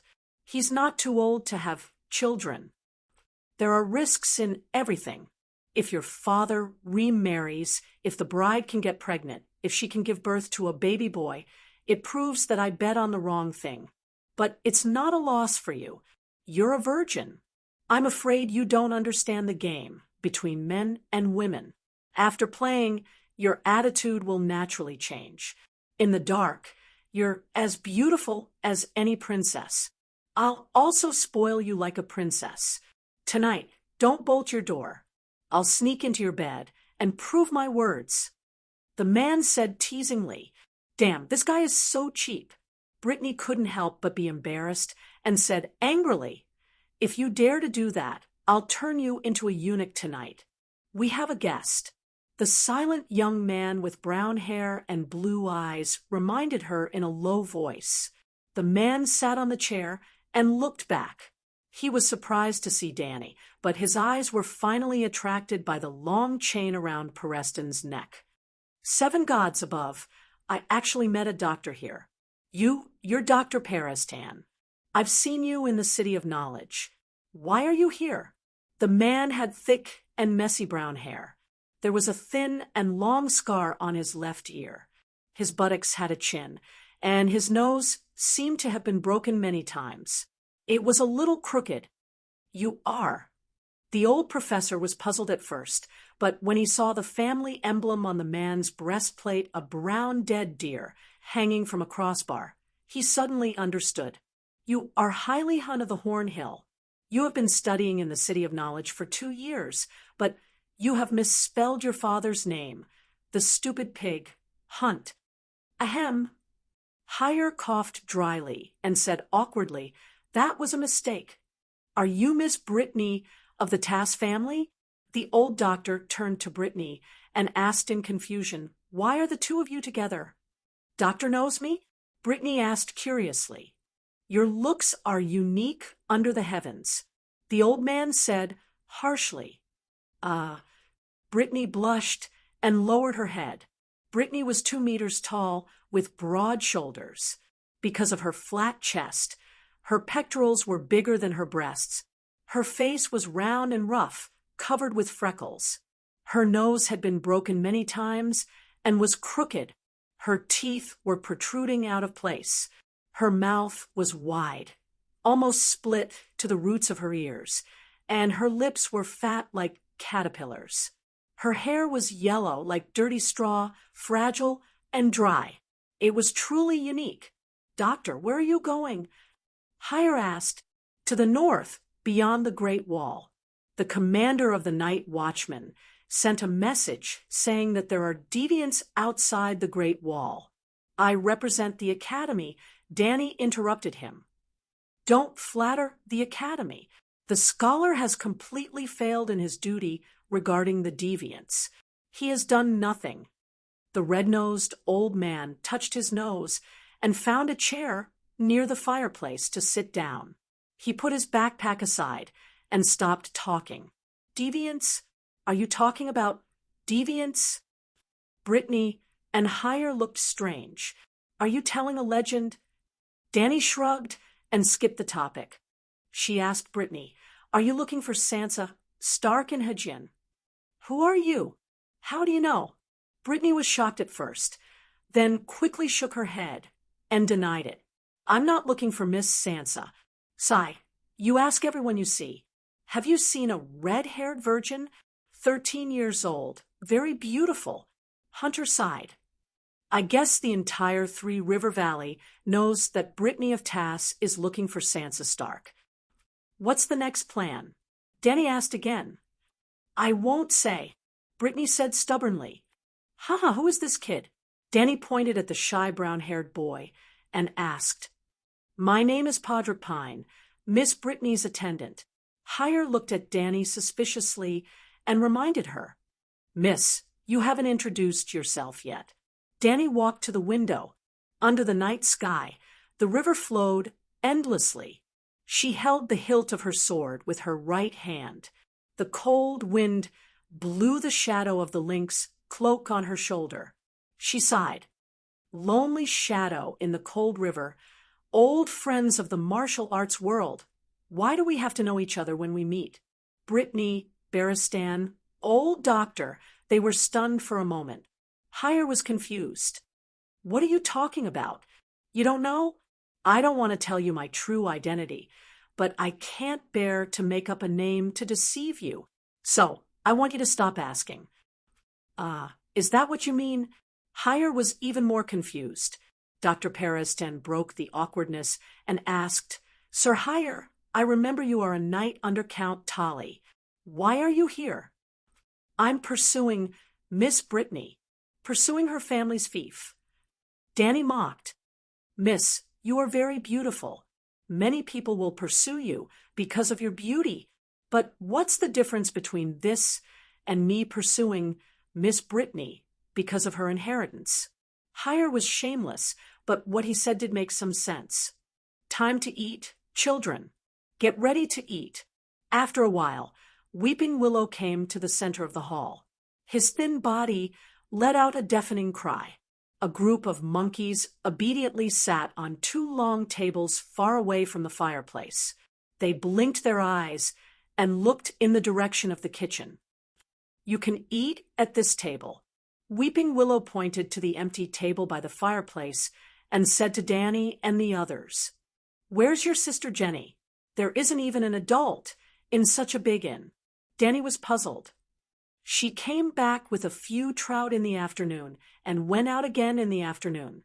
While they were talking, a gray-haired old man walked out of the kitchen with a steaming pot in his hand. Behind him were a few boys around the age of 11 or 12.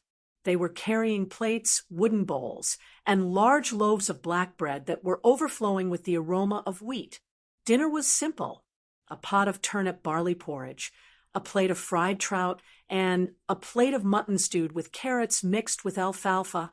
When they were setting the table, the old man introduced himself to Danny and the others.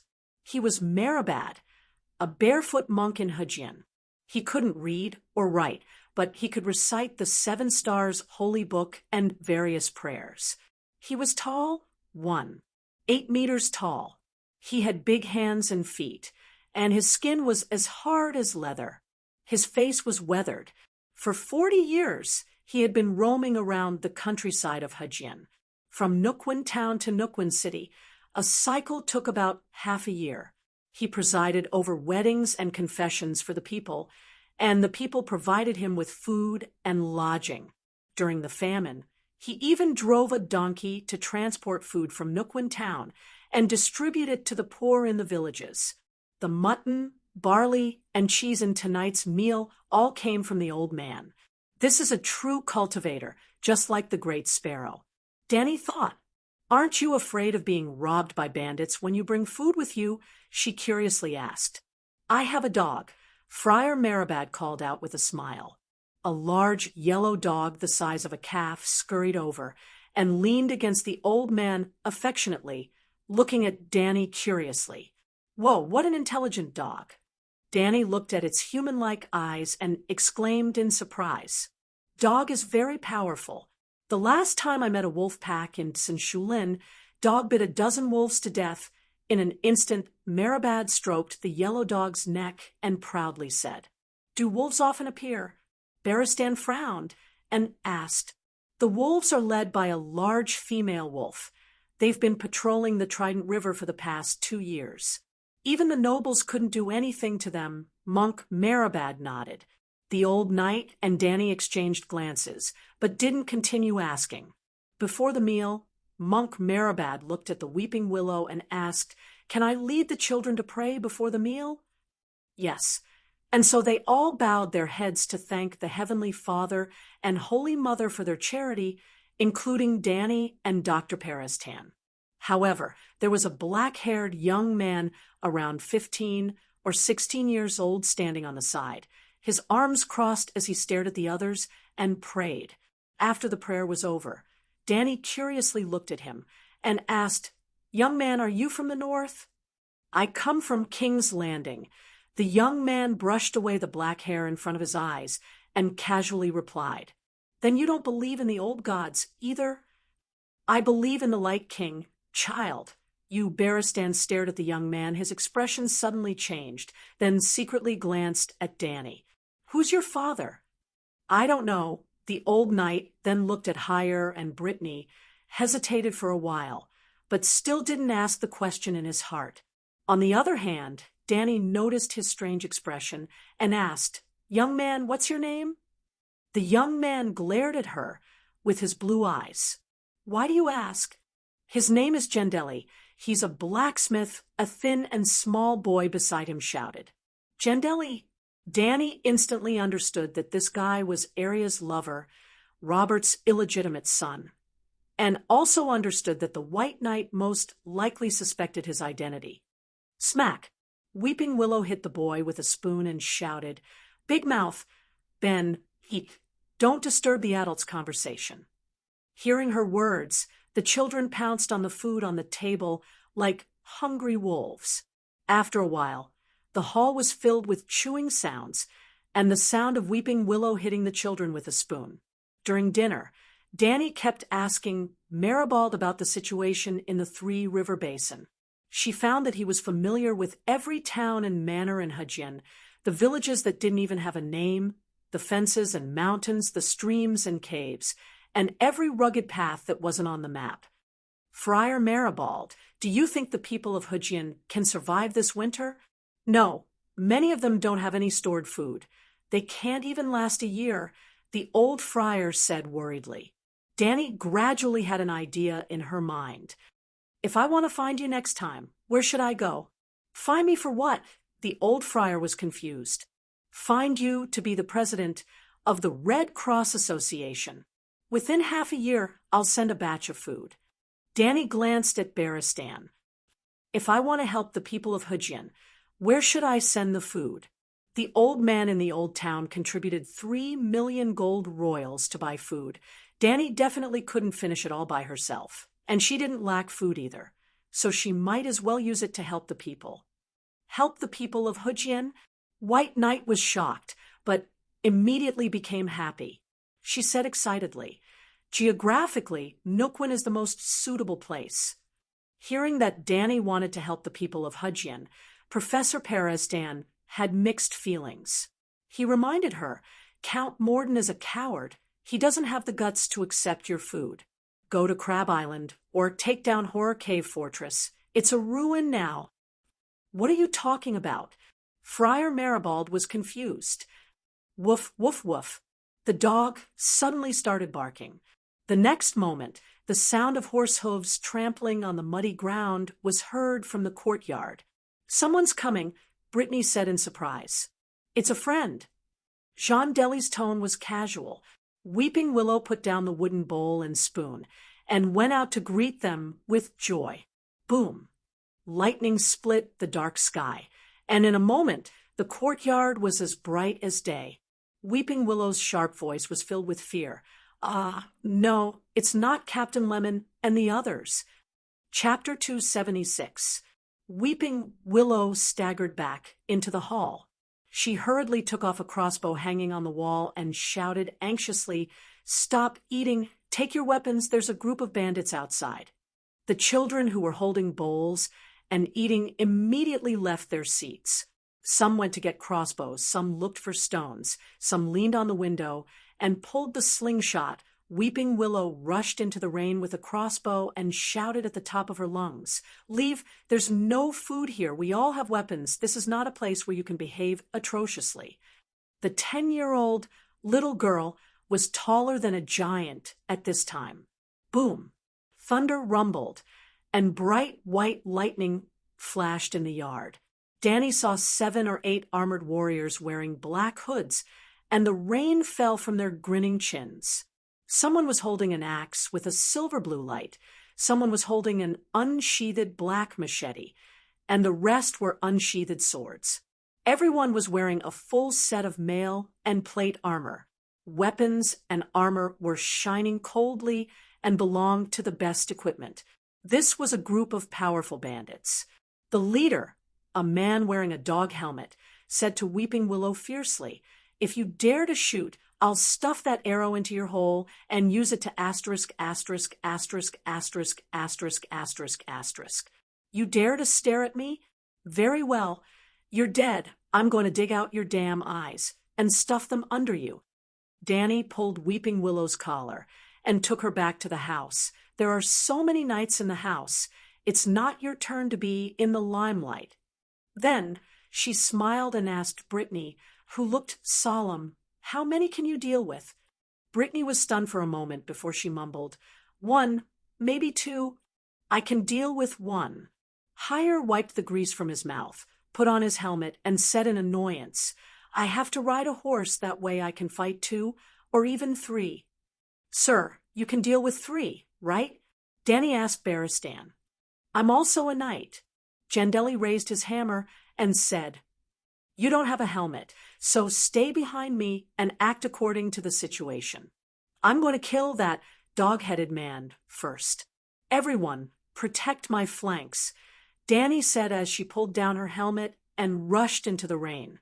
"Kill." The old knight was almost in sync with her. He pulled out his sword and ran towards the scimitar wielder on the dog-masked man's left. "Kill." Brittany and Hire didn't fall behind. Even the old monk's dog barked and rushed over. Damn it! How can there be 4 knights in this rundown hotel? A bandit in the courtyard shouted in surprise. "We're just passing by. There are bandits chasing us. Give us good horses and food, and we'll leave immediately." The other bandit was a little scared. "Don't be afraid. 2 women and an old man. Watch me slaughter them." The dog-masked man raised his axe and charged towards Danny. Dragon might. The moment the woman and the horse were 5 meters away, Blackie's soul entered Danny's mind. Her eyes were blood red and even glowed in the dark. Nay, nay. The warhorse's legs suddenly turned to jelly. Although it didn't kneel down directly, it gave a hard kick, and its speed couldn't help but slow down. The dog-masked man's attack missed, and his body leaned towards Danny unconsciously. TCH, the sharp Valeglia's steel sword carried the force of Danny's running and pierced into the dog-masked man's mouth accurately. SSS, SSS, SSS. Small lines of blood splattered along the blade and splattered on Danny's iron helmet. She lowered her body and slid past the dog-masked man.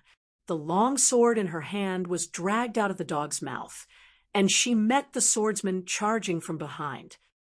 Clang! The swords clashed, and sparks flew everywhere. There was a sound like a gong.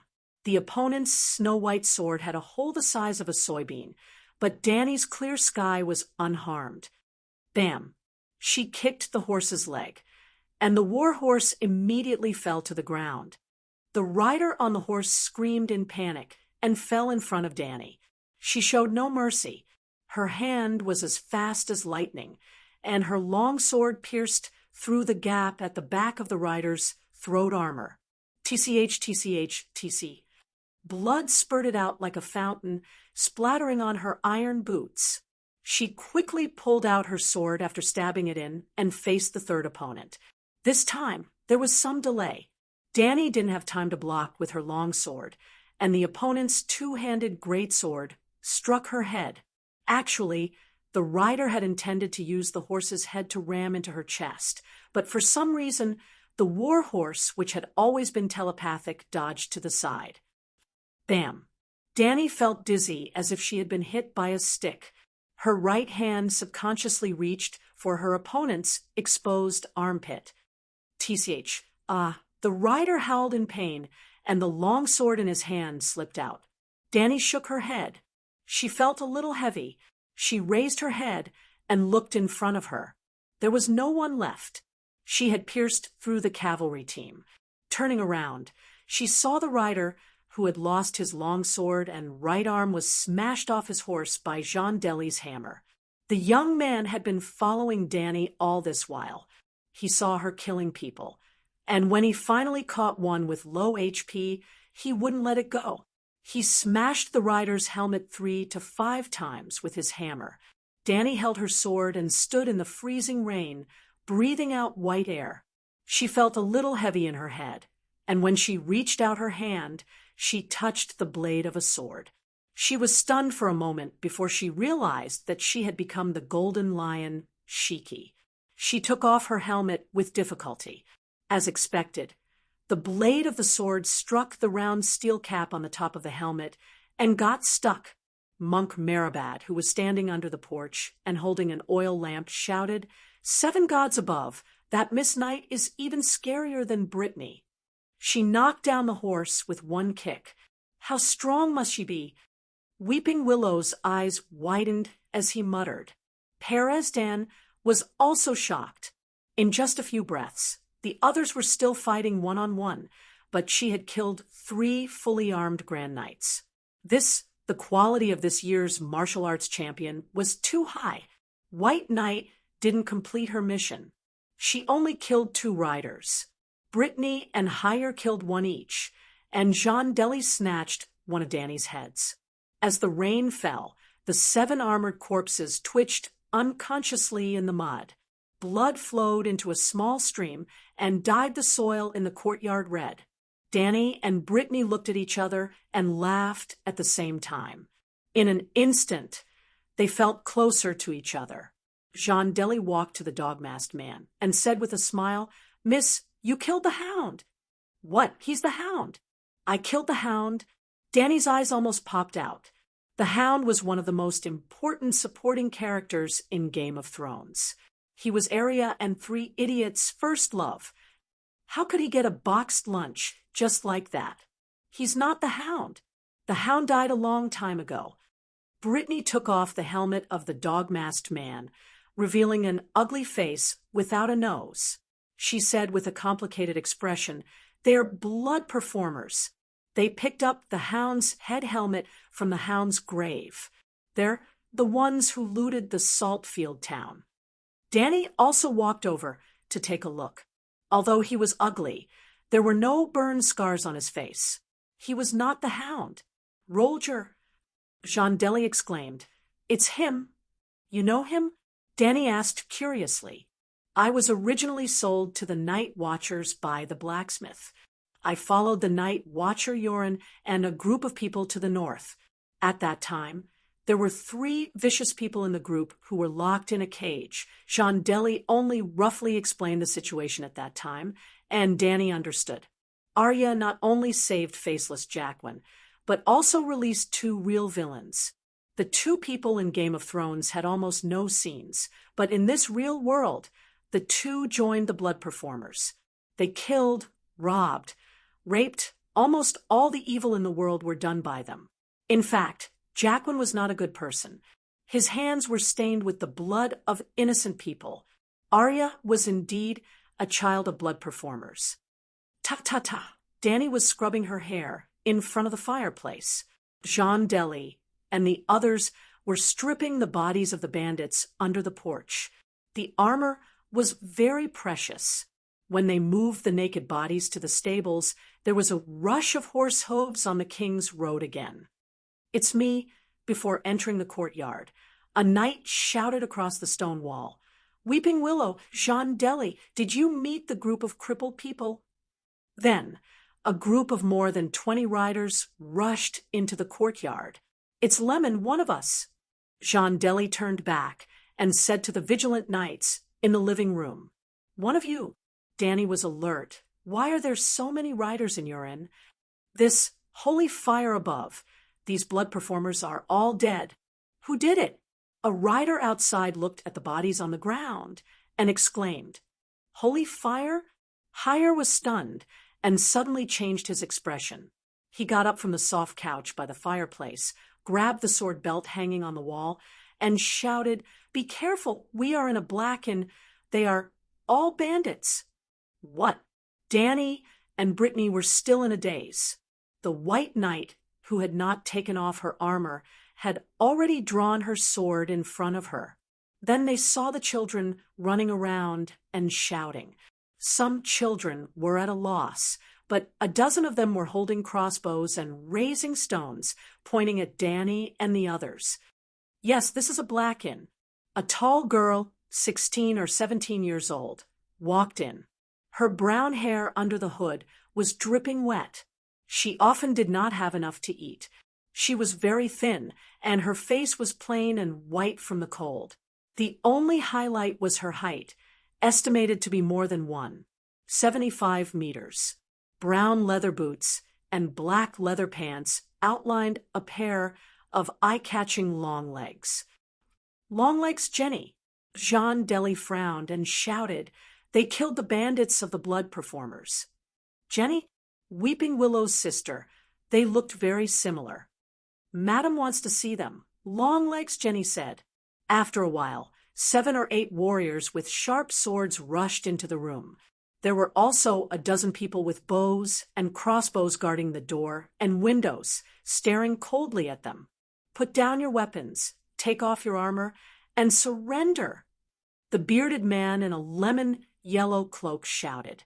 "This really is a black inn." Dany looked around. The swordsman looked solemn. Weeping Willow wanted to say something, but stopped. The group of little radishes looked at them nervously. The 2-year-old girl, named Tracy, did not understand what was going on. She was still crawling around the long table naked. Occasionally, she would pick up a few crumbs of bread and stuff them into her mouth, making the cups and plates clinking. "You believe in the Red God. Are you from the Brotherhood without a flag?" Monk Marabad stepped forward and explained, "I know you and your rules. I can swear that the knights here are all good people. Please don't kill the innocent. Let them go." "Old Monk, I know you too. You go to the villages in Hudgian County and help the poor people. You are not in the trial. You can leave with your donkey, but they are the people Madame Stoneheart is looking for. You can't let any of them go." Chapter 277. The cold rainwater hit the branches, and leaves that passed by the cloak, making a crisp sound. Compared to the previous heavy rain that was as dense as a curtain, the rain was much weaker. Perhaps not long after, this late autumn cold rain would completely stop. It was close to midnight. A group of more than 20 people set off from the crossroads in the middle of the night and wandered around the dark and damp forest. Under the complaining and puzzled gaze of the old man Perestan, Dany gave in. She did not summon the Megalosaurus, to save the day. However, she also made her own request. She did not care about Brittany and the rest, but she and Barristan could not take off their armor. Their swords could be removed from their waists, but they had to be kept by the old doctor. Due to the red-nosed old man's characteristics, the bandits only hesitated for a moment before agreeing. Danny was very interested in the strange Madame Stoneheart. There was indeed a brotherhood without flags in the plot, but the leader of the brotherhood seemed to be a man, a minor character. She did not remember the name, so she wanted to meet the madam. Danny was just a fat sheep. After all, she had helped them kill the blood trickster, so she could get good treatment. Brittany was not so lucky. The brotherhood without flags seemed to be targeting her. Not only was her armor stripped, her weapon was taken away, and even her hands were tightly bound. Yes, Hire and Bodrick were treated the same. Just like that, the group rode through the cold and wet black forest in the middle of the night in the rain. The raindrops wet their cloaks along the leaves, and the cold air seeped into their bones. They seemed to be numb from the cold, and no one spoke for the entire journey. When they finally got out of the forest, the bandits brought them to the river and asked them to dismount. A bandit ran to the river and shouted a few times. A ferry about 10 meters long slowly sailed out from the reeds. Then they dismounted from their horses. Other than Marabad's donkey and dog, the rest of the people's horses were taken away. Other than a dozen people escorting them, the rest of the bandits led their horses back to where they came from.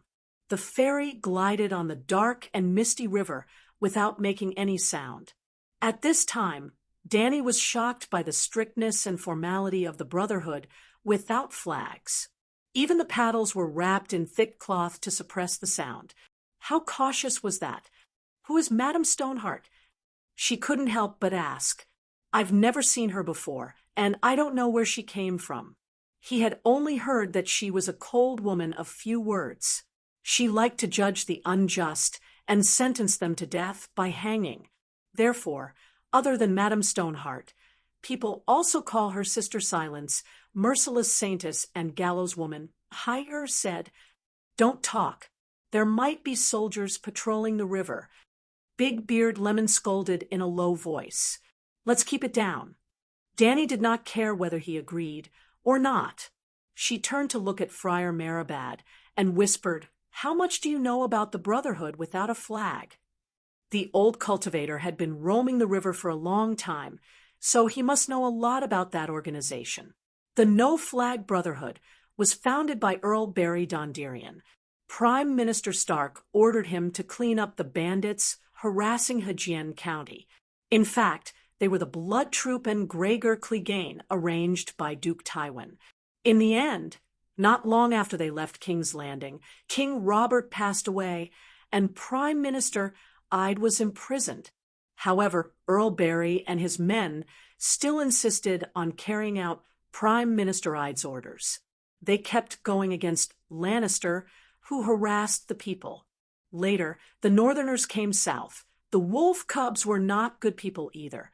They still burned, killed, and looted. Earl Barry treated them equally. Those who deserved to be hanged were hanged, and those who deserved to be caged were caged. He did not distinguish between factions, and only insisted on upholding justice.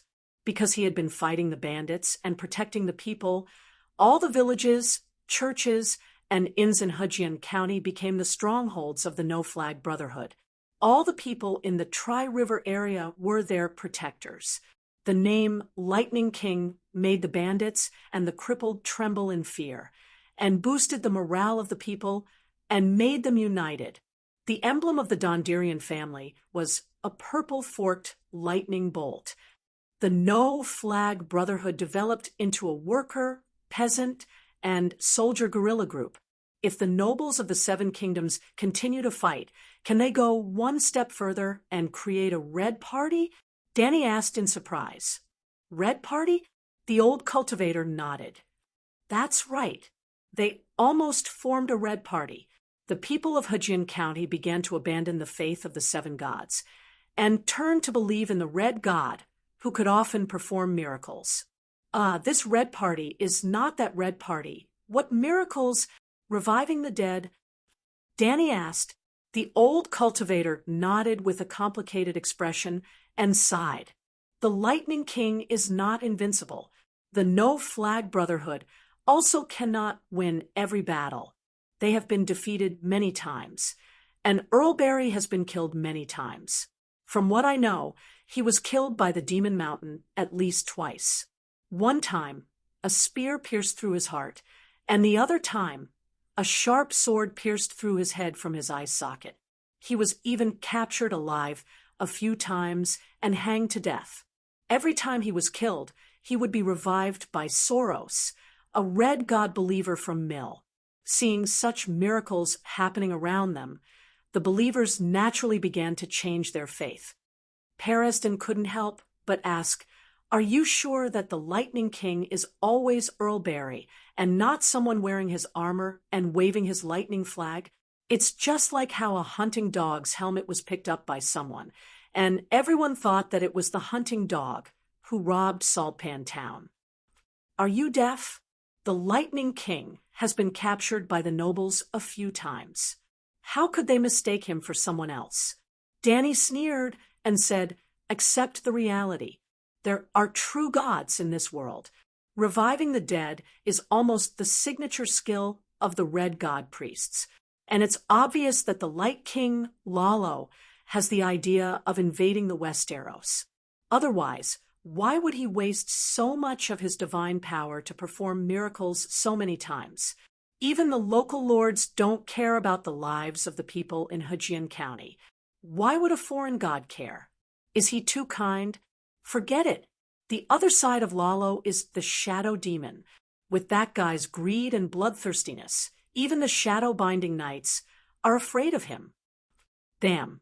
A bandit knocked on Danny's helmet with his scabbard and scolded, "Seriously, don't slander the great Light King." Then he started to recite Lalo's prayer. "The night is long, and there are dangers everywhere. Only my lord, Lalo, can lead us to the light and expel the darkness." Danny winked at the dazed Peresdan and laughed softly. "Did you see that? If they didn't see the miracles with their own eyes, would they be so devout?" "Why Hajin County?" The old professor mumbled. "You're a professor. Why are you asking questions that even idiots know?" Danny sneered, but she was surprised to see Barristan, Marabad, Hire, and Brittany looking at her blankly. "Ugh, so many idiots. Cough, cough. Let me ask you, which part of the Seven Kingdoms has the most severe disaster?" "Hajin County." "Where is the most populated?" "Riverbend." The White Knight asked. "No, Hajin County alone may not be as bad as Riverbend, but the war affected half of the king's territory and half of the Western Territory. Including them, the most recognized place should be the Three Rivers Basin." Peresdan said thoughtfully, "Religious forces rise from the suffering people. When the lords, kings, laws, and traditions can't be relied on, the suffering people can only seek the illusory but omnipotent gods. Lalo is a good schemer. That guy most likely prophesied the Four Kings." Ouch! It was the red god believer who hit her again with more force. "Don't speak ill of the Light King." The freckled guy's eyes were red. He was so angry that he even pulled out his sword. "Fuck, do you know who I am?" Danny turned her head and said angrily, "Even Bonello has to be polite to me. You bunch of brats can't even be considered as the hand of holy fire. Are you trying to rebel?" "I don't care about that Bonello or whatever. You're not allowed to insult the Light King." The freckled guy shouted back. He even put his sword on Danny's neck. "All right, I won't say any more." Danny raised her hands in surrender. Even the name of the supreme priest, Bonello, couldn't scare him. What else could she say? "Brother Marabad, please continue." "Oh, Count Bailey still died. He passed his flame of life to a woman who died many days ago." She is now Madame Stoneheart. Madame Stoneheart took over Count Bailey's position and became the leader of the Brotherhood. She was different from the Lightning King.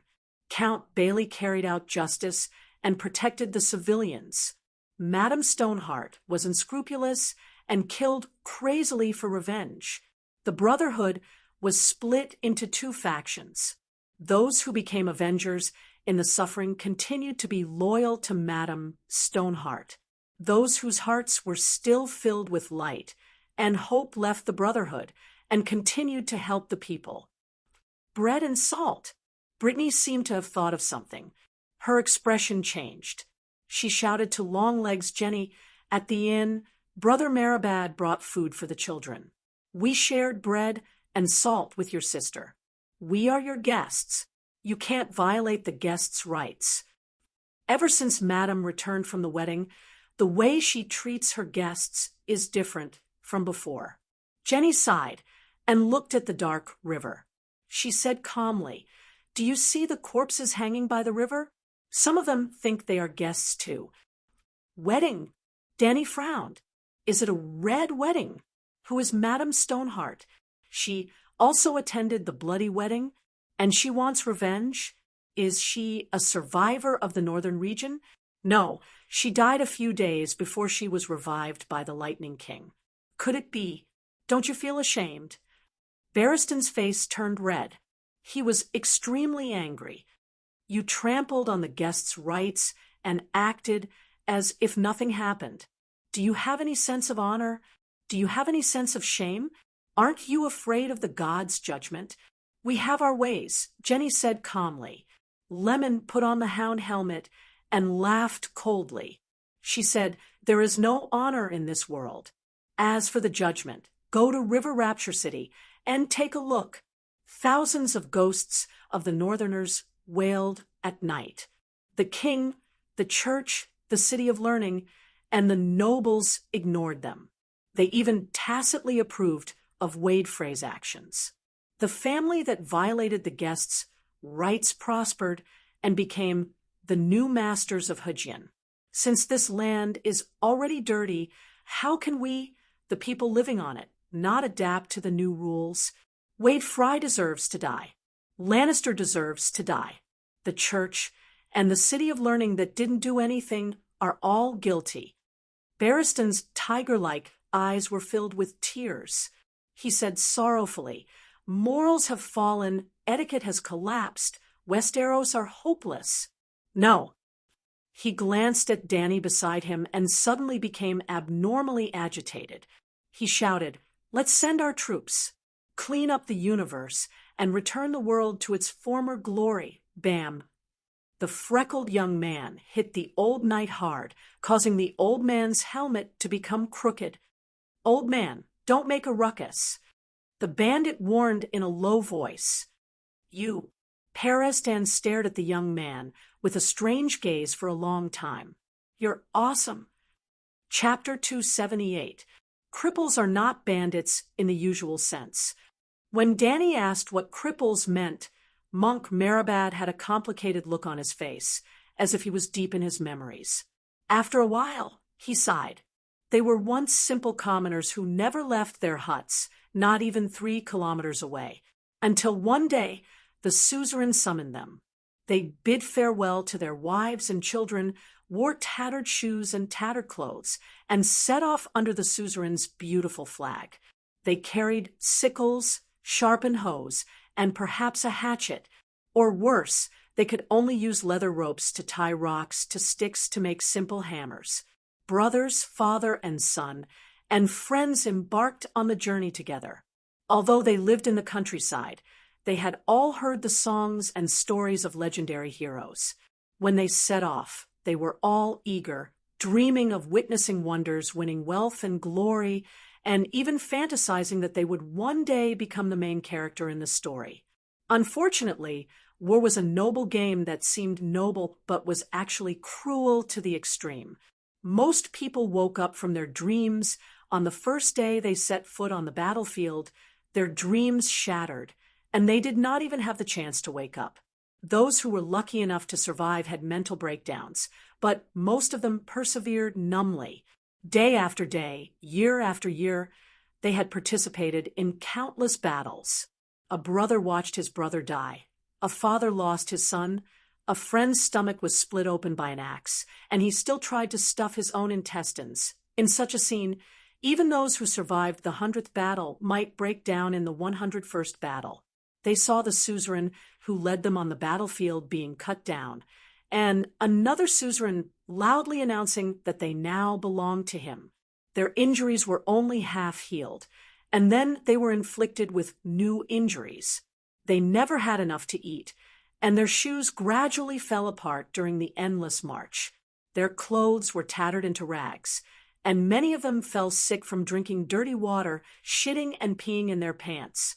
They wanted new boots, warmer cloaks, and it would be safer if they had rusty iron half-helmets. The suzerain would not provide these things, so they went to loot the corpses. Not long after, they became accustomed to stealing from the living. In the land where the war was going on, there were commoners just like them in the past. They stole from these people, stealing chickens and dogs, slaughtering cows and sheep, and snatching the daughters of the commoners. Even if they were discovered, they were not afraid. They were soldiers, and in their hands, they even held the notice of the Lord's grain requisition, while the other party was just an ordinary person. One day, they looked around and woke up from their daze. All their friends and relatives had passed away. They were surrounded by strangers, and the flags on their heads were unrecognizable. They were so terrified that they did not know where they were or how to return home. They even forgot their home. Thinking that it was another person's memory, they fought for their Lord, who did not know their names, and would only shout in a commanding voice to them to form up and to take up spears and scythes and sharpened hoes, and to stand their ground. Then the knights attacked. Those knights were fully armored, and their faces couldn't be seen. When they charged, the sound of metal clanging filled the entire world. Finally, they broke down and decided to escape. After the battle, they would crawl away from the corpses and sneak out of the camp in the dark night to find a place to hide. They deserted the army and became disabled. By that time, all the traditional values and glory had disappeared. Kings, lords, and gods were not even as good as a piece of rotten meat, which could at least let them live for one more day, or as good as a bag of bad wine, which could temporarily drown their fear. The life of a deserter is like that of a wild beast, not a human being. Silence filled the cabin. Only the sound of the river flowing outside the ship could be heard. Finally, the old monk took a few breaths and said sadly, "At this time, there are many disabled people in the area of the three rivers. We should be vigilant against them. We can also execute them after they commit crimes, but it's best to understand and sympathize with them first." Disabled people do deserve sympathy. Danny's expression was complicated. The peasants in the West Arrow seemed to have it worse than the slaves. The reform must be very strong. I have to think about it. Bang! The pockmarked young man knocked her on the head again. Before Danny could summon a megalosaurus to spray his face, he choked and said, "What's there to sympathize with? 3 Northerners entered my family's manor. My father thought they were allies, so he took out bread to entertain them. But after eating and drinking their fill, their beastly nature flared up. They hacked my father and big brother to death, and raped and killed my 10-year-old little sister. Is that something a human would do? All disabled people deserve to be killed. Forget it. Blackie, you don't have to come down." The ferry made many turns in the river and finally swayed into a dense reed bush. The Brotherhood took out a leather hood and covered Danny and the others' eyes. Then they took them to the shore. A few horses were waiting there. They were helped to get on the horses and wandered in the wet and cold forest for more than an hour.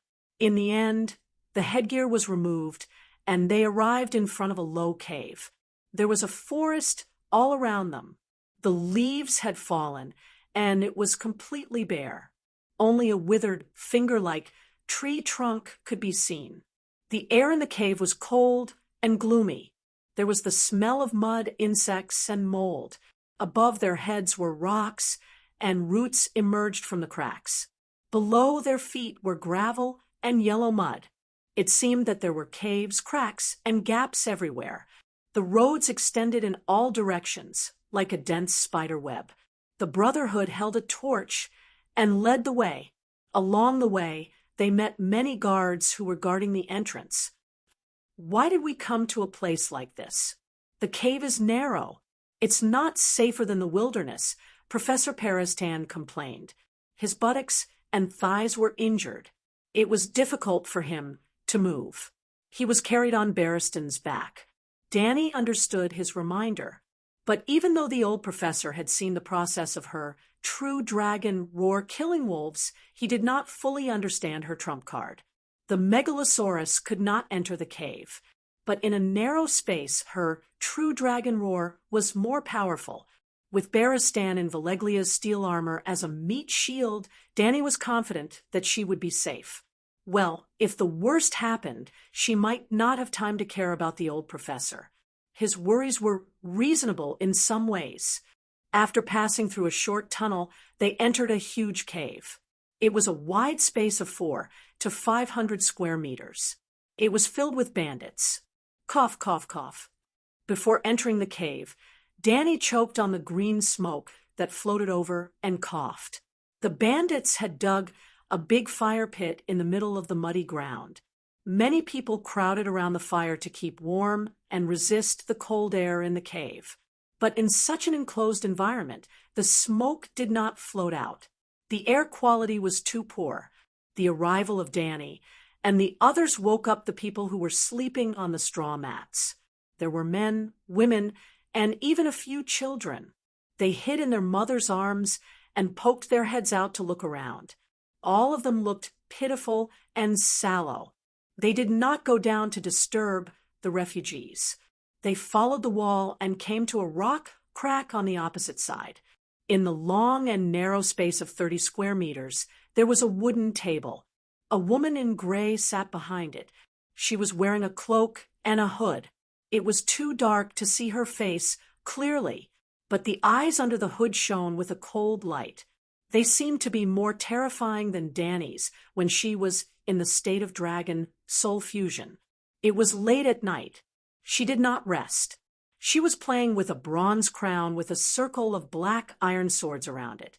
She looked at it and touched the blades with her fingers as if to test how sharp they were. "Madam, I brought them here."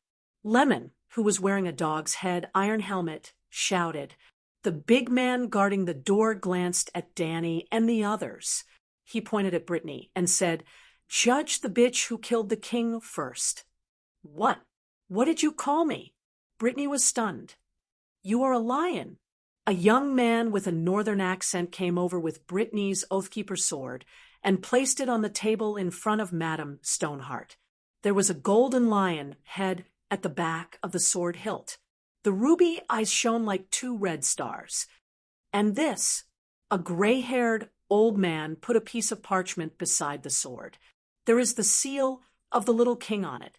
It says that the bearer is working for him. Danny paid special attention to him. He was wearing a tattered old robe, pale red and white. His gray hair was long and messy. The skin on his cheeks and chin was loose.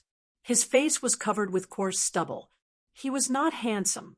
However, there were 2 clusters of raging flames in the old man's eyes like volcanic eruptions, which were only slightly inferior to her 9-colored vortex.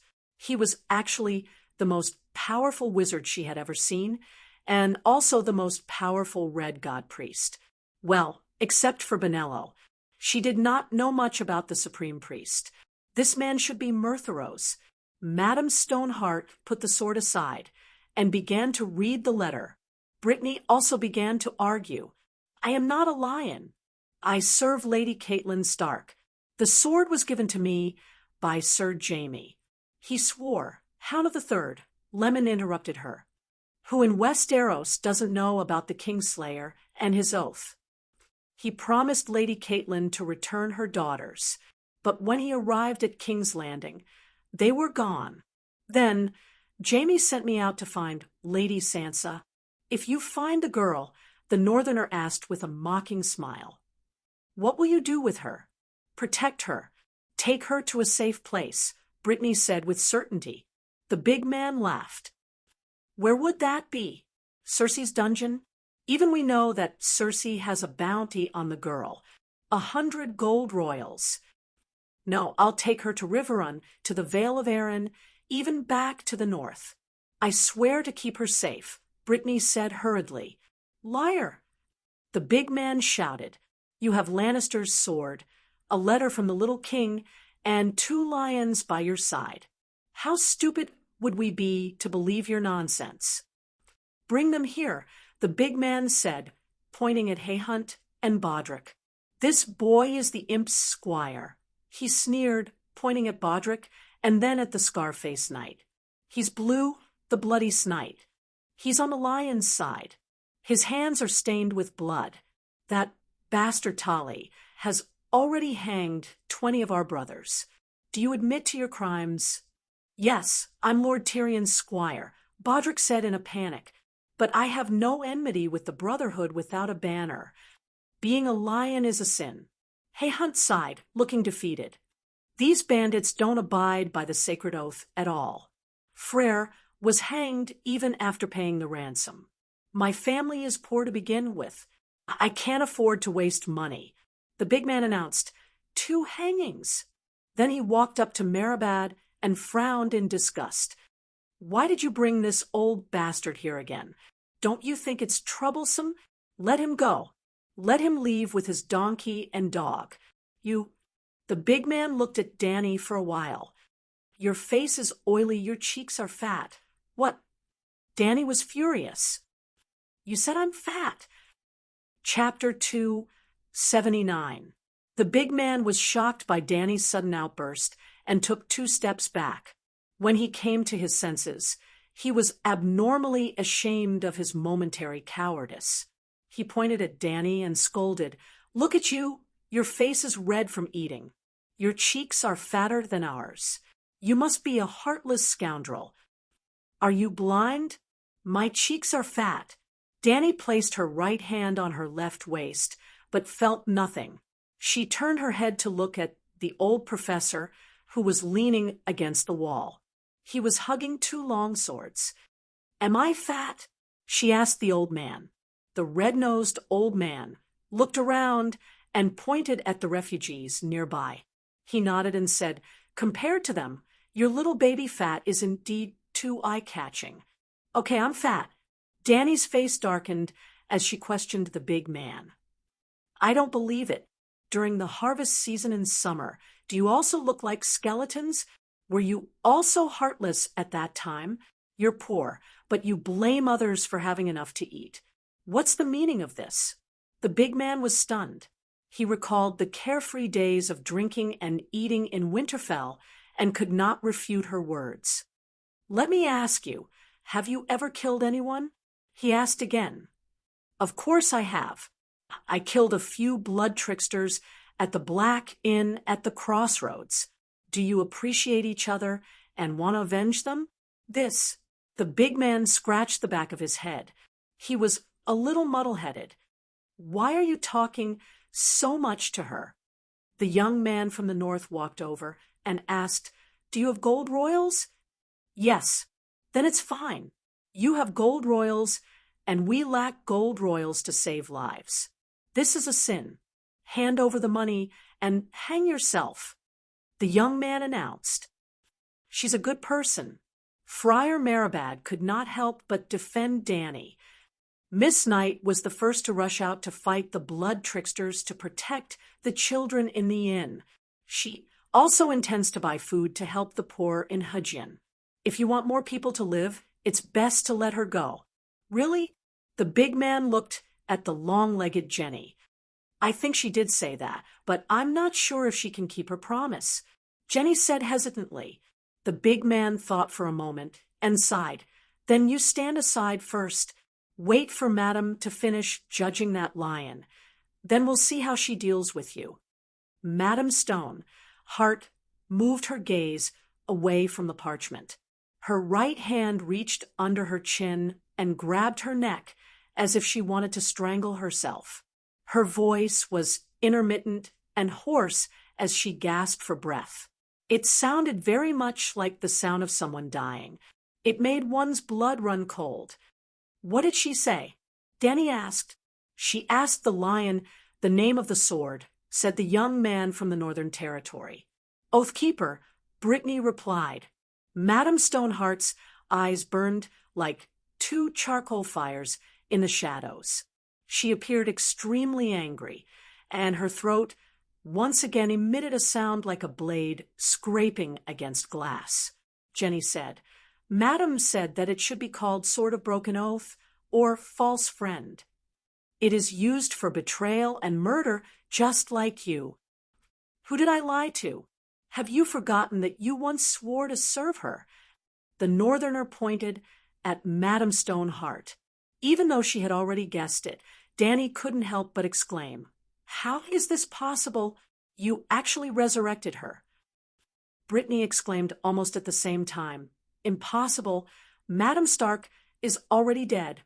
"Yes, death is the right of a guest," Jenny murmured bitterly. From then on, their meaning was different from before. Madame Stoneheart glanced at Danny with her glowing red eyes. She reached out her chicken claw-like hands to lower her hood and untied the gray wool scarf on her face, revealing her bone-white, dry hair and mottled gray-green forehead, mixed with brown, rotting spots. Strips of minced flesh were attached to her face, from her eyes to her chin. Some of the gaps were covered with dried blood clots, and some even revealed the white skull underneath. "Madame Caitlin," Brittany and Barristan exclaimed. "Seven gods above." Dr. Periston looked as if he had seen a ghost. His face was pale. "You are dead. You died at the Red Wedding." Soros said, "That's right." Fry slit her throat from one ear to the other. "When we found her by the river, she had already been dead for 3 days. Harwin asked me to give her the kiss of life, but it had been too long, and her body had already rotted and deformed. So I refused. Perhaps Count Bailey had been resurrected too many times, and every time he was resurrected, a part of his soul would be lost, and his memories of the past would decrease. There were even more serious side effects. He was once young, handsome, and strong, but in the end, he was emaciated, his hair was white, and his body was covered in wounds. I could feel that he was living in torment every moment. So he replaced me and placed his lips on hers, passing the flame of his life to her. Then the King of Light blessed her, and Madame was resurrected. This shouldn't be true. The old professor's worldview had collapsed. This world was so unreal. Was there any point in us thinking about exterminating the Megalosaurus? The belief that had supported him all his life suddenly collapsed, and the old professor despaired. "Madam, I didn't betray you." Brittany cried.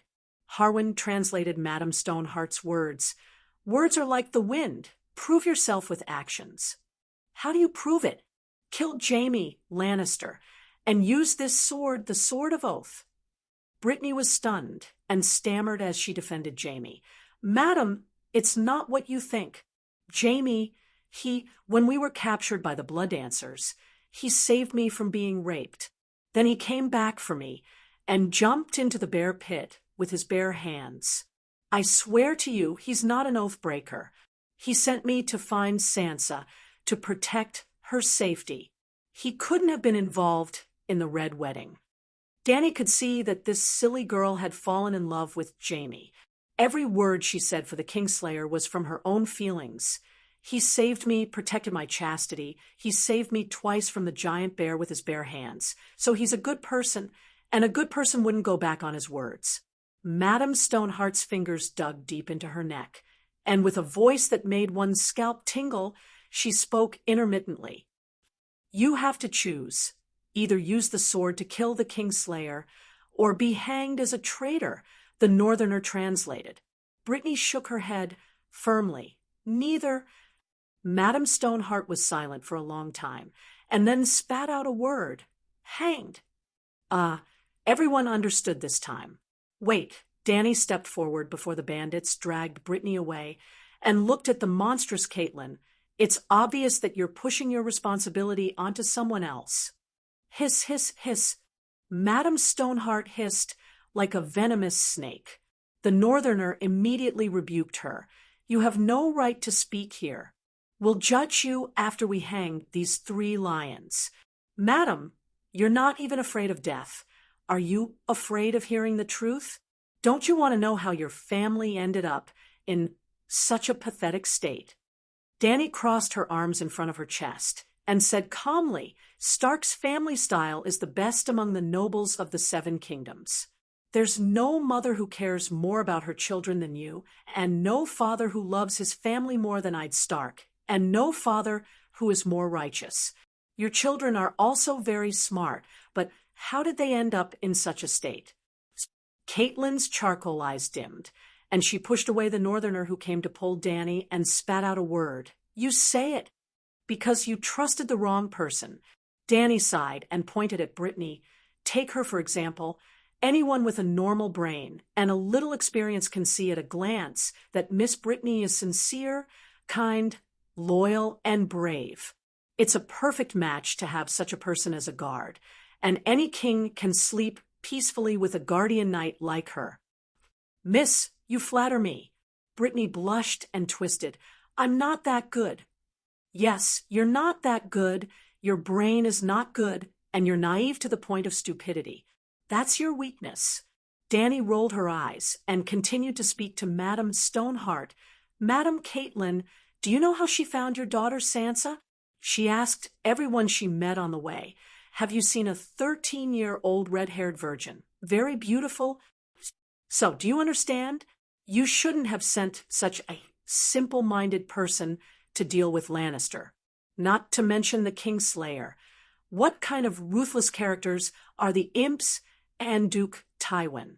For the purest person in the 7 kingdoms to accept the task of negotiating with the most treacherous person in the 7 kingdoms, there's nothing more ridiculous than this. That makes sense. The big Harwin muttered. Jenny, Soros, and the young northerner nodded in agreement. They didn't think there was a problem before, but after this female knight said it, they suddenly felt uncomfortable in their hearts. How stupid is our boss to make such a choice? Madame Stoneheart's expression changed a few times, and finally said unwillingly, The Kingslayer, swear to me. Danny face-bombed. The heavens have pity on you. You already called him the Kingslayer, a white knight who killed the king. You expect him to keep his oath? You know, when he put on the white robe, he swore a sacred oath. It's 100,000 times more valuable than your oath with a sword on your neck. Brittany couldn't help but say, Sir Jaime didn't break his oath. He arranged for me to. Idiot! Don't make a fool of yourself here. Danny scolded her unceremoniously. She asked the brawny woman in return, Were you arrested by Roose Bolton? Yes, Jaime saved me. And Danny waved her hand and asked again, Did Loth Bolton betray Robb Stark and collude with Tywin and Wald Fry? Yes. Brittany was honest and didn't say any more nonsense. Did Loth Bolton's men cut off the Kingslayer's hand? It's the blood dancer who betrayed Duke Tywin and turned to Bolton. In the end, Loth Bolton arranged for his men to escort you, and the Kingslayer to King's Landing. I thought Loth Bolton listened to me about the negotiations and obeyed Lady Caitlyn's orders. Brittany argued, Yes, with your intelligence. It's normal to be fooled so easily, but now you already know about the Red Wedding. You know that Loth Bolton has already betrayed Stark, and now you still think that there's nothing unusual about what happened in Hellenberg. Brittany's expression changed dramatically and said with a trembling voice, You mean Sir Jaime knows? Whether he knows about the blood wedding, I'm not sure. But at that time, Jaime must have negotiated the price with Bolton to betray Stark in front of you.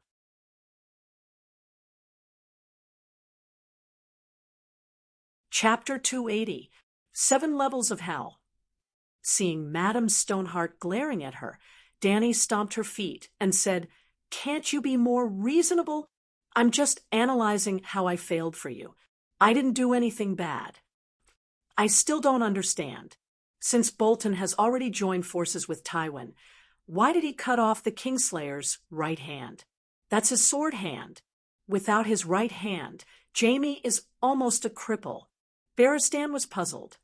The one who cut off the hand was the Blood Troop. Dany looked at Brittany.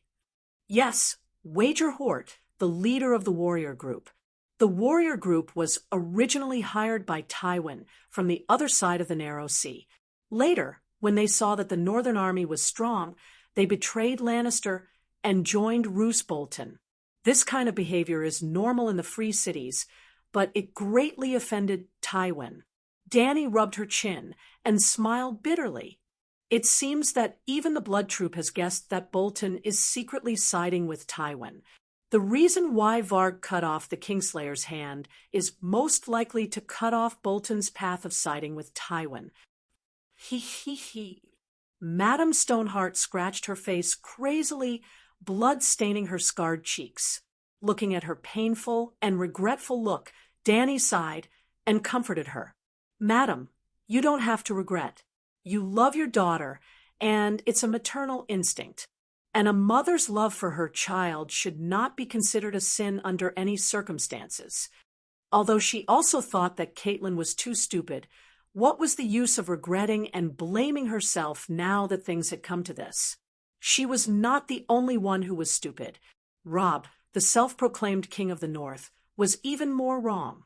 When he returned to Riverrun City and found that his mother had wasted his only bargaining chip, Robb actually heaved a sigh of relief and comforted his mother.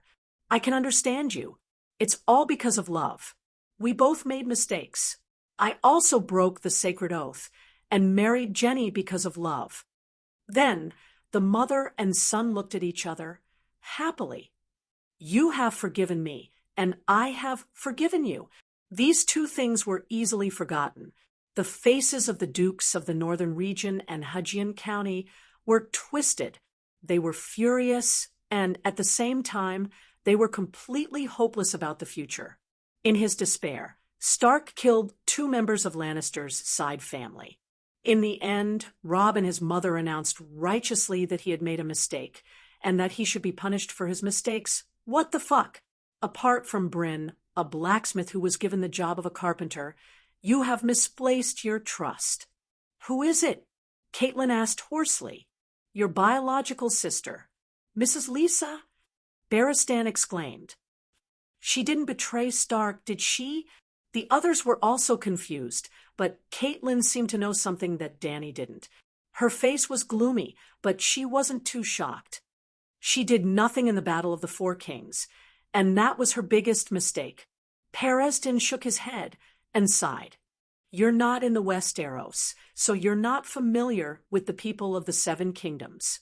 Mrs. Lisa is delicate and sensitive, and she spoils her only son, Robert. She probably didn't participate in the battle because she was worried about hurting her son." There were also scholars in the Eagle Nest. The City of Knowledge had inquired about the reason why the Arryn Valley was so slow to react. Dany had a strange expression. She looked around at everyone. Were they all affected by a halo that lowered their intelligence? Her biological sister's family was destroyed, and her biological brother's family was destroyed, but she was unscathed. Is this normal? Okay, even if she loves her son more than anything, but even a fool knows that if the 3 dukes of Tully, Stark, and Arryn work together, they are almost the strongest force in the Westeros. Because Dorne won't work with Lannister, and neither will Bella and Theon. Godding and Dorne have a feud. Simply put, the other 4 kingdoms have many conflicts, and it's almost impossible for them to form an alliance. What's more frightening is that on the young Wolf Master's side, the 3 territories are connected, and they are controlled by the siblings. There won't be a conflict of interest like the one between the young Wolf Master and Fry. Mrs. Lisa eyed, and Duke Mu don't seem to have ambitions for the Iron Throne, and the matter between Stannis and Renly won't happen again. As long as the three sides have the intention to cooperate, they will be close and united. Even if Robb lost everything in Hajin, there's Neck in the north and the Blood Gate in the east. The most easily defended and difficult to attack natural strongholds in the Westeros are in your hands. How can you lose? According to the young Wolf Master's talent on the battlefield, not to mention finding Lannister to avenge his father, he is even the strongest contender for the Iron Throne. In fact, the young Wolf Master has never lost on the battlefield. Lisa is really worried about her son's safety. She can wait and see for a while. After witnessing the great victory in the Forest of Ravens, she should be relieved. Send at least a few thousand cavalrymen to the Blood Gate and station them in Heron Castle. Bolton won't dare to rebel even if he has 10 guts. Even if Mrs. Lisa is extremely timid and terrified of Duke Tywin, she can also arrange for soldiers to take a boat to the north. White Harbor is just beside the Aran Valley.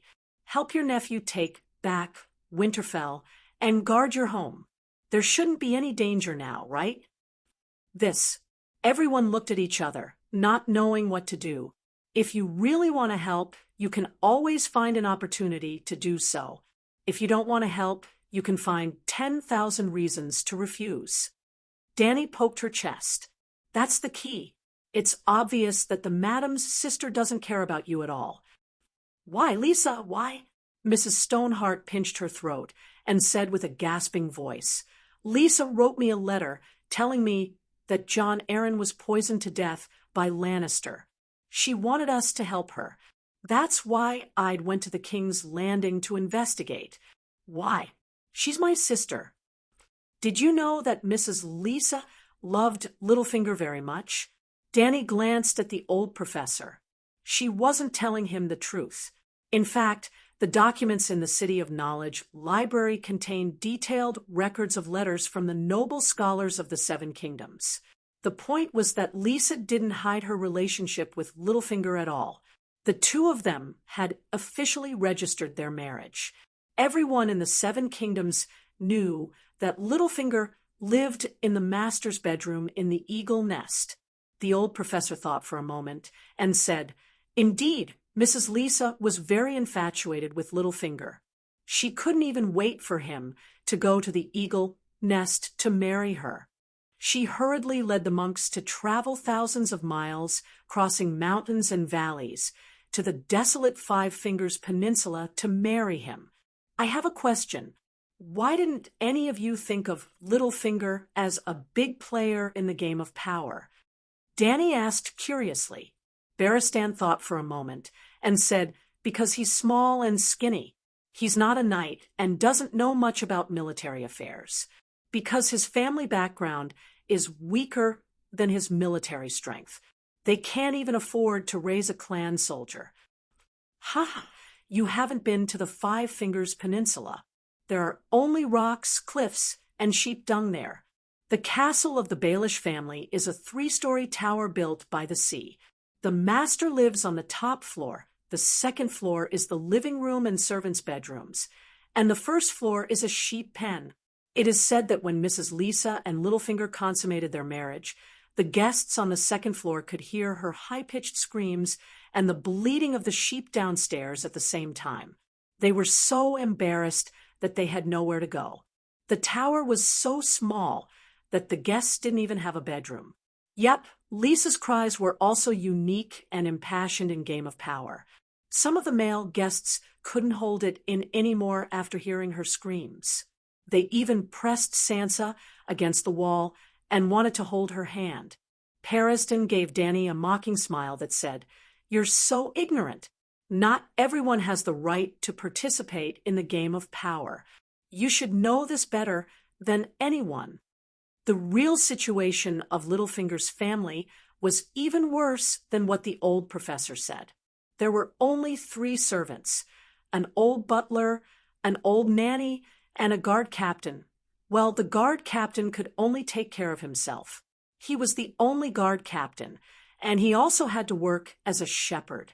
When Littlefinger and Lisa got married, there were only 23 sheep in the house in order to feed the feudal lord. The old butler and the old nanny had to go to the river to collect seaweed, shells, and bird eggs. Every time Littlefinger came home, the old butler would ask him worriedly how long he would stay. He was worried that Littlefinger would stay too long and finish all the food. He couldn't even get enough food for his status. How pitiful! It could be said that Littlefinger was the poorest and most shabby feudal lord in Westeros. Because Littlefinger's background was too shallow, Tyrion, Tywin, Varys, Lady Olenna, and the other big shots in the game of power all knew of his ability. They also knew that he had ulterior motives and had evil intentions, but they never treated him as an opponent. Catelyn and Littlefinger grew up together, but her evaluation of him was that he had been very clever since he was young, but being clever did not equate to being wise. For example, now that her family was ruined, she became Madame Stoneheart.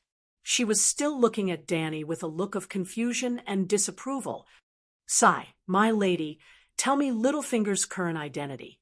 Without waiting for Catelyn to answer, Dany counted with her fingers and said, "Duke Hellenberg, the 10th Duke of the Seven Kingdoms. He is one of them. Lady Lisa's husband, the guardian of Duke Robert Arryn, and the regent of the Arryn Valley. At the same time, he has been the finance minister for more than 10 years. The customs and finance personnel of the Seven Kingdoms are all his subordinates, and he has accumulated a lot of wealth. By the way, more than half of the brothels in King's Landing are also his property, and every prostitute is an intelligence agent. Did you notice? Now, he has a title, an army, money, and a perfect intelligence network. Only 2 or 3 dukes of the Seven Kingdoms can beat him, and that definitely does not include the King of the North, Stark. Facing someone with a higher status than you, why do you feel superior?" She looked at Madame Stoneheart and asked, seeing her expression gradually become serious. Dany sighed and looked around at everyone. She asked, "Who benefited the most from the rebellion of the 4 princes?" The King of the North's family was ruined, excluded. Lannister was only protecting what they already had, excluded. Theon Bella was a loser from the beginning to the end. He lost so much that he lost his underwear, excluded. Looking at it, Gao Ting benefited the most. And Dwayne had been hiding and watching the show, and he was also suspected of sowing discord and taking the opportunity to take revenge. But everyone knew that Gao Ting had bet on Lonley first and suffered a great loss. Dwayne's pace was slow, and his actions were completely going with the flow. He did not have the aggressiveness to lead the situation. Thinking about the Red Viper, who died tragically at the hands of the Demon Mountain, it was clear. Was that something the mastermind behind the scenes would do? Littlefinger was different. At first, he was just a small feudal lord on one finger of the 5-Finger Peninsula. Compared to his current benefits, his wealth was more than 100 times greater. More importantly, the situation in the Seven Kingdoms is too chaotic now. The kings have fallen one after another, and it is very likely that someone is behind it, deliberately leading it in a more chaotic direction.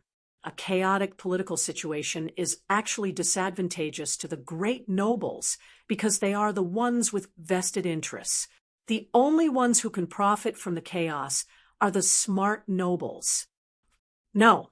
The red-nosed old man pointed at Dany and shouted in realization, "The chaos in the Seven Kingdoms is more beneficial to you. It's you. Are you the mastermind behind the scenes?" Dany, Chapter 281. Why her? Who is she? Harwin was puzzled. She is... Facing Dany's cold gaze, the old potion shuddered. She is the heir of an exiled lord.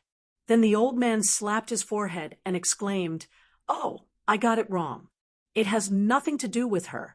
She is only 16 years old. Although she is more cunning than Tywin now, she was still young and weak back then. She should not have been able to interfere.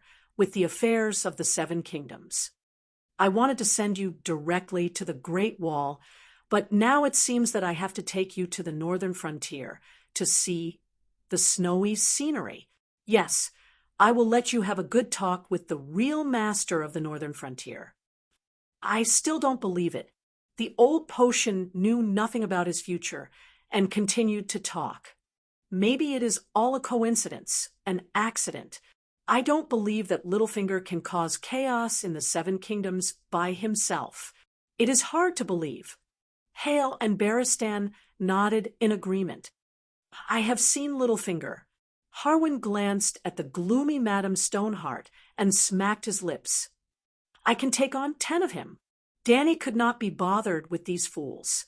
She asked the old potion, "Don't you know the power of wisdom? How does the current situation compare to the dance of the blood dragon?" The scholar was weak and did not even have half a territory. How did he manage to kill the powerful Targaryen with his schemes? The old potion's expression changed drastically. He fell silent and began to think slowly. What did Littlefinger do? Madame Stoneheart's voice was as cold as a viper's. How did Littlefinger deal with Duke Stark?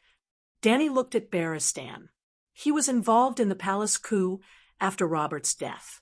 The old knight thought for a moment and said, "I don't know what Littlefinger promised Prime Minister Stark, but he did betray the Prime Minister. At that time, Stark thought that he had bribed the Golden Robes, the garrison of the capital. But when he gave the order to capture Cersei, the Golden Robes killed all the Northerners. Obviously, they had joined Cersei long ago. Peter himself put a dagger to the Prime Minister's neck and said with a smile, 'Didn't I warn you not to trust me? You are.' Catelyn stared at him for a while. Barristan? What? Fearless Barristan? Everyone was shocked. Harwin and the third hound drew their swords and looked at the old knight warily. "Are you really Ser Barristan?" Brittany could not help but ask. Barristan nodded and took off his helmet, revealing his face completely. He came to Madame Stoneheart's table and bowed. "Madam, I am Barristan Selmy.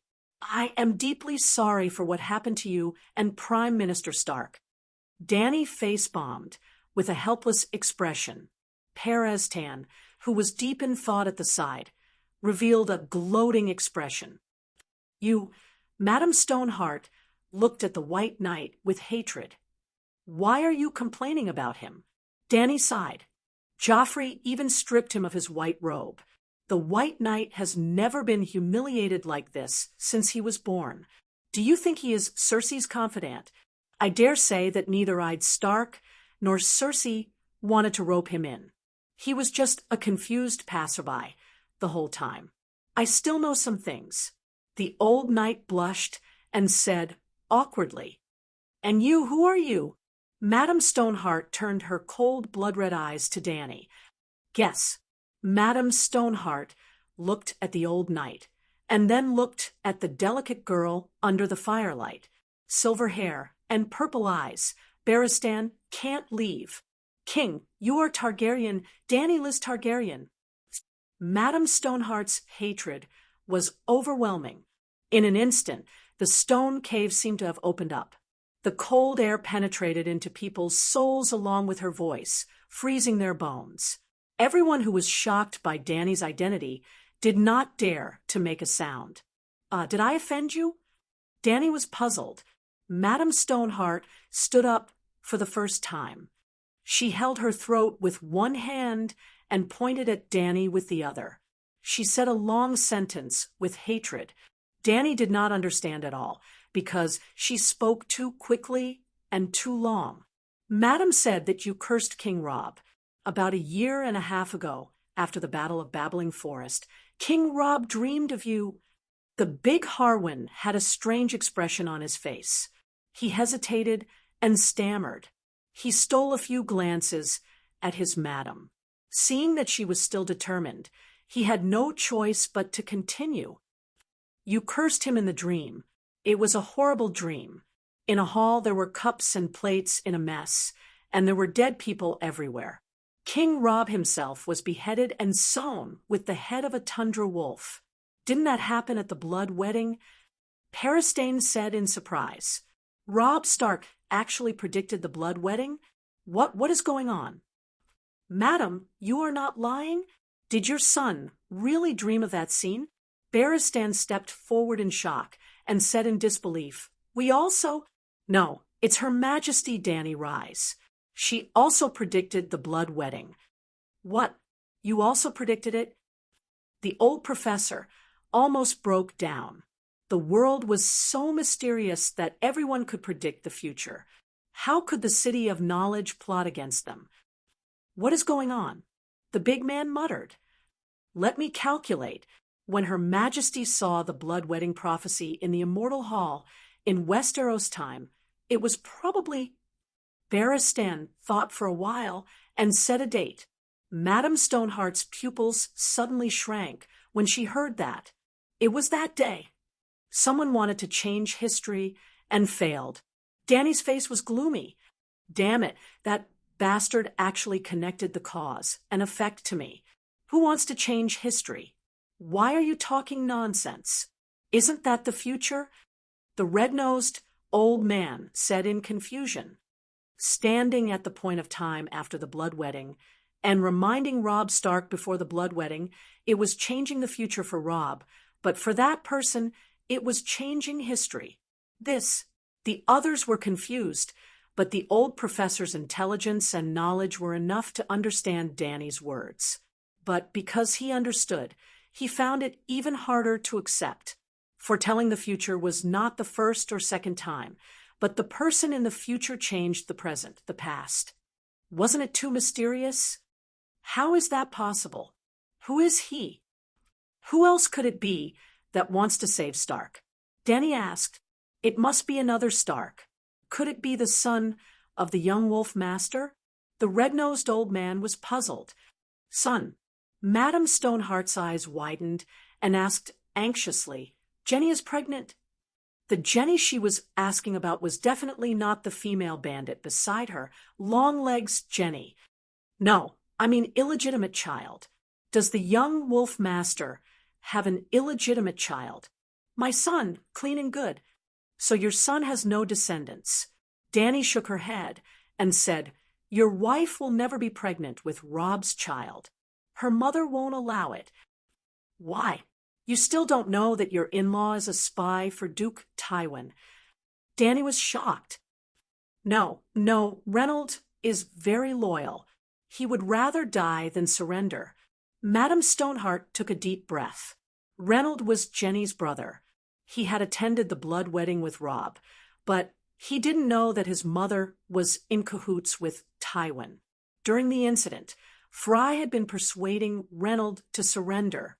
He even told him that his mother had a part to play in the blood wedding, and that they were all on the same side. But Reynold still refused to surrender. After Grey Wind, Robb's Icefield wolf, died in battle, he jumped into a river filled with despair and shame to commit suicide. He was definitely a very loyal subject. That was why Madame Stoneheart had never doubted the Westland family. Dany sighed. Maybe Reynold didn't betray you, but his mother, your in-law, only received benefits from Lannister. She didn't receive any punishment at all. For example, your daughter-in-law's uncle, Robb Spicer, has been promoted to Count of Castime. A mere merchant became a count in a single step, and a Count of Castime at that. You can see how much effort he put in for Lannister. No, that's impossible. Madame Stoneheart shook her head.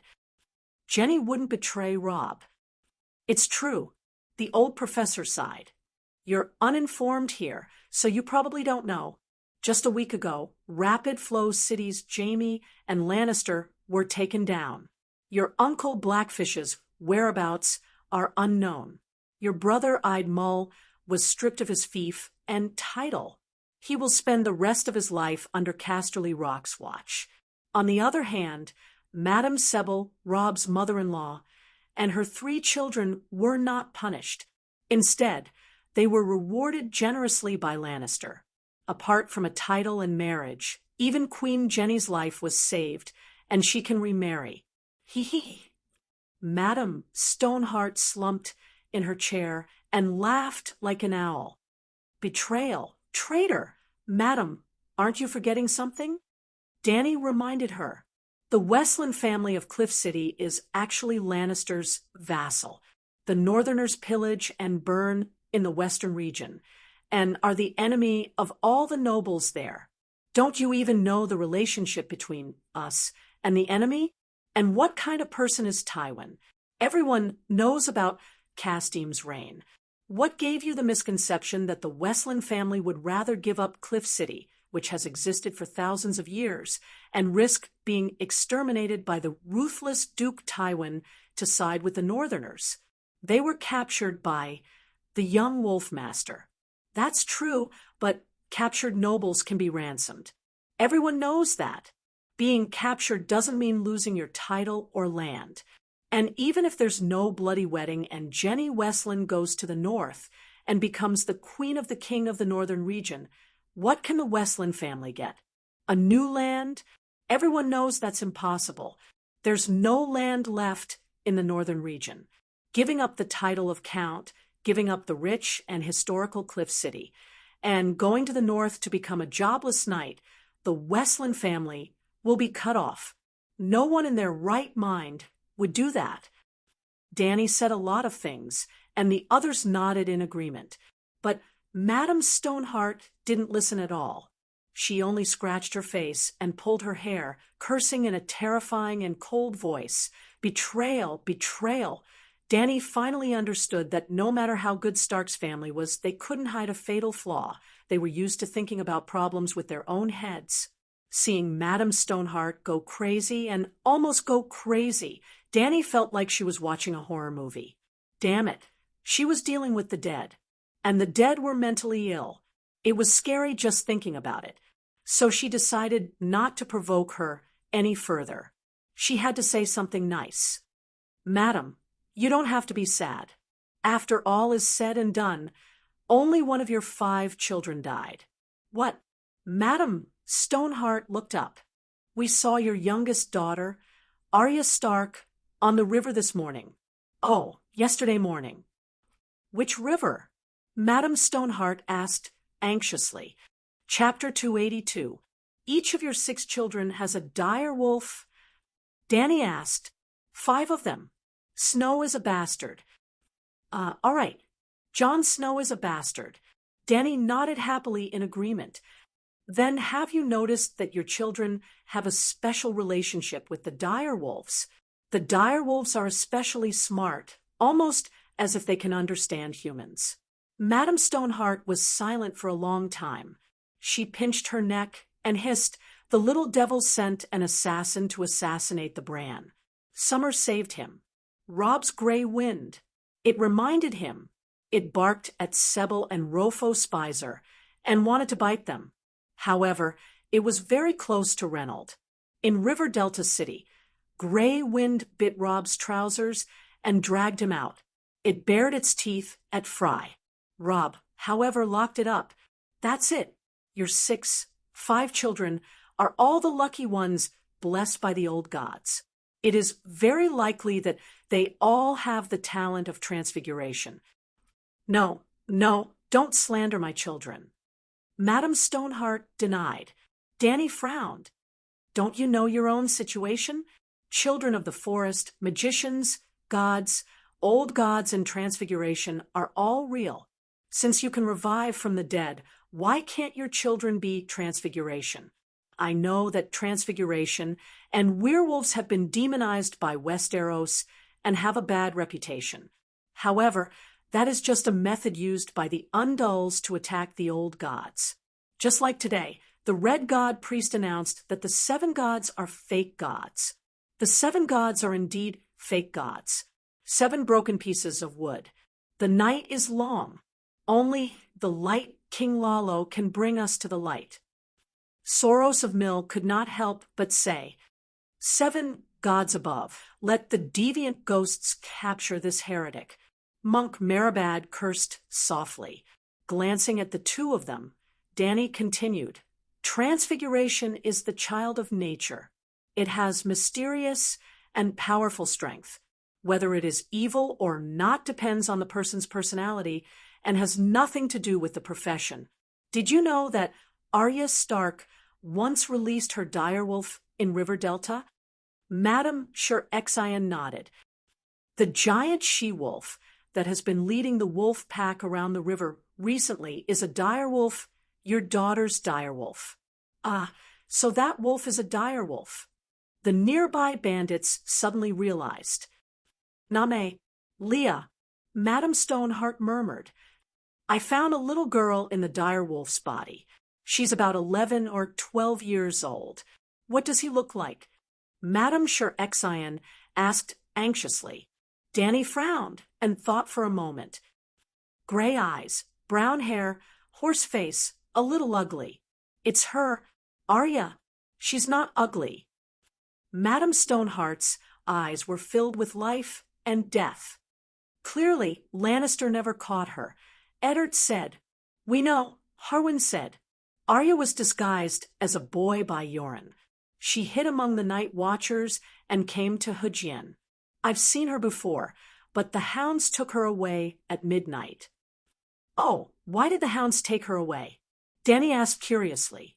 "The hounds took first place in the Prime Minister's tournament and won 40,000 gold royals.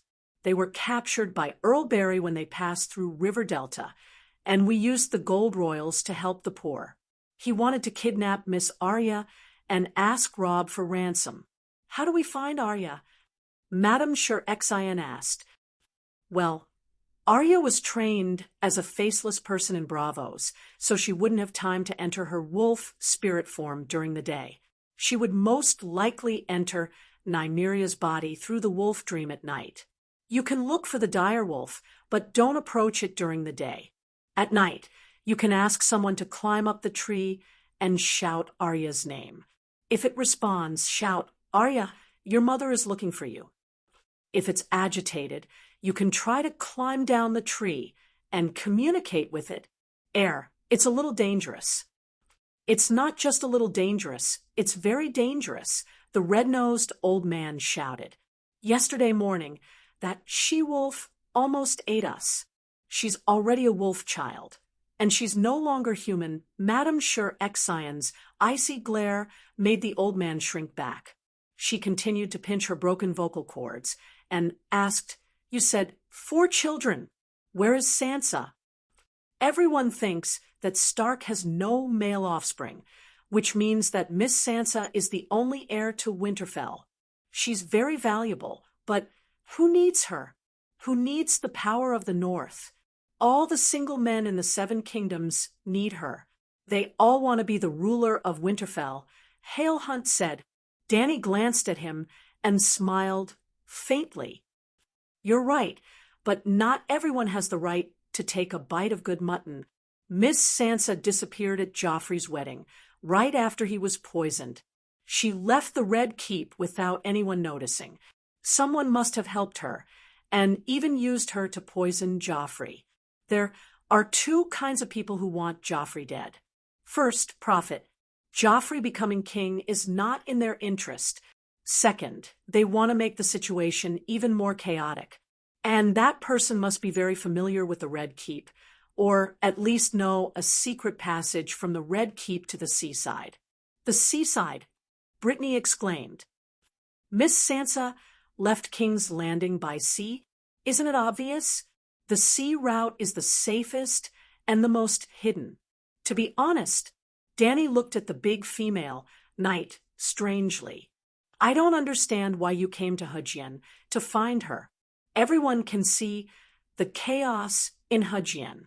What is she doing here?" "I thought Sir Dantos took Miss Sansa back to her hometown," Brittany said. "Who's Dantos?" Danny asked.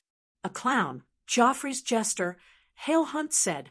"How's his ability?" "No ability. He's a useless wine barrel, but Miss Sansa saved his life once." Danny stroked her chin and tried to recall the plot of Game of Thrones. Finally, she remembered the small fry who was shot to death by Pinky. "Sigh, You all know he's a useless jester. Do you think he knows about the secret passage in the Red Keep? That he could come up with such a meticulous plan? Not every jester is Florian, and not all girls are as lucky as Cheonchi. Miss Sansa does like the story of Florian the Fool, and Cheonchi the most, Harwin mumbled. And you are? I'm Harwin. My father is the stables manager in Winterfell. I'm the Duke's bodyguard. I know something about Miss Sansa, the big man explained. Pet her. Tear. Madame Stoneheart said slowly. What? Pet her knows the secret passage. He once brought broad-eyed into a brothel to meet me. Madame Stoneheart's eyes were deep and serene.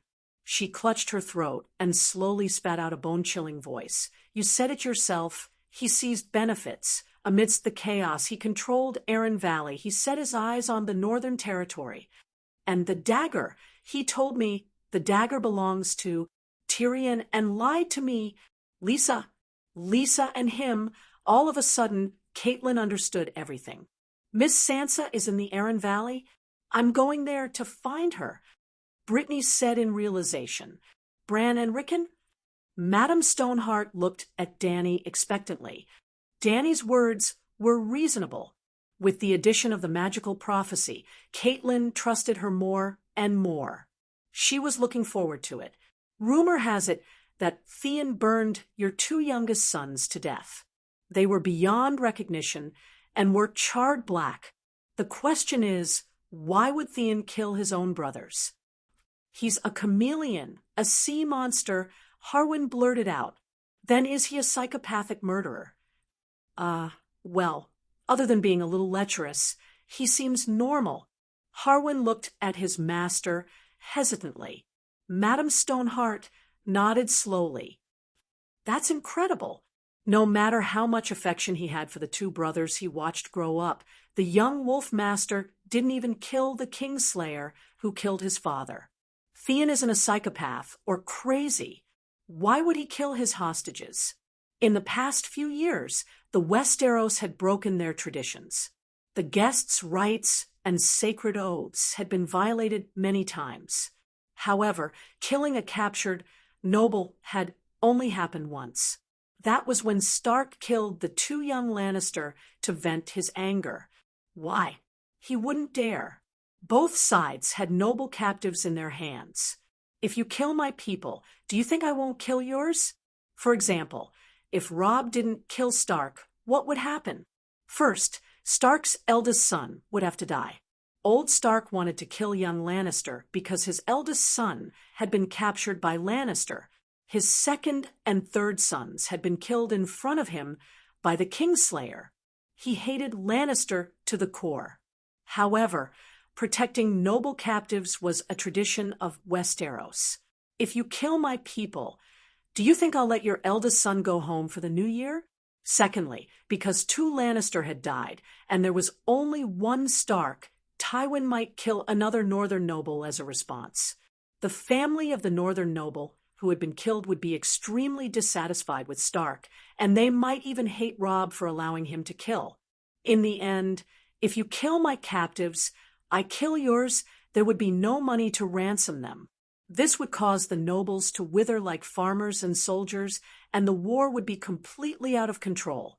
Therefore, it was reasonable for Robb to kill Stark to appease Lannister's anger, just like how I'd wanted to chop off Mormont's head. Both father and son's insistence was not wrong, but their methods were not slick enough. If it were Dany, she would rather chop off her dominant hand and give it to Tywin to atone for her sins than chop off Stark's head. This was not only to buy people's hearts, but more importantly, a monarch also had the obligation to treat and protect his loyal vassals well. You can't always let others be loyal to you without any bottom line. And as a monarch, you don't reciprocate at all, right? Okay, I digress. The main point was that treating noble captives well was a tradition, and even Tywin wouldn't go against it, except for you, Luwin. Harwin translated Catelyn's words and said, Theon didn't want to kill them at first. It seems that the two young masters escaped from Winterfell with the help of their servants, and Theon punished them by burning them at the stake. Hee hee, even if you want to punish the captives to establish your authority, you can just kill one. Why waste all your bargaining chips? Dany laughed. This shows that the two little Stark successfully escaped capture. Because he couldn't catch them, Theon purposely burned the corpses beyond recognition. Otherwise, wouldn't it be better to chop off their heads personally? That makes sense. Everyone nodded in agreement. Very good. Dany, rise. Very smart. Too smart. Using only a few bits of information, almost reconstructing the entire process. Luobo is not as good as you. Hee hee, thank you. Dany said proudly. No. Madame Stoneheart's eyes suddenly emitted a cold, murderous intent. You're so smart. This is a good thing. I will let you go. You can help me deal with Lannister, but my 4 children, since they're not dead, I can't let you live. Dany's proud smile froze. What did you say? Kill her, to prevent future trouble. Madame Stoneheart pointed at Dany and roared. Clang, clang, clang. The bandits were only stunned for a moment before they immediately drew their swords and charged at Dany. Chapter 283. Hee hee hee, ha ha. Someone laughed out loud while holding his stomach. It was not Dany. The red-nosed old doctor pointed at Dany and laughed until tears came out of his eyes. Who told you to show off your cleverness? Who told you to like showing off in front of others? Who told you to be so smug? Who overthrew the Targaryen dynasty? You've forgotten, but I remember it well. Wait, I have something to say. Barristan opened his arms and stood in front of the gloomy Dany. He said to Madame Stoneheart, Madame Catelyn, your worries are unnecessary. Her Majesty is benevolent, righteous, kind, and just. But every time he praised Dany, Madame Stoneheart's face turned uglier. White Knight could only stop and sigh. Dany, if Her Majesty Rise was merciful to Robb Stark, how could she be merciful to other innocent children? In Queers, in the undying shrine of the male wizards, Her Majesty has been unable to eat or sleep since she saw the prophecy about the young wolf master. Ahem, don't make it sound so ambiguous. I eat well and sleep well. Dany lifted her chin and avoided Catelyn and Barristan. If I hadn't met a merchant from the Northern Territory, I would never have thought of saving Robb Stark. Sigh, you're always so humble. White Knight sighed. Are you done? If you're done, die. Madame Stoneheart said coldly. No, I'm not done. White Knight waved her hand and quickly explained how the Megalosaurus had drawn the Crimson Wedding and how it had been handed over to the captain of the Ginkgo Maiden, Jordan Snow. Jordan Snow. Madame Stoneheart looked at Harwin. I don't know him. Maybe we can ask around at White Harbor. The big guard said, a person's heart is unpredictable. I won't trust anyone. Madame Stoneheart said with a hoarse voice, there's a wrong name, but there's no wrong nickname. Your kindness, your compassion, and your humanity were all left with Lala when you were resurrected. Dany sneered. Madame Stoneheart spat out a single word like a viper. Kill. Long-legged Jenny, Soros, and the rest were hesitant. Even Harwin looked like he was struggling. However, Lemon, the 3rd-generation hunting dog, shouted the word kill and immediately rushed over with 2 bandits. Clang rip. Barristan suddenly stretched out his right hand and grabbed the sharp sword that was slashing at him. The blade of the sword rubbed against the iron glove, producing a teeth-numbing sound as sparks flew everywhere. Boom! White Knight raised her leg and kicked Doghead Lemon in the stomach, sending him flying 2 meters away. She then used the long sword she had snatched to block the other 2 bandits. Impossible! The bandit on the ground roared in disbelief. Go, kill them! Kill, kill, kill! The bandits, who had been hesitating, quickly moved closer. But Danny had been waiting for them. The space outside the cave was a little big, and the bandits were standing scattered. The effect of the Megalosaurus roar was not the best. At this moment, how dare you? A visible arc of air was emitted from Danny's body. The flames of the torches on the wall stretched into a horizontal line of fire. The dust in the air solidified and instantly gushed outwards. The bandits who were rushing over fell into a bottomless hell in an instant. Their souls seemed to be gripped by cold and scorching claws. Their minds were clear, but their bodies were unable to move in fear. They were even worse off than the centaurs who were hit by the dragon's horn. Traces of blood seeped out from their nostrils, eyes, mouths, and ears. They swayed as if they were drunk. They could not even stand properly, let alone attack. Madame Stoneheart was inside the gap of the cave, behind Danny. She was not affected by the true dragon's roar. Looking at the dozen of her underlings who were groaning on the ground, her rotten face contorted and her body trembled. She pointed at Danny and said fearfully and viciously, "You are not human, you're a demon." Danny's dragon soul entered her body. Her round pupils turned into vertical slits. Her smoky purple pupils were black on the inside and red on the outside. She turned around abruptly and looked down at Madame Stoneheart, who was on the wooden chair, coldly. Trash! Boom! The true dragon's roar was activated again. The cone-shaped air wave smashed onto Madame Stoneheart's body like a 1,000-kilogram boulder. Crash! The high-back wooden chair shattered. The hair of the person on the chair was messed up and her tattered clothes burst open. She hugged her head and was pushed to the corner while howling. Fuck! Preston's eyes almost popped out. What kind of witchcraft is this? Why do you want to learn? Danny kept the dragon soul in her body. She glanced at him, and the old doctor collapsed on the ground. He turned his head away. I don't. She looked around. Brittany, Herr Hunter, and the old friar looked at her one by one and immediately lowered their heads in fear. Finally, she looked at Madame Stoneheart, who was moaning in the corner, and said coldly, "I won't kill you. If I kill you, Lala will revive you again and take away part of your soul fragments and some of the things that are most valuable to you. In the end, the ones who will suffer will be the poor civilians and the innocent travelers. Remember, you are not someone without ties. You still have 2 sons and 2 daughters. You must have a bottom line. The gods are watching you from the heavens. You will reap what you sow today. Accumulate some good karma for your family. Let's go." After saying that, she walked to Preston's side and took back Clear Sky. She hung it on her waist and walked out in large strides.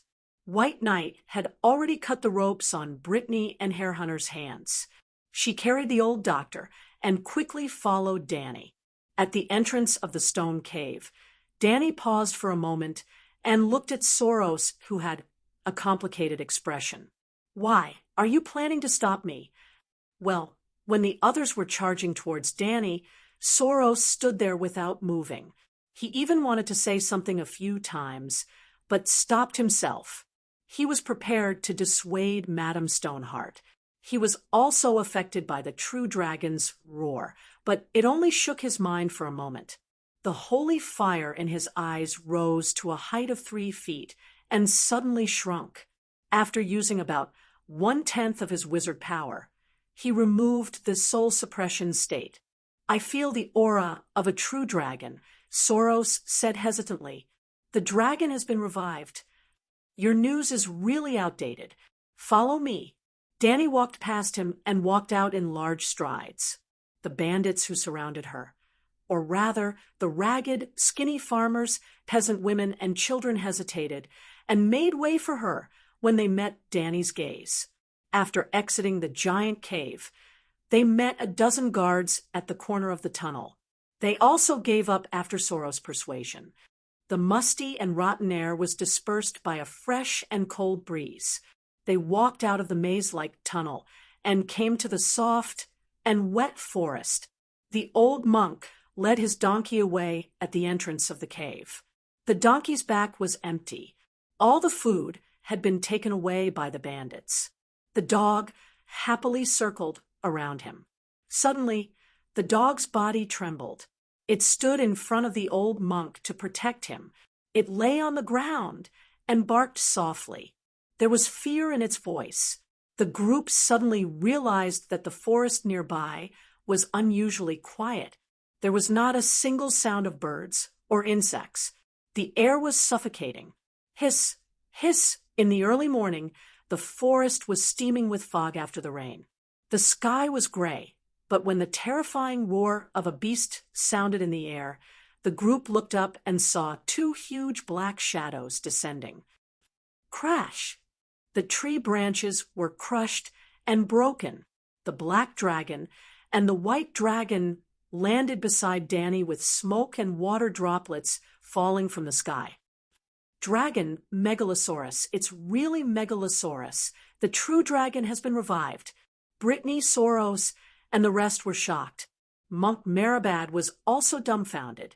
It was as if he had seen the 7 gods appear in front of him. On the other hand, Perestan, the red-nosed old man, looked proud. He said proudly, "The dragon was revived 2 years ago. The dragon brought magic to this world. Soros of Mir, you should know better." Because of the revival of the Megalosaurus, the magic tide surged. You, who could only rely on wildfire to fool people, gradually gained wizard power and the divine power to communicate with the Light King. Monk Marabad, return to Maiden Springs City. Don't wander around. After some time, I will transport a batch of food from Crab Bay to the Trident River. You will help distribute it. How long will it take? The old monk asked hesitantly. Within half a year. It depends on the speed of the merchants on the other side of the narrow sea. When will you lead the troops into the Westeros? The old monk asked worriedly. Probably in the 2nd year after next summer. Danny stood in front of Blackie with her hands behind her back. She looked at the empty sky at a 45-degree angle and said with deep emotion, "The people are already so poor. If the 7 kingdoms are affected by the chaos, the Westeros will definitely be in hell. Moreover, the Iron Throne does not mean much to me. I am even less interested in the game of power. I only care about upholding justice for my dead family and this trampled and humiliated world. I want to restore glory. I will not use force against the 7 kingdoms for the entire winter. However, the people of the 7 kingdoms are innocent. I can't make things worse, but I can help them in their hour of need. This time, I came to investigate the situation of the 7 kingdoms. Your Majesty, the 7 kingdoms are lucky to have you. The people of the 7 kingdoms are lucky to have such a benevolent ruler." The old monk's eyes were brimming with tears. He was so emotional that his whole body trembled. Brittany, Soros, and Hal Hunt also looked at Danny with admiration. They were deeply moved by her magnanimity and courage. The red-nosed old man smacked his lips and said coldly, "Forget it. You didn't plan to land in Hajien. If it wasn't for me," Barristan frowned and explained to the queen, "You don't know anything. Back at Slaver's Bay, we had already planned the itinerary of Queers Volantis Rees Sun, Halberd City, Old Town Hajien. Her Majesty the Queen came to the Westeros, mainly because she heard that winter was coming. However, Hajien did not have any food because of the war. She wanted to come here to investigate. However, in the City of Knowledge's archives, we have already obtained most of the information about Hajien and even the 7 kingdoms. That's why we changed our direction and went to the more dangerous Great Wall. Her Majesty thinks that famine is easy to solve, but the long night is difficult to guard against. She is very worried that the information about the deviant ghosts is true. You know that we sent you to the Great Wall, mainly to investigate the deviant ghosts. There are deviant ghosts. Brittany also remembered when they first met. The old professor laughed and said that he was going to fight deviant ghosts beyond the Great Wall. They thought that the old man was joking. Let's go and see. As she spoke, Danny climbed onto the back of the white dragon's neck. Your Majesty, wait. Hal Hunt trotted over and looked at the white dragon in fear. He shouted, Your Majesty, I am willing to pledge my loyalty to you. Take me with you. Kid, stop fooling around. Continue to pursue Brittany. Count Taz is more suitable for you. Danny touched her nose and said in a tired tone, I can be a white knight and not marry. Hal Hunt gritted his teeth and decided to lower his request. The captain of the White Knight snorted and scolded, Go away, don't insult the White Knight. Chapter 284. Hire felt wronged. He had already taken a huge risk by coming to the Dragon Queen's cold stove, and now he was being despised. Barristan turned his gaze to the silly brain, hesitated for a moment, and said to Danny, Your Majesty, if there is a female knight in the Queen's Iron Guard, she can act as a maid under certain circumstances, and it will be more convenient to protect you. For example, bathing, sleeping, you like Brain? Danny asked with a frown. Barristan nodded and said, Miss Brain is skilled in martial arts, simple and loyal to the Queen. If you really want to find a female white knight, there is no one more suitable than her. Brain was indeed the most loyal and brave female knight in Game of Power. Even compared to men, there were less than 5 who could surpass her in terms of the overall quality of a guard. Scientifically and rationally, Brain was definitely worthy of a spot in the Queen's Iron Guard, and Danny should even be thirsty for her. But from a metaphysical point of view, Brain was almost the most jinxed guard in Game of Power. At first, she followed Renly, but Renly did not live past 2 episodes and immediately received a boxed meal. Then she pledged her loyalty to Caitlin, and Caitlin's family met with misfortune one after another, and finally the Northerners were wiped out. Then she followed Sansa, and not long after, her brother Rickon died in front of her, and the long night came, winter fell. Although the misfortune of those masters had nothing to do with Brain, it was too evil, and Danny was a little scared. But Danny was only stunned for a moment, and then she abandoned those superstitious metaphysical thoughts and sent an invitation to Brain. Miss Tass, what do you think? Hire Hunt looked at the silly girl who was at a loss, and his heart was filled with envy and jealousy. Brain herself was in a complicated mood. For the first time, she was truly recognized by someone, and it was the legendary White Knight Barristan. She could not help but feel excited. Her thick, caterpillar-like lips opened and closed, and several times she was about to open her mouth and loudly swear allegiance to the Dragon Queen. But in the end, she shook her head and said, Your Majesty Danny Rise, I can't swear allegiance to you. Are you stupid? Hire screamed. Brittany's hesitant blue eyes gradually became clear and firm. Sir Barristan, Her Majesty Danny Leasy, I'm really grateful. Obtaining your recognition has almost achieved the greatest goal of my life. But I have sworn to Lady Caitlin, and I am bound to her. That monster wants to hang you. Hang you? Didn't you hear her? Trial? Hang him. Hire waved his arms and cursed at Brain. You idiot. You've always wanted to be a knight, but everyone, including me, laughed at your body size, your ugly face, your unrealistic dreams. Now, the greatest white knight of the 7 kingdoms personally invited you to be his brother, and you refused? Is there something wrong with his head? It is precisely because Sir Barristan's invitation is so precious that I have to make myself worthy of his recognition. Brain's expression was as firm as granite. If I go back on my oath to Lady Caitlin and willingly wear the white robe, it will be a great insult to the sacred oath, to Sir Barristan and Her Majesty Danny Rise, and even to the White Knight itself. Good. Danny and Barristan cheered loudly. Miss Brain, I apologize to you. Barristan climbed down from the black dragon and bowed solemnly.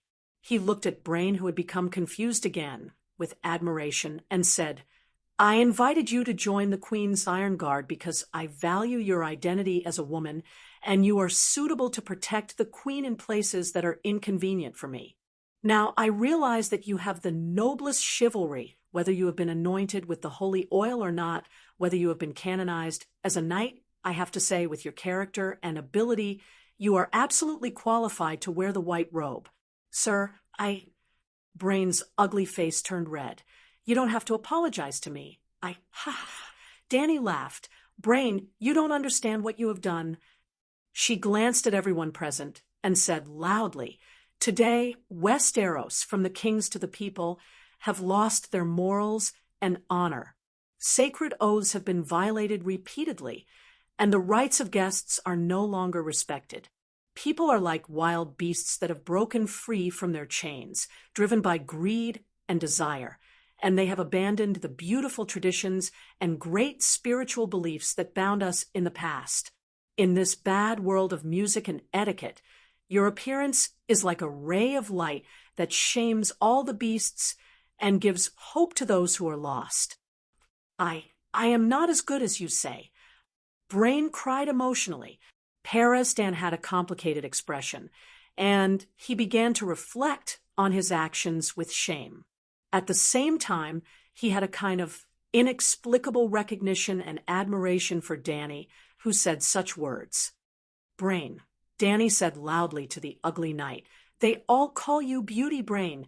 This is an insult to your noble chivalry. I won't allow it. From today onwards, as the King of Knights, I grant you the title of Roseless Iron Guard. You don't have to be loyal to me. You can even be my enemy. You don't have to protect any king. You only have to uphold justice and justice. I want more people to know that in the long night, danger is everywhere. The one who can light the road ahead and lead us to the light is never God, not the King of Light, not the 7 gods, not the old gods. It is only the humans who have a noble spirit and hold the torch of justice.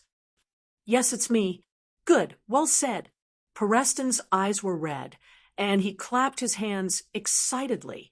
He decided that even if the Dragon Queen's reputation was ruined in the future, even if she was defeated by the Allied army, eliminated by the powerful players of the game, and killed by the City of Knowledge, he would still write a book to praise Queen Dany's persistence in justice. Glancing at the red-nosed old man who couldn't control himself, and then looking at Brain, Barristan, and even a few bandits, Dany couldn't help but sigh in her heart. Be it ancient or modern, tricks are always more popular than swords. Screech, Blackie suddenly roared towards the forest on the side of the hill. Dany looked over and saw a small, pale figure sneaking out from the brambles like a ghost. It was a barefooted old lady leaning on a black wooden cane that was full of bumps. Her tattered gray robe was wet from the rain, and her sparse white hair was flying wildly. The cold morning wind made her wrinkled skin pale. She was originally a dwarf, and her back was hunched. She was only about 8 meters tall. Her red eyes glanced sadly at Dany and the dragon below her. Who are you? Dany asked loudly. You're not him. You're not him. The little old lady mumbled. He and she in Westeros had different pronunciations, which made Dany even more confused. Who am I not? Why are you here? Soros asked curiously. Didn't you refuse to serve the lady? Dragon, I'm here to look for a dragon. I saw a dragon. I finally saw a dragon. Sob, sob, sob. The little old lady wiped her tears sadly. Did you see it? The dragon has finally hatched again. I told you not to worry. There will always be a dragon, but you didn't listen. Sob, sob, sob. I finally saw a dragon. Too bad she can't see it. Too bad she's not him. The red raven landed in between her eyebrows, but she didn't notice. Oh, I can't say any more. The red raven is warning me. Sob, sob, sob. But when can I see him? Fulfill my promise to meet you again. The little old lady stumbled back into the bushes as she talked nonsense. In just a few words, she disappeared like a groundhog retreating into the field. Beristan had a thoughtful look on his face. I think I've seen her before. She's a forest witch, proficient in prophecies. Because she often wanders around the Noble Heart, we call her the Noble Heart's ghost. The Brotherhood can't go out to gather information outside River Valley, so we rely on her to help us with prophecies, Soros of Mir explained. The Noble Heart was the name of a tall hill in the middle of River Valley. It was once the holy land of the children of the forest. It was said that the ghost of the children of the forest killed by the Undal king haunted the hill, and the people nearby avoided it. Using prophecies to gather information, Danny's mouth twitched. This was more extravagant than using an anti-aircraft gun to kill a mosquito. Is it accurate? Very accurate. Soros nodded and sighed. I even suspect that she's a child of the forest. When she sleeps, the weirwood whispers in her ear. Well, in sorcerer's terms, she can communicate with the roots of the earth and observe the past and future through the weirwood. Isn't that the three-eyed crow? Danny asked in surprise. She doesn't have a crow. Soros furrowed his brows, unable to understand what Danny meant. She once prophesied the death of King Balan, the red wedding, the purple wedding, the fall of Rapid Flow City. She could even predict when someone would die and who killed them. She was very accurate. Sometimes, when the Brotherhood's team got separated, we asked her to help us with prophecies. If the nobles sent troops to hunt us down, she could also predict the danger in advance. She asked for very little in return, a bag of wine, and a song called Jenny of the City of Barrenstone. Unfortunately, after the Lightning King was replaced by his wife, she refused to interact with us anymore. 7 gods above. Beristan shouted in disbelief. Jenny? Yes, it's the female dwarf that Her Highness Jenny brought into the Red Castle. Everyone thought that she died in the fire at the Summer Hall. I didn't expect that not only did she not die, she even lived for so long. Female dwarf, the witch who brought my parents together, Danny recalled as well. Yes, that's her, the root of everything. Beristan nodded heavily. She prophesied to your grandfather that the child of prophecy, the reincarnation of Azar Ahai, would appear among your parents' descendants. We used to think that he was Liga, but now. At this point, he suddenly paused and muttered. She said that you're not him, that you're not the child of prophecy. She had already predicted the tragedy in the Midsummer Hall, and she even predicted that the dragon would appear. Then, who is the child of prophecy? Who do you think is the child of prophecy? Danny looked at Soros. I have never seen any enlightenment related to the child of prophecy in the holy fire. Perhaps the Light King did not want to burden me anymore. Taking care of the Brotherhood has already exhausted me. The Red Priest of Mills said bitterly, Your Majesty, don't worry about the child of prophecy. Monk Marabad suddenly interjected. Like you said before, only the righteous and noble spirit of the 7 gods can illuminate the road ahead. Old man, isn't it too obvious that you are adding private goods? Chapter 285. Even Danny could not deny that the Great Wall of the Impasse had already surpassed the original Great Wall of the Celestial Empire. 500 kilometers was nothing, but the average height of the Great Wall was close to 200 meters. 200 meters. Looking from afar, it looked like a continuous mountain range that stretched across the land. Even after 10,000 years, it still showed no signs of decay. If the Night King had not attacked, it would probably have lasted for another 100,000 years or even 1,000,000 years. The Great Wall of the Impasse was 500 kilometers long, and there were a total of 19 castles. At its peak, Dark Castle alone had 5,000 night watchers, and all 19 castles together had close to 10,000 people. 10,000 people was not a small number. That was a regular army. The King's Landing had a population of more than 500,000, but only 3,000 night watchers. A strong military force would breed uncontrollable ambitions. There had been commander-in-chief who had broken his oath in the history of the Night Watchers. The Night Watchers had had 997 commander-in-chief. Among them, there were lunatics, dictators, and idiots.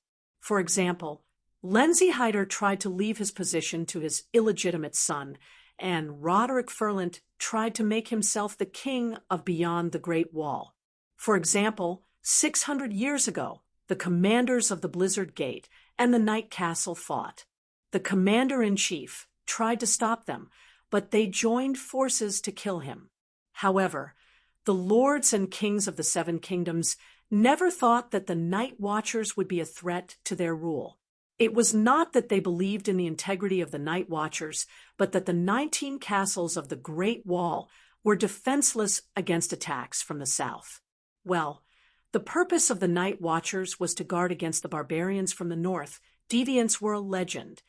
Their castles were built close to the Great Wall, and there were no walls at all on 3 sides, making them easy to attack. This was originally designed to prevent the Night Watchers from rebelling, but now it had become the fatal weakness of Jon Snow and the others. Mance Rayder, the king of the barbarians, had been a Night Watcher for more than 10 years and knew the weaknesses of the Great Wall very well. Now, there were only 3 castles left on the Great Wall. Shadow Tower and Eastwatch were on the left and right, and Dark Castle was in the middle of the Great Wall, which was also the main camp of the Night Watchers. Before Jerome Mormont, Yora's father, led his men north to die, the Great Wall had 1,000 guards, Shadow Tower 200, Eastwatch 200, and Dark Castle 600. In order to investigate the movements of deviant ghosts and barbarians, Elder Xiong led 300 elite Night Watchers from the Great Wall to the north. 200 of them went to Dark Castle. However, the Night Watchers didn't carry any weapons to deal with the deviant ghosts. The 300 Night Watchers were almost wiped out. Except for Jon and a few of his companions, only 30 to 40 people survived. After that, Mance Rayder purposely sent the savages to the east and west of the Great Wall, causing the Night Watchers to be exhausted while he secretly arranged for a 200-man assault squad to climb over the Great Wall, intending to take a detour and steal Dark Castle from the rear. Jon Snow and Jurgrit were in the assault team. After all, Jon was the main character. He managed to escape. However, Dark Castle only had 40 to 50 soldiers left, and most of them were old and weak. As mentioned before, Dark Castle had no walls, not even wooden fences. The enemy could march straight in, and the Night Watchers had no choice but to face them head-on. Therefore, after receiving Jon's information, the Night Watchers abandoned the kitchen, the hall, the stable, the tower, and emptied the armory. They only defended the gate that connected the Great Wall to the north.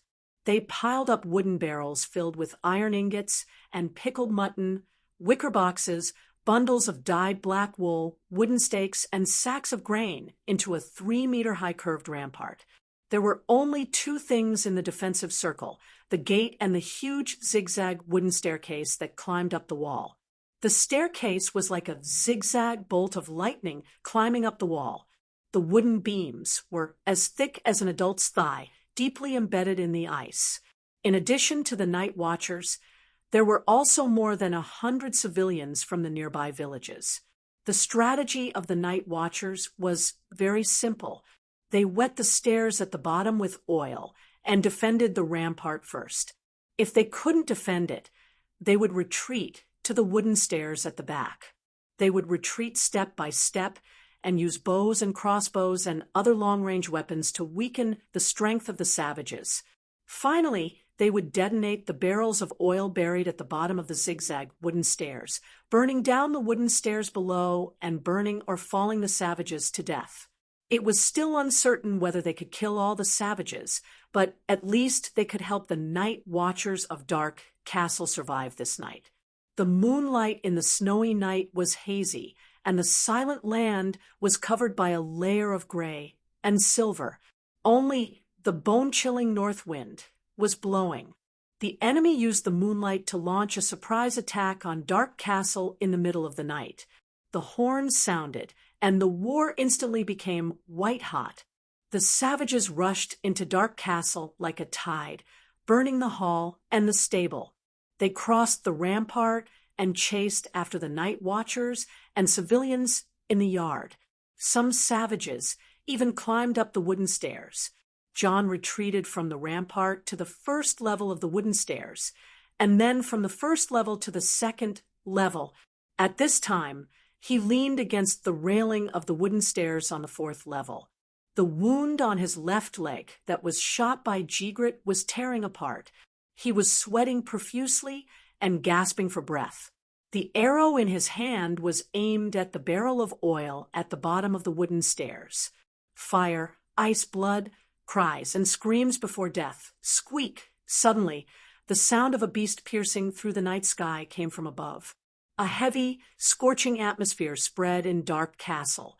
Not only John felt the pressure, but the savages and night watchers who were fighting below could not help but slow down and look up at the sky. Whoosh! The sharp sound of something piercing through the air sounded in the sky. When it landed below the top of the wall, everyone could finally see what it was. A javelin, a wooden javelin that was 3 or 4 meters long.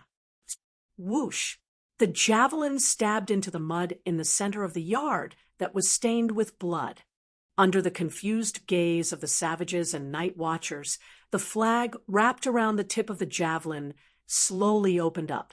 A gust of wind blew through the wall and made the flag fly high.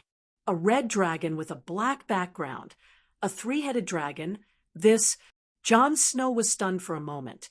He pulled back the arrow on his bow and suddenly shouted, "Targaryen!" The flag of the true dragon.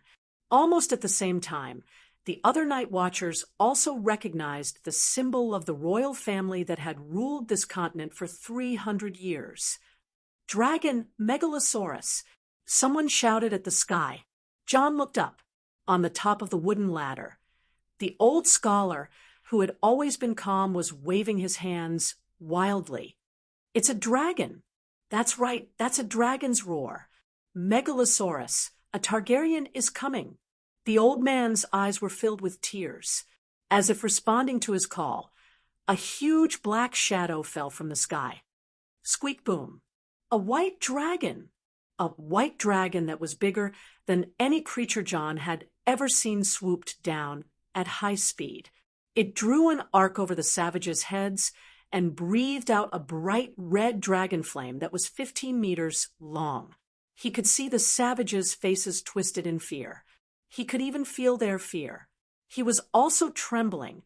A strange mixture of excitement and fear filled his heart. The white dragon did not burn any savages to death. After it flew past the yard, it landed at the outermost edge of Dark Castle. Step by step, it walked towards the courtyard that was surrounded by simple walls. Its heavy footsteps seemed to fall on everyone's hearts. "Put down your weapons, surrender, and you will not die." A crisp female voice rang out. "A dragon knight. Who is she?" Jon Snow looked around, but other than the sparks that splashed out from the dragon's nose, he could not see anything. When the Megalosaurus approached the walls made of wooden barrels and sacks, one of the savages shouted, "It's a woman! Kill!" Jon recognized it. It was the leader of the Thurn clan, Stee. He was also the leader of the assault team. The bald Stee raised his sword and rushed towards the Megalosaurus. The white dragon seemed to be stunned. It did not react at all until Stee was 5 meters away from it. Bang! A black shadow came from behind like lightning. Like a tomato that had been hit by a baseball, CD flew into the air, and his body was split in half. In fact, other than his head and legs, Everything else had turned into a splattered mush that landed on the faces, hair, and tattered leather armor of the savages who had rushed toward the giant dragon. Fear gripped the savages' minds. And this was not the end. Squeak! The white dragon roared into the sky. A dark red fireball gradually expanded from the size of an orange to the size of a dustpan. Then, slash! The huge fireball instantly transformed into a palm-wide, 40-meter-long bright red arc of light. Like a huge machete, it suddenly slashed forward, boom, with chips, snow, bloody mud, broken limbs, and bright red sparks exploded on both sides of the 40-meter-long straight line. Gulp! John swallowed hard, sweating profusely. Suddenly, he was even more terrified of the female dragon knight than he was of the barbarians. Those who surrender will be spared. Those who resist will be killed. The woman's cold voice rang out again. He thought her voice was sweet before, but now it had become inexplicably cruel. The 40-meter-long machete looked powerful, but in fact, it only burned 4 or 5 unlucky savages. It did not kill anyone. The dragon flame only changed its form, but its power and nature did not change. The illusory flame could not cut through solid flesh. To put it simply, other than the beautiful scene and the waves of air, the lethality came from the temperature of the flame itself. As for the broken limbs, this was originally the center of the battlefield. Severed limbs and heads were everywhere on the ground. But John did not know, and neither did the savages. Squeak! When Blackie appeared and slid over the savages' heads, the savages finally broke down. They were the first to throw down their weapons, followed by the second, third. The savages surrendered. Danny sat on Little White's back, without moving. White Knight helped Pereston down from Blackie's back. The old professor had flown for close to 20 hours. His face was pale, and his legs were trembling. He was about to faint from exhaustion. Flying from the Three-Forked River to the Great Wall was close to 3,500 kilometers. They stopped 3 times for an hour each time to eat, drink, and relax before continuing to fly. Danny could feel that after 2,000 kilometers, Little White started to feel tired. Blackie, on the other hand, kept flying at a constant speed. It did not feel tired at all. When it was flying, it was also operating the 9-colored vortex to absorb magic particles from the void. Magic allowed Blackie to last longer. Which Targaryen is it? While she was thinking, the Night Watchers climbed down from the wooden ladder. They consciously started to tie up and detain the savages who surrendered. Then, a black-haired, bearded man walked over with a trembling old man in a gray robe. White Knight took a step forward and opened her helmet. She said loudly, "Barristan, I am Barristan Selmy. I have come with Her Majesty Dany Rhys Targaryen to the Great Wall to assist the Night Watchers."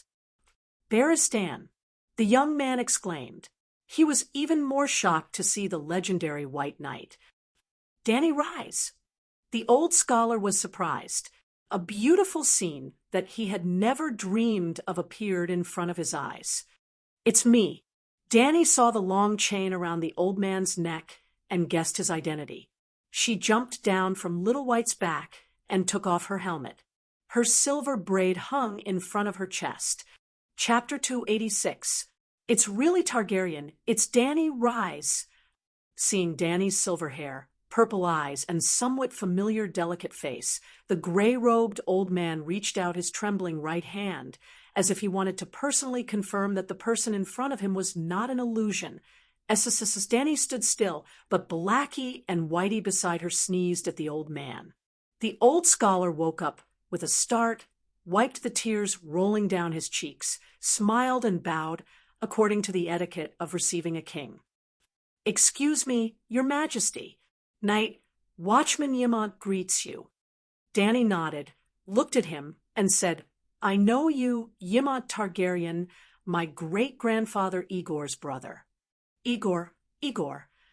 The old man was stunned. His eyes showed a look of reminiscence, and muttered, "You call him Igor. Yes, he is Igor, my younger brother. I've been to the City of Knowledge, and read the history of the Targaryens." Danny said, Danny Rise's great-grandfather's real name should be Aegon Targaryen, the fifth-generation Aegon, but he had the nickname Igor. His family and friends called him Igor instead of Aegon. Well, in the common language of the Celestial Empire, Igor, egg, was iron egg, egg, egghead, and so on. As for the relationship between Igor and Ymont, well, it could be seen from the love between Erizuko and Itachi. In order for his younger brother to inherit the throne, Ymont chose to exile himself, put on black clothes, and came to the Great Wall to be a night watchman. After the death of the eldest brother, according to the order, Ymont should have inherited the throne. The Great Council even secretly gave the crown to Ymont, but Ymont rejected the nobles with the reason that he was a scholar. In order not to affect his younger brother's rule, he took the initiative to stay away from the King's Landing, put on black clothes, and used the double oath of a scholar and a night watchman to cut off the possibility of some nobles using his name to rebel against Igor. Similarly, in order to not let his brother go north to the Great Wall alone, Ymont cleared out the open prison, made countless prisoners swear with Ymont, and sent the royal fleet carrying thousands of people to the Great Wall. Brotherly love. Who are you? Danny looked at the bearded man, who was supporting Ymont. Your Majesty, hello." The bearded man awkwardly knelt on one knee and bowed to Danny, and said, "My name is Jon Snow, the clerk of Commander-in-Chief Mormont." Needless to say, standing up straight and looking down at the male lead made Danny secretly happy. But the bastard of Eddard Stark? She asked, "Your Majesty knows about me too?" Jon looked up in surprise. Danny crossed her arms, tilted her head, and looked at Jon's weather-beaten face, messy beard, and experienced eyes. She asked curiously, "I remember that you are about the same age as me. Why do you look so old?" "Old?" Jon was confused. "Ha ha ha." Perez Tan, who was trembling at the side, couldn't help but laugh. "She thinks you are too old, but it's no wonder. You are only 16, not 17. Why do you look like you are in your 30s? This scholar. Oh, doctor." Ymont looked at the chain hanging from Pereston's chest and the bronze ring on his right index finger, and asked curiously, "Which doctor are you?" "Hello, Scholar Ymont. I am Perez Tan, Doctor of History." "Oh, I know you. I didn't expect you to come here." Ymont looked at Danny, then at the old doctor, and smiled with relief. It seemed that the little girl who had been wandering outside respected the traditions of the Westeros, and specially went to the City of Knowledge to find a scholar to assist her. The City of Knowledge was also very sincere, and directly arranged a well-respected old doctor for her. Ymont's expression became serious again, and he glanced at the embarrassed Jon, and said, "Seriously, Your Majesty, Dr. Perez Tan, please don't laugh at Jon. This is the Great Wall. He was once young and tender, but the Night Watchers are not the young nobles of the South. They face the wind and snow to guard the borders of the Seven Kingdoms, and all of them are weather-beaten men." He. Danny smiled and nodded and said to Jon, "I am sorry, Jon Snow. I am not laughing at your appearance. It is just that I heard about you when I just entered the Westeros, and I also saw some of your files in the City of Knowledge, so I am a little curious about you." "I am very famous." Jon's bearded face scrunched up into an awkward shape. "I rode a dragon and flew west from Slaver's Bay, passing through Volantis, Lys, and Sunhalberd City. I met Dane on the way, and even circled above Starfall City for a while. And this white knight beside me has deep feelings for your rumored mother, so we have talked about you many times. Your Majesty, there is no need to be so detailed." Barristan said, awkwardly, Who is my mother?" Jon asked excitedly.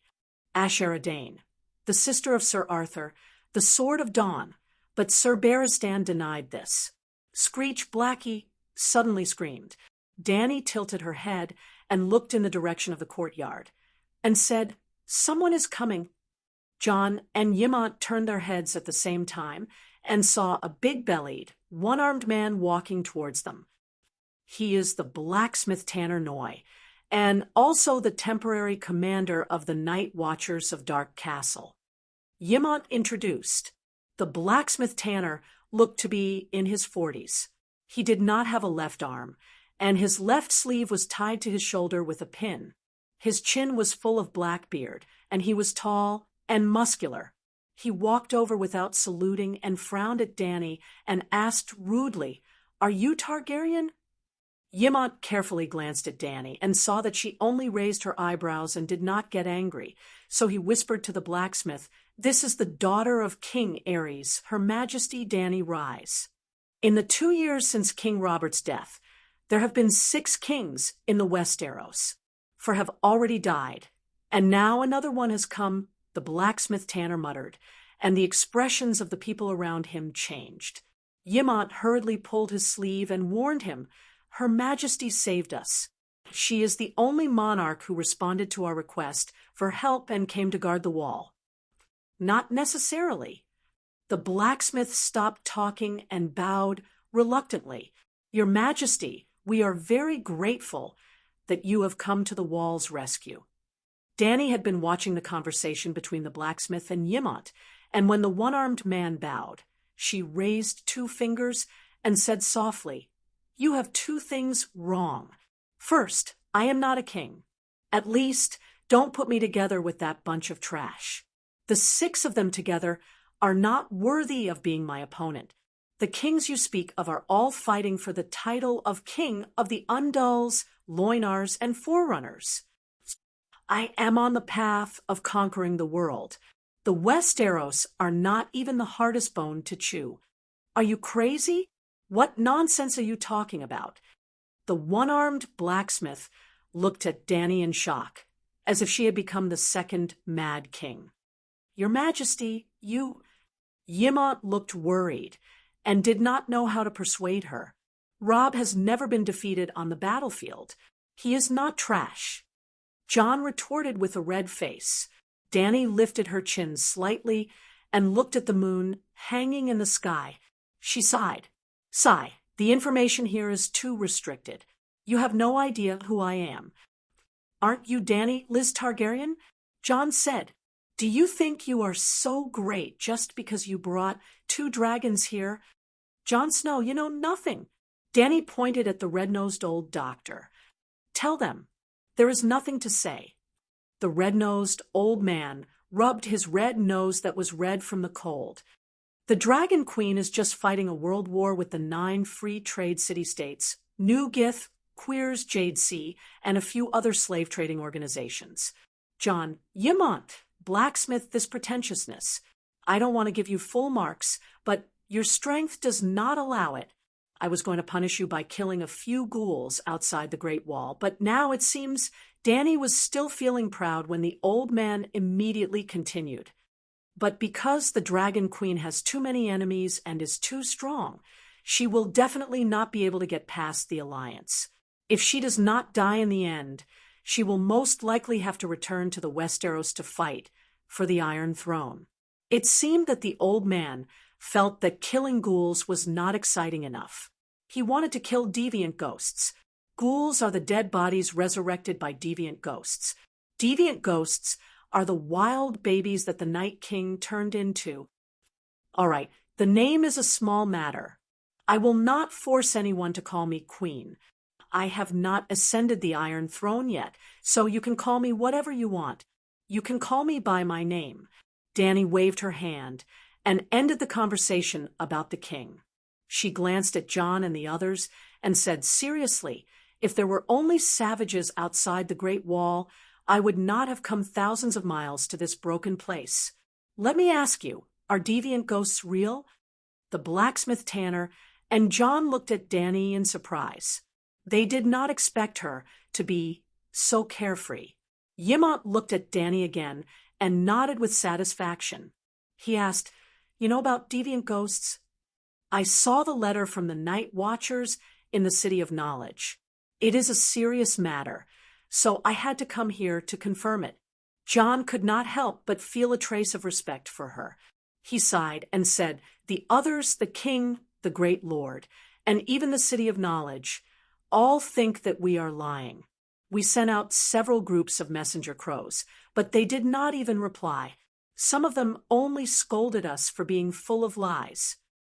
"Why do you believe it?" "Because they do not have the mysterious power, but I do." "Pa!" Danny snapped her fingers, and a small flame the size of a broad bean burned quietly on her finger. "Magic! Fire witchcraft!" The three were shocked. Putting away the flame, Danny said, "Judging from your reaction, deviant ghosts are probably real." "Absolutely." Yimont nodded and said with a worried look, "Commander Mormont took 300 people to the north frontier. They did not encounter the barbarian army at all. Even if they did, there was no need to worry. 300 fully armed elite rangers could disperse 10 times the number of barbarians. But they encountered hundreds of deviant ghosts at the Fist Peak. They could not be killed by ordinary weapons. Even if their heads were chopped off or their hearts were pierced, they could still get up and continue to fight. Even our dead brothers could be resurrected as new deviant ghosts." "You are not lying?" The red-nosed old man opened his eyes wide and asked in a trembling voice. "Alas, how could I dare to lie about such a serious matter?" Old Yimont shook his head and sighed. The old blacksmith looked at Danny with a complicated expression and said, "Your Majesty, it is cold at night. Let's go back to the castle and talk." Danny looked at the red-haired female barbarian who was struggling and screaming in front of her and said with a smile, "No hurry. I will stay here and watch you send all the captives to the prison. Otherwise, when I leave, I am afraid that the barbarians will rebel again." It seemed that her appearance had saved a poor person who should have died in this small battle. Chapter 287. "Stinky Crow, don't touch me, I'll walk on my own." Under the light of the fire, a woman with disheveled red hair stumbled to her feet. Two black-robed night watchers went over, one violently strangling her waist from behind, the other slapping her in the face and chaining her hands and feet from the front. The three of them did not stop their actions, cursing and swearing. The savage called the night watcher a crow, and the black-robed night watcher an uncivilized woman with a spear. "Yurgrit," John heard the red-haired woman's sharp curses, turned around and trotted a few steps, stopping a few steps away from the woman, and said hesitantly, "Yurgrit, are you hurt?" "Ah, you're burned by the dragon flames." "Jon Snow, if you're a man, come and tie me up yourself." Yurgrit shouted. John was both happy that his lover did not die in the battle, and embarrassed that she had exposed their affair in public. Danny stepped forward, curiously looking at the female savage who had taken John's virginity. She was about 20 years old, relatively short, less than 6 meters tall, and skinny. She had a round face, a flat nose with light-colored pockmarks between the nostrils, and a mouth full of uneven but white teeth. Of course, the female savage's most striking feature was her head of fiery red hair. However, she seemed to have been burned by Danny's 40-meter-long flaming blade. Half of her hair was burnt, her face was black, and her tattered leather coat was scorched black. "Go deal with the others first. I have something to ask her," Danny said to the two black-robed men. The two night watchers looked at the blacksmith tanner hesitantly, and only let go of Yurgrit after getting his permission. They took a step back, bowed, and turned to another savage. "You ride a dragon?" Yurgrit stared at Danny, her hands clenched into fists as if eager to try, but the sound of the chains on her wrists made her loosen her fists in frustration. Danny pulled a wooden bucket upright, sat on it, and said calmly, "Your name is Yurgrit, right?" Now that you're my captive, I'll ask you questions, and you'll answer. You understand?" Ygritte opened her mouth, and finally glanced at John, who was in a daze. She nodded and said, "Yes, we surrendered to the woman riding the dragon, not the crows." "When did deviant ghosts first appear?" Dany asked. Well, Ygritte thought for a while and shook her head. "I don't know. Those monsters seem to have always existed. Anyway, as far back as I can remember, I often encountered walking dead people when I left the tribe to hunt in the wild." "7 gods above, how long is that?" Barristan and the others exclaimed. "At least 10 years ago, or even earlier." Scholar Yimont frowned. "Why didn't you say so before?" John was also shocked. "Jon Snow, you never asked me," the red-haired savage shouted at him. "You've been living with those monsters?" Dr. Periston asked in disbelief. "We wanted to go over the Great Wall, but the crows wouldn't let us. Later, more and more monsters appeared and became stronger. Even the largest tribe's camp was broken by them from time to time. Mance Rayder decided to go over the Great Wall and take refuge in the south before the more dangerous times came." The female savage shouted. The red-nosed old man asked in surprise, "What do you mean by more dangerous times? Are you stupid?" Dany rolled her eyes. "Of course it's winter. Deviant ghosts are so rampant even in the hot summer." "What about winter?" "Yes, winter." Blacksmith Tanner said worriedly, "All the savages went south." "All of them. Hundreds of thousands of troops have come under the Great Wall. We have giants, hundreds of giants. Even the Megalosaurus is no match for the giants." "The Megalosaurus can fly. Can the giants fly too?" Dany laughed. "The giants have bows and arrows and spears." Ygritte smiled proudly. "Strong. Marg has a longbow taller than the city gate. The bow is thicker than your leg. He once stood at the foot of the mountain and shot a vulture on the top of the mountain with an arrow.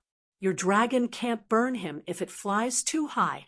If it flies too low, it will be shot through the head, just like my arrow shot through the neck of a pheasant." "Oh, I was careless." Dany slapped her forehead and said solemnly, "I neglected the power of the giants. Fortunately, you reminded me. Otherwise, it would be dangerous tomorrow." Ygritte's proud smile froze on her face. Her blue eyes were filled with annoyance and frustration. Dany was secretly amused. She almost didn't use the trick of riding a dragon and breathing fire. When she really needed to breathe fire, she would carefully observe the enemy's situation. For example, tonight, she came early. She quietly circled several times in the sky.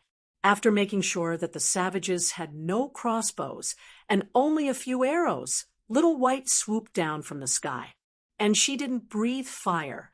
Instead, she stayed far away and used the dragon flame with special effects to deter the enemy. Dany was very careful even with ordinary people's crossbows. How could she not be wary of the giant's bow? "Is there any chance that Mance Red will surrender?" Dany asked again. "Free people never surrender," Ygritte said proudly. "Didn't you surrender now?" Barristan laughed. "The first time I saw a dragon, it breathed a fire knife and hit me in the face. I was very scared," the female savage said frankly. Then she touched her left cheek, which had turned black and red from the heat, causing the female savage to grimace in pain. "But I'm not afraid anymore. Even such a strong dragon flame blade was only like this on my face. I think the giant dragon isn't that scary. Oh, I hope all my enemies think so." The Dark Castle was composed of a wooden main castle connected to 6 stone towers. The main building included public facilities such as dining and meeting halls, crow's nest, armory, barracks, and so on. The 6 towers were the Commander's Tower, King's Tower, Harding's Tower, Spear Tower, Guard Tower, and Silence Tower. The King's Tower was specially prepared for VIPs. Dany, Barristan, and Peristan were staying there tonight. A night watchman named Galen and 2 peasant women cleaned the master bedroom overnight, covered it with a brand new feather quilt, and lit the fireplace. The savages attacked in the middle of the night. After the battle, the remaining 130 savages were all sent to the dungeon.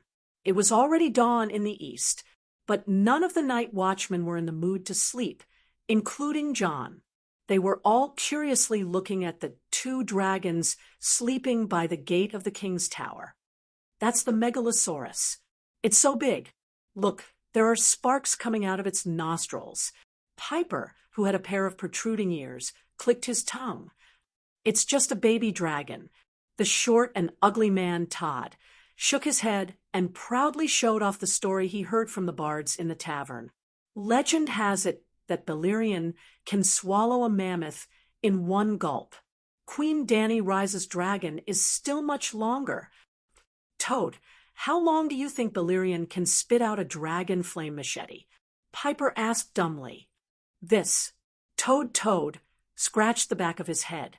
In the story, Balerion had burned Helen Castle, created the Prairie of Wrath, burned down the great Cathedral of King's Landing, and burned the cities of Dorne into ruins.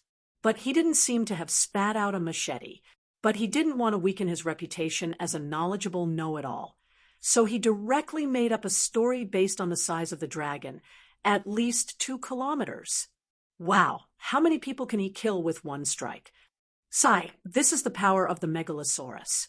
Toad shook his head and said proudly, no matter how many savages man-slayed brings this time, they are destined to be defeated by Her Majesty's 2 Megalosaurus.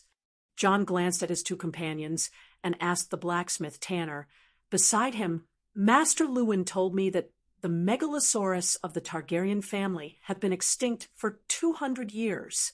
Yes, not long after the mad dance of the blood dragon, the dragons were completely extinct. The blacksmith nodded. But why does Dany Rise have 2 dragons? I haven't heard anything about her before, but she suddenly came to the Great Wall with 2 dragons. John said with a worried look. What are you worried about? The one-armed blacksmith glanced at him. Duke Stark's family is either dead or missing. Will she seek revenge on you? A bastard? John hesitated. I don't know. The Night Watchers shouldn't have political leanings. But maybe Sansa and Arya still have a chance to rebuild Winterfell, now that the Targaryens are back. The one-armed blacksmith shifted his gaze from the black dragon to the king's tower and said with a complicated expression, Westeros always need a king. At least there is one thing that she did better than all the other kings. She has a sense of responsibility. She gave up the pursuit of the Iron Throne and helped the Westeros solve their external problems first. If the savages and the ghosts cross the Great Wall, Winterfell, and even the entire Northern Territory, will be finished. There is no point for 100 Sansa Stark to live. Master Tanner, shouldn't you arrange 2 guards for the king's tower? Toad grinned and moved closer to the blacksmith, flattering, I am willing to protect Her Majesty. Me too. I'm not hurt, and I'm not tired. Immediately, a few night watchers gathered around excitedly. The one-armed blacksmith thought for a moment and felt that the Toad's suggestion made sense. The Dragon Queen was protected by 2 dragons and fearless Barristan, so she was safe. But arranging guards for the Queen was the Night Watcher's etiquette. John, you will be responsible for guarding the Queen's gate for the next few days. The one-armed blacksmith felt that he should create an opportunity for his little brother to get close to the Queen. His worries were not unfounded. Stark and the Targaryens had a blood feud that went back several generations. Perhaps Jon's performance made the Queen happy. Seeing how Stark's family was killed, would she forgive Jon and his 2 sisters? Jon seemed to understand Master Tanner's good intentions.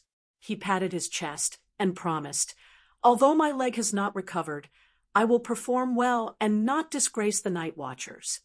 The next morning, Danny had just walked out of the king's tower when she saw John shivering by the oak door. He was holding a spear against the cold wind and snow, guarding the door for her like the most loyal soldier. Seeing him limping over to greet her, Danny even felt a little pity, but that pity was soon replaced by doubt. Big Black and Little White did not drive him away. The two dragons were guarding the door. Not everyone could stand close to them in the middle of the night. Did they bite you? Danny pointed at the dragons and asked. No. When I walked over, the two dragons looked at me and then went back to sleep.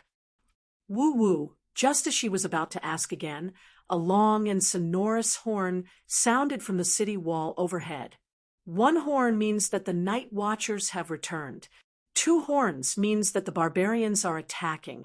Your Majesty, the barbarians are attacking the city. John said anxiously, I haven't had breakfast yet. Danny muttered and said to Barristan and the old doctor beside her, Let's go up and see. Chapter 288. The north wind whistled, bringing large amounts of snowflakes into the cloak. The snowflakes then drilled into the person's neck, armpit, and crotch through the gaps of the armor. It was like a greedy viper, absorbing all of the person's heat and strength. The sky was gloomy, like a dirty quilt covering the Great Wall. Maybe the night watchers who blew the horn could reach the zenith? Danny said that she did not have breakfast, but she knew that it was not early in the morning. It was almost afternoon. Lunchtime had passed. The king's tower was 30 meters high, built close to the 200-meter high wall. There was a wooden bridge at the top of the tower that led to a wooden ladder in the shape of a zigzag. When Danny and her companions walked up the wooden ladder, they happened to run into Tanner, the blacksmith, and 17 or 18 men in black robes. They were busy fastening their sword belts and stuffing hard black bread with cheese into their mouths. Your Majesty, we can't entertain you properly. Tanner shouted at Danny.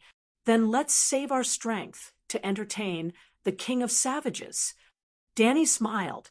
At the top of the great wall, the night watchers propped up a row of iron pots with poles that were taller than a person, and a big fire was burning inside.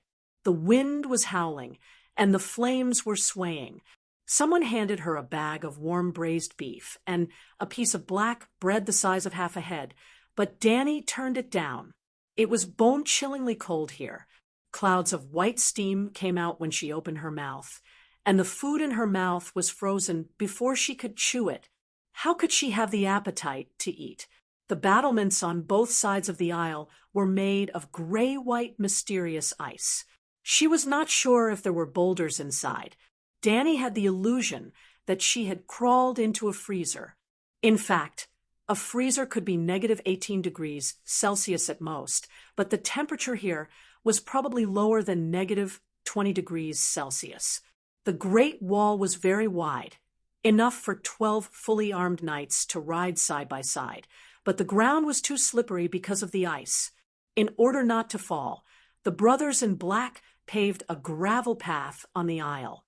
Well, they did not cover the entire wide road. There was only a small path for the patrolling soldiers to walk on. Beside the gravel road, bunches of arrows, crossbows, spears, and ballista bolts were already prepared and spread out for the night watchers to use. In addition to the arrows, there were also ash-white rocks the size of wash basins. They were stacked 3 meters high and stretched on the road for dozens of meters. Above the city gate, there were also round wooden barrels filled with pitch and kerosene. What made Danny feel strange was that there was a row of scarecrow sentries in black standing between the battlements. Each of them was holding a spear. Under the dim sky, the savages, hundreds of meters away, could not tell which one was real. Was he borrowing arrows from the straw boat? To the north of the Great Wall was a dark forest that stretched as far as the eye could see. It was as vast as the ocean, and flickering red stars were moving slowly in the forest. The night watchers would regularly clear the trees within 800 meters of the city wall. Therefore, between the gray Great Wall and the Black Forest, there was a broad, white snowy plain that looked like a white handkerchief that was spread out. At this moment, black dots holding torches walked out of the forest, leaving light traces on the snow-white ground. The attack line stretched for 2 kilometers. The savages had almost sent all of their forces into the battlefield. Woo, woo, woo, woo, woo, woo. The night watcher named Red Ellen blew the horn again. Twice, the sound was urgent, indicating that the savages were about to attack. Woo, woo, woo, woo, woo, woo, woo, woo, woo. This time, the savages responded. It was not just one horn. More than 10 horns were played at the same time on the open snowy ground. Danny could not tell the number. It was just too noisy. There were also loud flutes and dull drums. But for some reason, Danny could hear an unusual excitement in these monotonous and chaotic sounds. She understood the savage's voice. "We are coming. We will destroy your city wall, plunder your land, and take your daughters and wives." The savages are so arrogant. John shouted. "You can hear it too?" Danny looked at her cheap nephew in surprise. "Catapults. Prepare to throw in oil barrels. Burn." Tanner waved his single arm and roared at the 6 night watchers beside the 2 giant catapults. The oil barrels were quickly stuffed into the catapults. Then the cloth stuffed into the barrels was ignited by the torches. The wind fanned the fire, making it even more violent. "Fire!" Neuer shouted. As the balance arm fell, the throwing arm smashed into the crossbar with a bang. The burning oil barrels flew out under the dim sky, emitting a strange flickering light and rolling smoke. Boom! The oil barrels landed on the snowy ground and exploded into a flaming lotus. Although none of the savages were burned to death, it scared the nearby savages into running away. 7 gods above. Those are mammoths. Are those the legendary giants sitting on them? Good. Danny had a strange expression.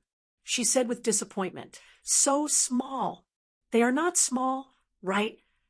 John shook his head and pointed at the long line of mammoths. He said in fear, "The shortest one is 3 meters tall. The tallest one is almost 4.5 meters tall.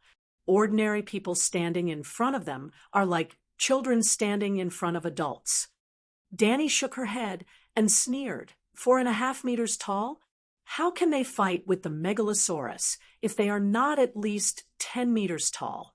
Do you think they can defeat my 2 dragons? They are still young dragons. They are only 2 months away from being 2 years old. Roar! Danny was immediately slapped in the face. A giant stood up on the back of a mammoth and raised a wooden stick a tree trunk. It roared angrily at the night watchers above the city gate. The sound was like thunder from ancient times. The snow on the battlements even trembled.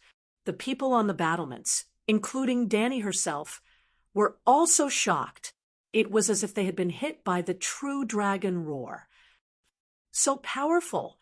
Danny stopped smiling and said seriously, "It seems that I am a bit arrogant. Being twice as tall as a human does not mean that its strength is also twice as strong. I am afraid that if 10 people were to fight a giant in a tug-of-war, the giant would still win." "Continue." Neuer shouted. The catapults were loaded again. Then 2 barrels of burning asphalt flew across the sky and fell into the enemy's army. Well, it was very embarrassing. It seemed that another savage was not killed. It was because the barrels flew in a parabola for a long time. Although the savages were reckless, they were not blind. How could they not see the bright flames? "Stop throwing. It will be a waste if you can't hit anyone." Danny shouted at the one-armed man. "We can't stop attacking. I have to boost their morale." The one-armed blacksmith lowered his voice and pointed at the night watchers who were shivering behind the battlements. "What are they afraid of?" Danny didn't want him to. She deliberately shouted, so that everyone could hear. It is just an army of 20 to 30,000 savages and hundreds of thousands of savage tribes. I have seen this kind of battle many times. The blacksmith was stunned. He sighed and said, "We only have 20 warriors left. After the battle last night, most of the villagers of Mole Village left." "Wrong. You still have 2 megalosaurus. Then let the megalosaurus go out and burn them." A woman with unkempt hair poked her head out from behind a scarecrow. Danny had met this woman when she was on the wall. She was a prostitute from Mole Village, Zay. She was holding a long-armed crossbow. There was no trace of cowardice on her face. She was as brave as a female warrior. "I am waiting for someone." Danny smiled at her. "You are very brave. Braver than the men of Mole Village." The prostitute Zay blushed and asked awkwardly, "Your Majesty, who are you waiting for?" "Man's Red," John blurted out. The blacksmith Tanner nodded and said, "Yes, burn the king of savages. If the megalosaurus appears too early, Man's Red will definitely hide." Whoosh, whoosh, whoosh, whoosh. While they were talking, a sharp whistling sound came from outside the wall. The heads of the scarecrows that were placed between the battlements suddenly exploded as if someone had stuffed a grenade into them. Danny immediately crouched down and shouted, "Be careful of the giant's arrows. It's the 7th level of hell. It has flown 200 meters, but it is still so powerful." But her warning was still a little late. The giant archers were mainly focusing their fire near the catapults. A 2-meter-long, thumb-thick wooden pole pierced through the lower abdomen of a night watcher. It was like a feather stuck to an arrow. It did not slow down the arrow at all. The arrow flew diagonally into the sky as if it was nothing. Fuck! Danny was dumbfounded. The arrow carried the night watcher with it for another 100 meters. At that time, he was still alive. His screams were louder than the horn, and the whole dark castle was shrouded in the horrifying howls of death. The monk from the dark castle, Silita, looked at the unlucky bastard who was flying into the distance with fear in his eyes. He gulped down a mouthful of wine and sang the song of the Madonna with a trembling voice.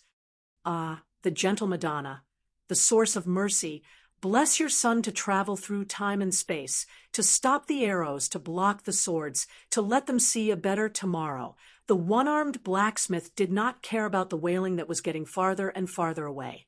He quickly poked his head out of the battlements and glanced down. He was shocked and angry. Oh no, the savages are going to attack the gate. Hundreds of giants stopped 500 meters away from the gate. They were shooting at the battlements in a 3-stage shooting pattern. The night watchers did not dare to look up. There were also a dozen particularly tall giants riding mammoths. They led thousands of savages past the giant archers and surged toward the city gate. Baristan ignited a bucket of asphalt on the walkway. He lifted the unburned bucket and threw it out of the battlements. Boom! A giant arrow, like a javelin, hit the bucket that was about 10 meters away. Flames fell down like raindrops. The barbarians with fur and unkempt hair down below who were touched by the burning, viscous pitch would immediately howl and throw down their weapons, rolling around in the snow. There was also a mammoth whose fur on its neck was ignited. It roared and broke up the formation of the savages. Countless savages were trampled to death. Good. The one-armed blacksmith urged the night watchers to learn from the white knights. The 2 of them carried a wooden bucket, lit it up, and threw it out. There were also people who directly threw basin-sized stones down. The Great Wall is here. As long as the night watchers do not make any obvious mistakes, no matter how many savages come, it will be useless, Danny murmured. Boom, boom, boom. Suddenly, there was a sound that sounded like someone hitting a shield. Yes, the sound was amplified by 100 decibels. Damn it, the mammoth is hitting the gate, Tanner cursed loudly. The giant on the mammoth's back was holding a huge oak shield that was as wide as 2 double beds put together. As for its thickness, anyway, it had already been hit by 2 or 3 huge rocks, and there were still raging flames burning on it, but the shield still did not break. Boom, boom. The mammoth let out a loud sound like a train whistle. It took a big step forward and hit the shield again. Crack! The crisp sound of the oak cracking made everyone on the city wall feel cold. It was not the giant's shield that cracked. The gate was also made of thick oak. Now, there was a big hole in it. The city has been breached. Professor Perestan, who had been hiding in the corner and warming himself by the fire, screamed like a woman. Danny was speechless. Without a doubt, she was slapped in the face again. This was a fantasy world. There were creatures called magic beasts, like the megalosaurus, the direwolf, and the shadow lynx. Giants and mammoths were top-tier legendary creatures. She should not judge the strength of these magic beasts with scientific thinking. The blacksmith Tanner was stunned. He gritted his teeth and said to Beristan, "Sir, you command the battle on the city wall. I will bring people to the gate to kill those bastards." Without waiting for the White Knight to speak, Danny dissuaded him loudly, "Don't get too excited. There are still 2 dragons down there. If they burn in the gate, it will be worse than being smashed to death by stones. The giants will not be able to break out." The one-armed blacksmith was stunned. He nodded and said, "Okay, this is a good idea. Burn them to death." "Wait, I remember that there is a thick layer of ice at the gate. Will it collapse?" Jon Snow said. Chapter 289. The blacksmith continued to stay on the wall to direct the night watchers to throw stones, oil barrels, and spears at the gate. Danny, Beristan, Jon, and 4 or 5 night watchers took the lift down to stop the barbarians in the gate. Well, inside the great wall, there was a wide groove. The night watchers built a steel frame in the shape of a well at the mouth of the groove and built a human-powered lift with pulley blocks. They climbed into the big iron cage at the mouth of the well. Jon pulled the rope with the bell at the end 3 times. Then they stood in the iron cage, stupidly. The wind was howling, but the cage did not move at all. Just as Danny was about to ask, the iron cage shook violently and began to move horizontally. It moved shakily from the great wall to the hollow mouth of the well. Then the ropes creaked and the iron cage began to descend. Crack, crack, crack, crack. Danny frowned and said, "Is this thing safe?" "Your Majesty, don't be afraid. I've been on the Great Wall for 2 or 3 years, and there has never been an accident. In fact, the scenery here is very good. I can almost see half the world." Jon wiped the snow from his beard and comforted her. "Ghost is good. I don't need to ride a dragon to see higher and farther to discourage you. But the scenery below, windowless fortresses, collapsed walls, and courtyards full of rubble, it's so empty and boring. Further away, there was an endless wasteland made up of hills ravaged by cold wind, rugged and dangerous rocks, and wild lands dotted with snow. What do you want me to see?" "How did you survive these years?" Danny could not help but sympathize with the poor boy. Jon Snow misunderstood her and began to recount his career. "When I first came, I was a new recruit. I practiced swordsmanship with the instructor in the morning and worked in the afternoon. Sometimes I took Whitey-O, my direwolf, out to hunt for extra food for the commander-in-chief's dinner. If there were no barbarians attacking the city, Master Tanner would also arrange for a few brothers to hunt some wild deer and water deer for His Majesty. Other than hunting, I was mostly doing odd jobs in the blacksmith shop, helping Master Tanner turn the whetstone or pump the bellows. There was still a lot of work to be done, such as standing guard, running errands, delivering letters, cleaning the stables, cleaning the horses, making bows and arrows, taking care of the messenger crows, checking accounts. Later, I became the commander-in-chief's clerk and began to manage the night watchers with him until we went north beyond the Great Wall. But now I am His Majesty's guard. The guards at the gate. Danny laughed in her heart, but she asked, "Where's your dire wolf?" "By Ling. I lost it." John said dejectedly, "The dire wolf can still be lost." "I was captured by the barbarians.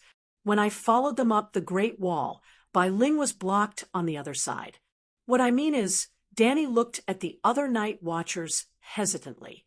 "Can't you sense its location? Perception? Why can I sense it?" John was puzzled. "John, do you know who you are?" "The illegitimate son of the House of Stark. But I am now a night watcher." John said with a gloomy face, "No, those are the identities given to you by others. Do you know who you are? Your Majesty, what are you trying to say?" Creak boom, the iron cage stopped. Barristan and melancholy Eddie worked together to open the gate. Danny was the first to get out of the cage. An old man in black, who was leaning on the winch and panting, immediately came forward to salute her. The little boy who was helping him stood there in a daze, not knowing what to do. Clap, clap, clap. Danny clapped her hands in the direction of the king's tower and shouted, "Big Black, Little White, come here." Hiss, hiss, the two dragons immediately flapped their wings and glided to the courtyard in front of the gate. The ice is indeed a bit thick. The gate was not spacious. It only allowed one person to ride in and out. It was difficult for two horses to ride side by side. There were also many twists and turns inside. It was not a straight road. Inside the stone cave, the two walls, the floor, and the ceiling were all made of rock. However, there was a layer of gray ice more than 10 meters thick at the entrance. If it was burned by the dragon flames, it would be in danger of collapsing. Of course, even if the ice layer collapsed, it would not affect the Great Wall. The key was that the entrance was blocked. The only way in and out of the Great Wall for hundreds of miles would be destroyed in a short period of time. They could not even repair the broken gate at the other end of the gate. Thump, thump, thump. The sound of metal twisting came from the gate. Danny knew that the giants were ramming against the iron fence. There was an old oak door inlaid with nails that was 30 centimeters thick at the entrance and exit. There were also 3 iron fences inside the gate. "Why don't we put them in the courtyard and burn them? The gate is narrow, and only one giant can enter at a time. 2 dragons can't burn one person to death." Barristan said. Danny thought for a moment and asked John, "Do you have chains to tie the giants?" "You want to capture the giants?" John was shocked. "Giants are wild and hard to tame. Why should we capture them?" Depressed, Eddie was confused. The gray-haired guy came from a family of knights and used to be an attendant of the commander-in-chief. His position among the night watchers was almost as high as John's. Farming, building the city, working as coolies, and being exhibits. What can't you do? Isn't the Great Wall that you are guarding built by the giants? The Great Wall was built by city builder Brandon Stark. John corrected him. Brandon only drew the design. At most, he added some magic circles. The farmer workers must be the giants. Danny waved her hand and ended the topic. She asked again, "Do you have chains to tie the giants?" "Can the chains to drag the iron cages?" John asked. Danny looked sideways. The chains on the elevator shaft were as thick as her wrist. John also said that they had never broken in the past few years. "Yes. Eddie, you take these brothers to move the chains. Knight John, you two stand aside." Later boom. A thunderous sound from the gate interrupted their conversation. Roar, roar, roar, roar. The giants' roar came through the gap of the gate, almost shattering their eardrums. The giants are here." Galen's face was pale, and he could not speak. Danny glanced at the rattling oak gates and said calmly, Don't worry, don't panic. Everything is under control. Blackie. Huff, huff. Blackie poked its head out and glanced at the night watchers with its black and red eyes. Two thin, snake-like nostrils spurted out. Ugh. Galen, Todd, and the rest of the night watchers shuddered. As expected, they were not afraid. They were still afraid, but the target of their fear had changed from a giant to a giant dragon. We will move the chains now. They breathed a sigh of relief and ran away. The wooden buckets, rice bags, wooden stakes, and other miscellaneous items that stopped the barbarian assault team last night had been cleared out. The courtyard was empty. Well, there were a few towers on both sides of the gate. The stone towers were built on a 3-meter-high stone foundation. Other than that, there was an open space. John and Barristan stood on the stone steps in front of the king's tower and looked at the head-sized fist marks on the oak door. The giant's roar was getting louder and louder. The blacksmiths on the great wall had been climbing up the battlements and looking down. After waiting for nearly 10 minutes, Eddie and the others were panting as they carried 2 large baskets of chains to the stone steps of the king's tower. The giant finally smashed a hole in the oak door. They saw his furry arms. His grayish-white hair was longer than John's hair. He looked like a long-haired gorilla that was several times bigger. Roar, roar. The giant at the gate shouted excitedly in an ancient language that Danny could not understand. The excited howls of the giants and barbarians echoed in the tunnel. That's a bit too much. John was worried. Don't be afraid. Look at their arms. They are so hairy. If they spit dragon flames, they would be burned into a torch. Barristan said, the frost giants that lived in the extreme north had long body hair. Otherwise, how could they survive in such a cold environment? Boom. Wood chips flew. A 4-meter-tall, hairy giant staggered out of the gate. He ran a few steps in the courtyard and fell into the mud. Roar, roar. He did not care about his sorry state. He opened his bloody mouth and laughed wildly. Even Blackie and Little White could hear his pride and joy. Then, bang, the laughter stopped abruptly. As soon as the giant got up from the mud, Blackie, who had been waiting impatiently at the gate, immediately whipped him in the back of the head with his tail. The giant rolled on the ground like a ball and rolled more than 10 meters away. He landed in front of Little White and whipped him with his tail again. Bang! The hairy giant did not even have time to scream before he lay on the ground in a bloody mess. No one knew whether he was dead or alive. Danny saw that the giant's head was deflated, and the blood was like a tap that had been opened. She could not help but grit her teeth and said, be gentle, don't kill it. Roar. Another 3.5-meter-tall giant rushed out. He only roared once before he looked at the white dragon in front of him and froze.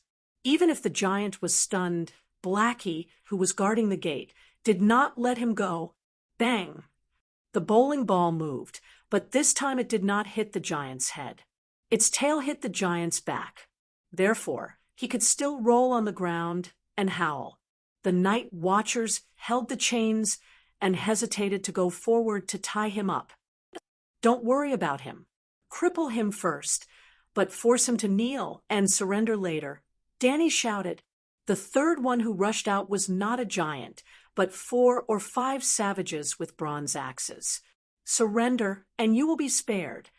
Barristan shouted with a megaphone on the stone steps. Kill boom. One of the barbarians had a ferocious look on his face. He raised his axe and rushed towards Blackie. Then, a bright red dragon flame poured down from above.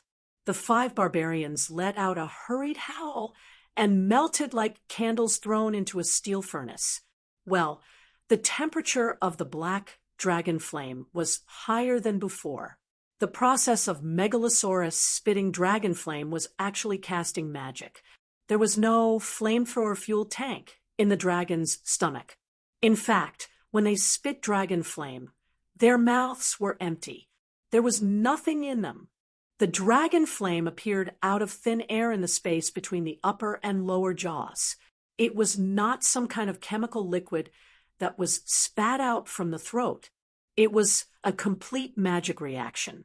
When there was a meditation vortex in Blackie's spirit ocean, the magic power changed from disordered to orderly, instinctive to perfect control. Its strength increased several times. 7 gods above, the dragon flame is so scary. Fortunately, it did not directly spray into the city gate.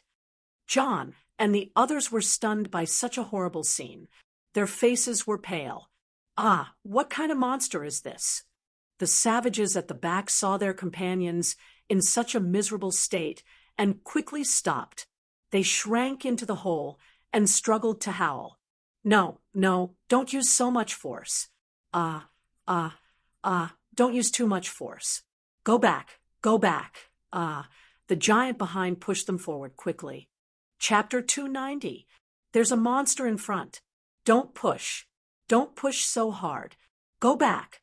Don't. The barbarians in front struggled with all their might. Their cries were mournful and pitiful, but the giants behind them did not care. They only pushed forward excitedly. Surrender, and you'll be spared. Baristan raised his metal horn and shouted. The barbarian's expression was twisted. He was hesitant. Blackie stuck his head out. The ferocious dragon had occupied the barbarian's entire vision. Sparks were even spewing out of its wine-sized nostrils. I surrender. The barbarians gave up struggling and rushed out of the city gate. They threw away their weapons and ran away from Blackie.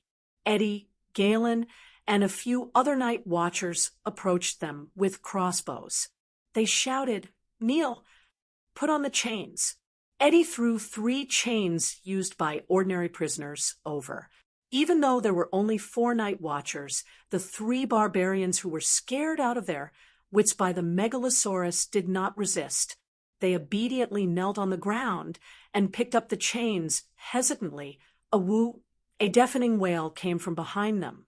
When they turned around, they saw the giant King Marg, who was almost 4.5 meters tall, on fire. Thick smoke billowed as he rolled wildly on the ground. That ferocious white monster would whip him with its tail from time to time. Marg's bones cracked, and he cried out in pain, shivering violently. The 3 barbarians quickly put the chains on each other. Seeing that the giant king was lying motionless in the mud, Danny said to John, "Let the barbarian captives tie up the giants." Just like that, the barbarians and giants lined up to enter the city gate and came out from the other side. The barbarians in front refused to give up until they saw the coffin. They fearlessly rushed toward Blackie. After being melted into candles by the dragon's flames, the barbarians at the back immediately wiped their tears and surrendered when they saw the coffin. The people behind them would rather die than surrender, setting an example for the people behind them. This cycle continued. When it was around dusk, the wide courtyard was already covered with the corpses of the giants. There were a total of 45 of them. They were either broken, charred and smoking, or dead. But regardless of whether they were dead or alive, they were all captured by the barbarians. Their hands and feet were tied with chains. There were even more savages, and the handcuffs used to tie them up were not enough. They could only chase them into the stone prison. There's no one else. After waiting for a while, no savages came out. Danny couldn't help but feel strange and said, "Who wants to go inside and see what the savages are doing?" The barbarian army definitely hadn't retreated. The night watchers on the city wall were still fighting. "I'll go." Toad volunteered himself and stepped on the dirty brown human flesh to refine oil into the city gate. Not long after, he ran out quickly and shouted, "There are still barbarians inside." They seem to know that it is dangerous outside, so they are all hiding there and not moving. Danny raised her head abruptly, and her purple pupils contracted. Under the dusky sky, a goshawk was circling and dancing in the snowflakes. Its figure was sometimes hidden and sometimes present. It was so inconspicuous, yet so eye-catching. Transfiguration. She gritted her teeth and laughed coldly. Big Black. Danny shouted and ran up the stone steps. She jumped and landed on Big Black's back. Squeak, puff, puff, puff. Big Black flapped its wings hard, stirring up a gust of wind in the courtyard, and carried Danny up into the sky. Screech! The goshawk was very alert. As soon as the black dragon took off, it let out a long cry and flapped its wings high into the sky.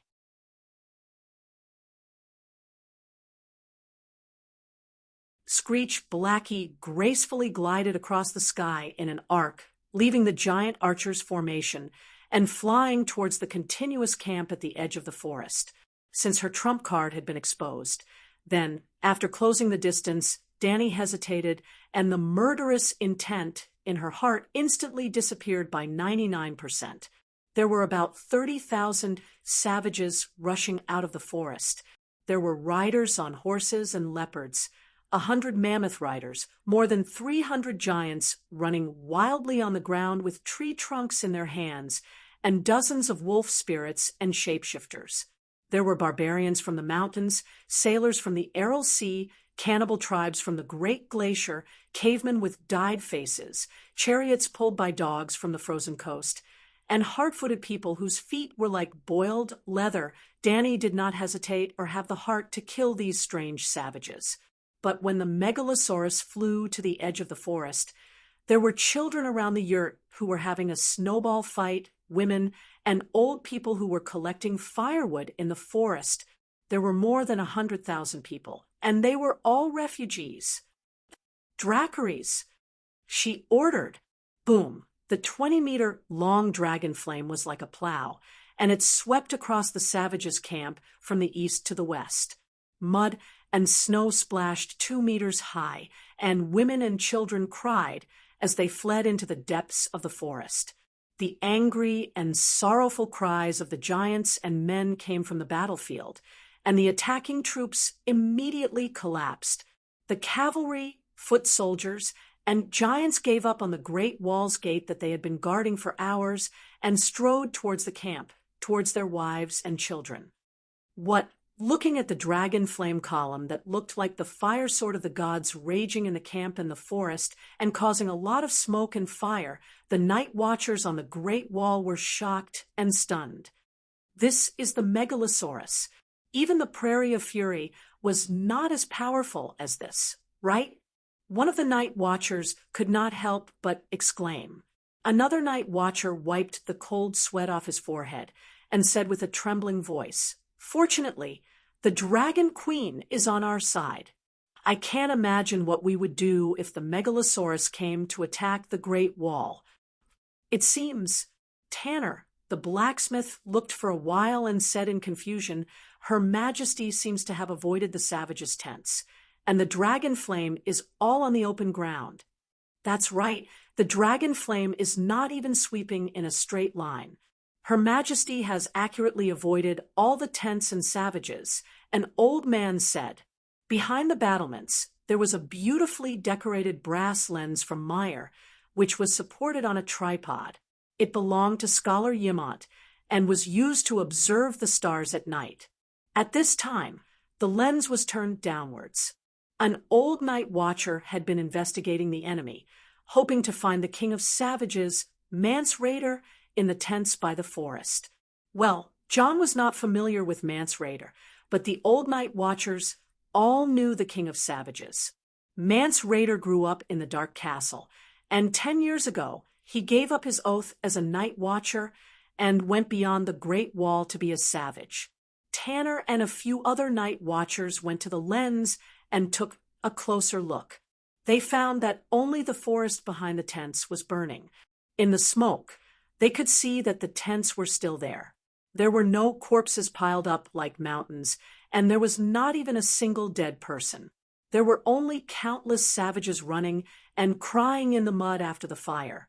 "What is she doing?" the red-nosed old doctor asked in confusion. "The savages are retreating." The prostitute, Zay, pointed at the savages running around and laughed. "No matter what His Majesty thinks, we only lost one unlucky bastard and defeated 100,000 savages. We won." As she spoke, she hugged the night watchers beside her and kissed them. The night watchers were happy to reciprocate. Well, many of them were Zay's benefactors. Every night watcher got a garlic kiss from her. Even the red-nosed old doctor was pressed against a box and kissed a few times. Night, in the hall of the dark castle. The fireplace was blazing, and the living room was as warm as spring. The wooden table under the chandelier was filled with fragrant food. There were toasted bread, fried salt cod, grilled sausages, sauced beef, yogurt, oatmeal mixed with carrots, and bits of turnip. The night watchers, the orphan children of Mole Village, the prostitutes say, and a few farmers who came to do chores. 40 or 50 people were sitting at the 2 rows of long wooden tables. There was a wooden table placed horizontally at the head of the table. Danny was sitting in the center. On her left and right were Scholar Yimont and Sir Barristan. Together with the 3 of them were Sir Vinton Stowe and the blacksmith Tanner. Tanner was a blacksmith master and also the acting castellan. Vinton Stowe was of noble birth and had been a ranger for 80 years. He was about the same age as Yimont's master, but he was not as healthy as the old scholar. He was a little retarded. Well, John and Barristan were sitting in the public seats. Scholar Yimont was still very confused about this. He thought that Danny had mistreated her doctor. However, the red-nosed old man was very self-aware. He was embarrassed, but firmly rejected Scholar Yimont's offer of his seat. The old scholar vaguely guessed that there must be something going on, so he did not force it. The blacksmith was a temporary commander, and Sir Stowe was the acting castellan of the Dark Castle.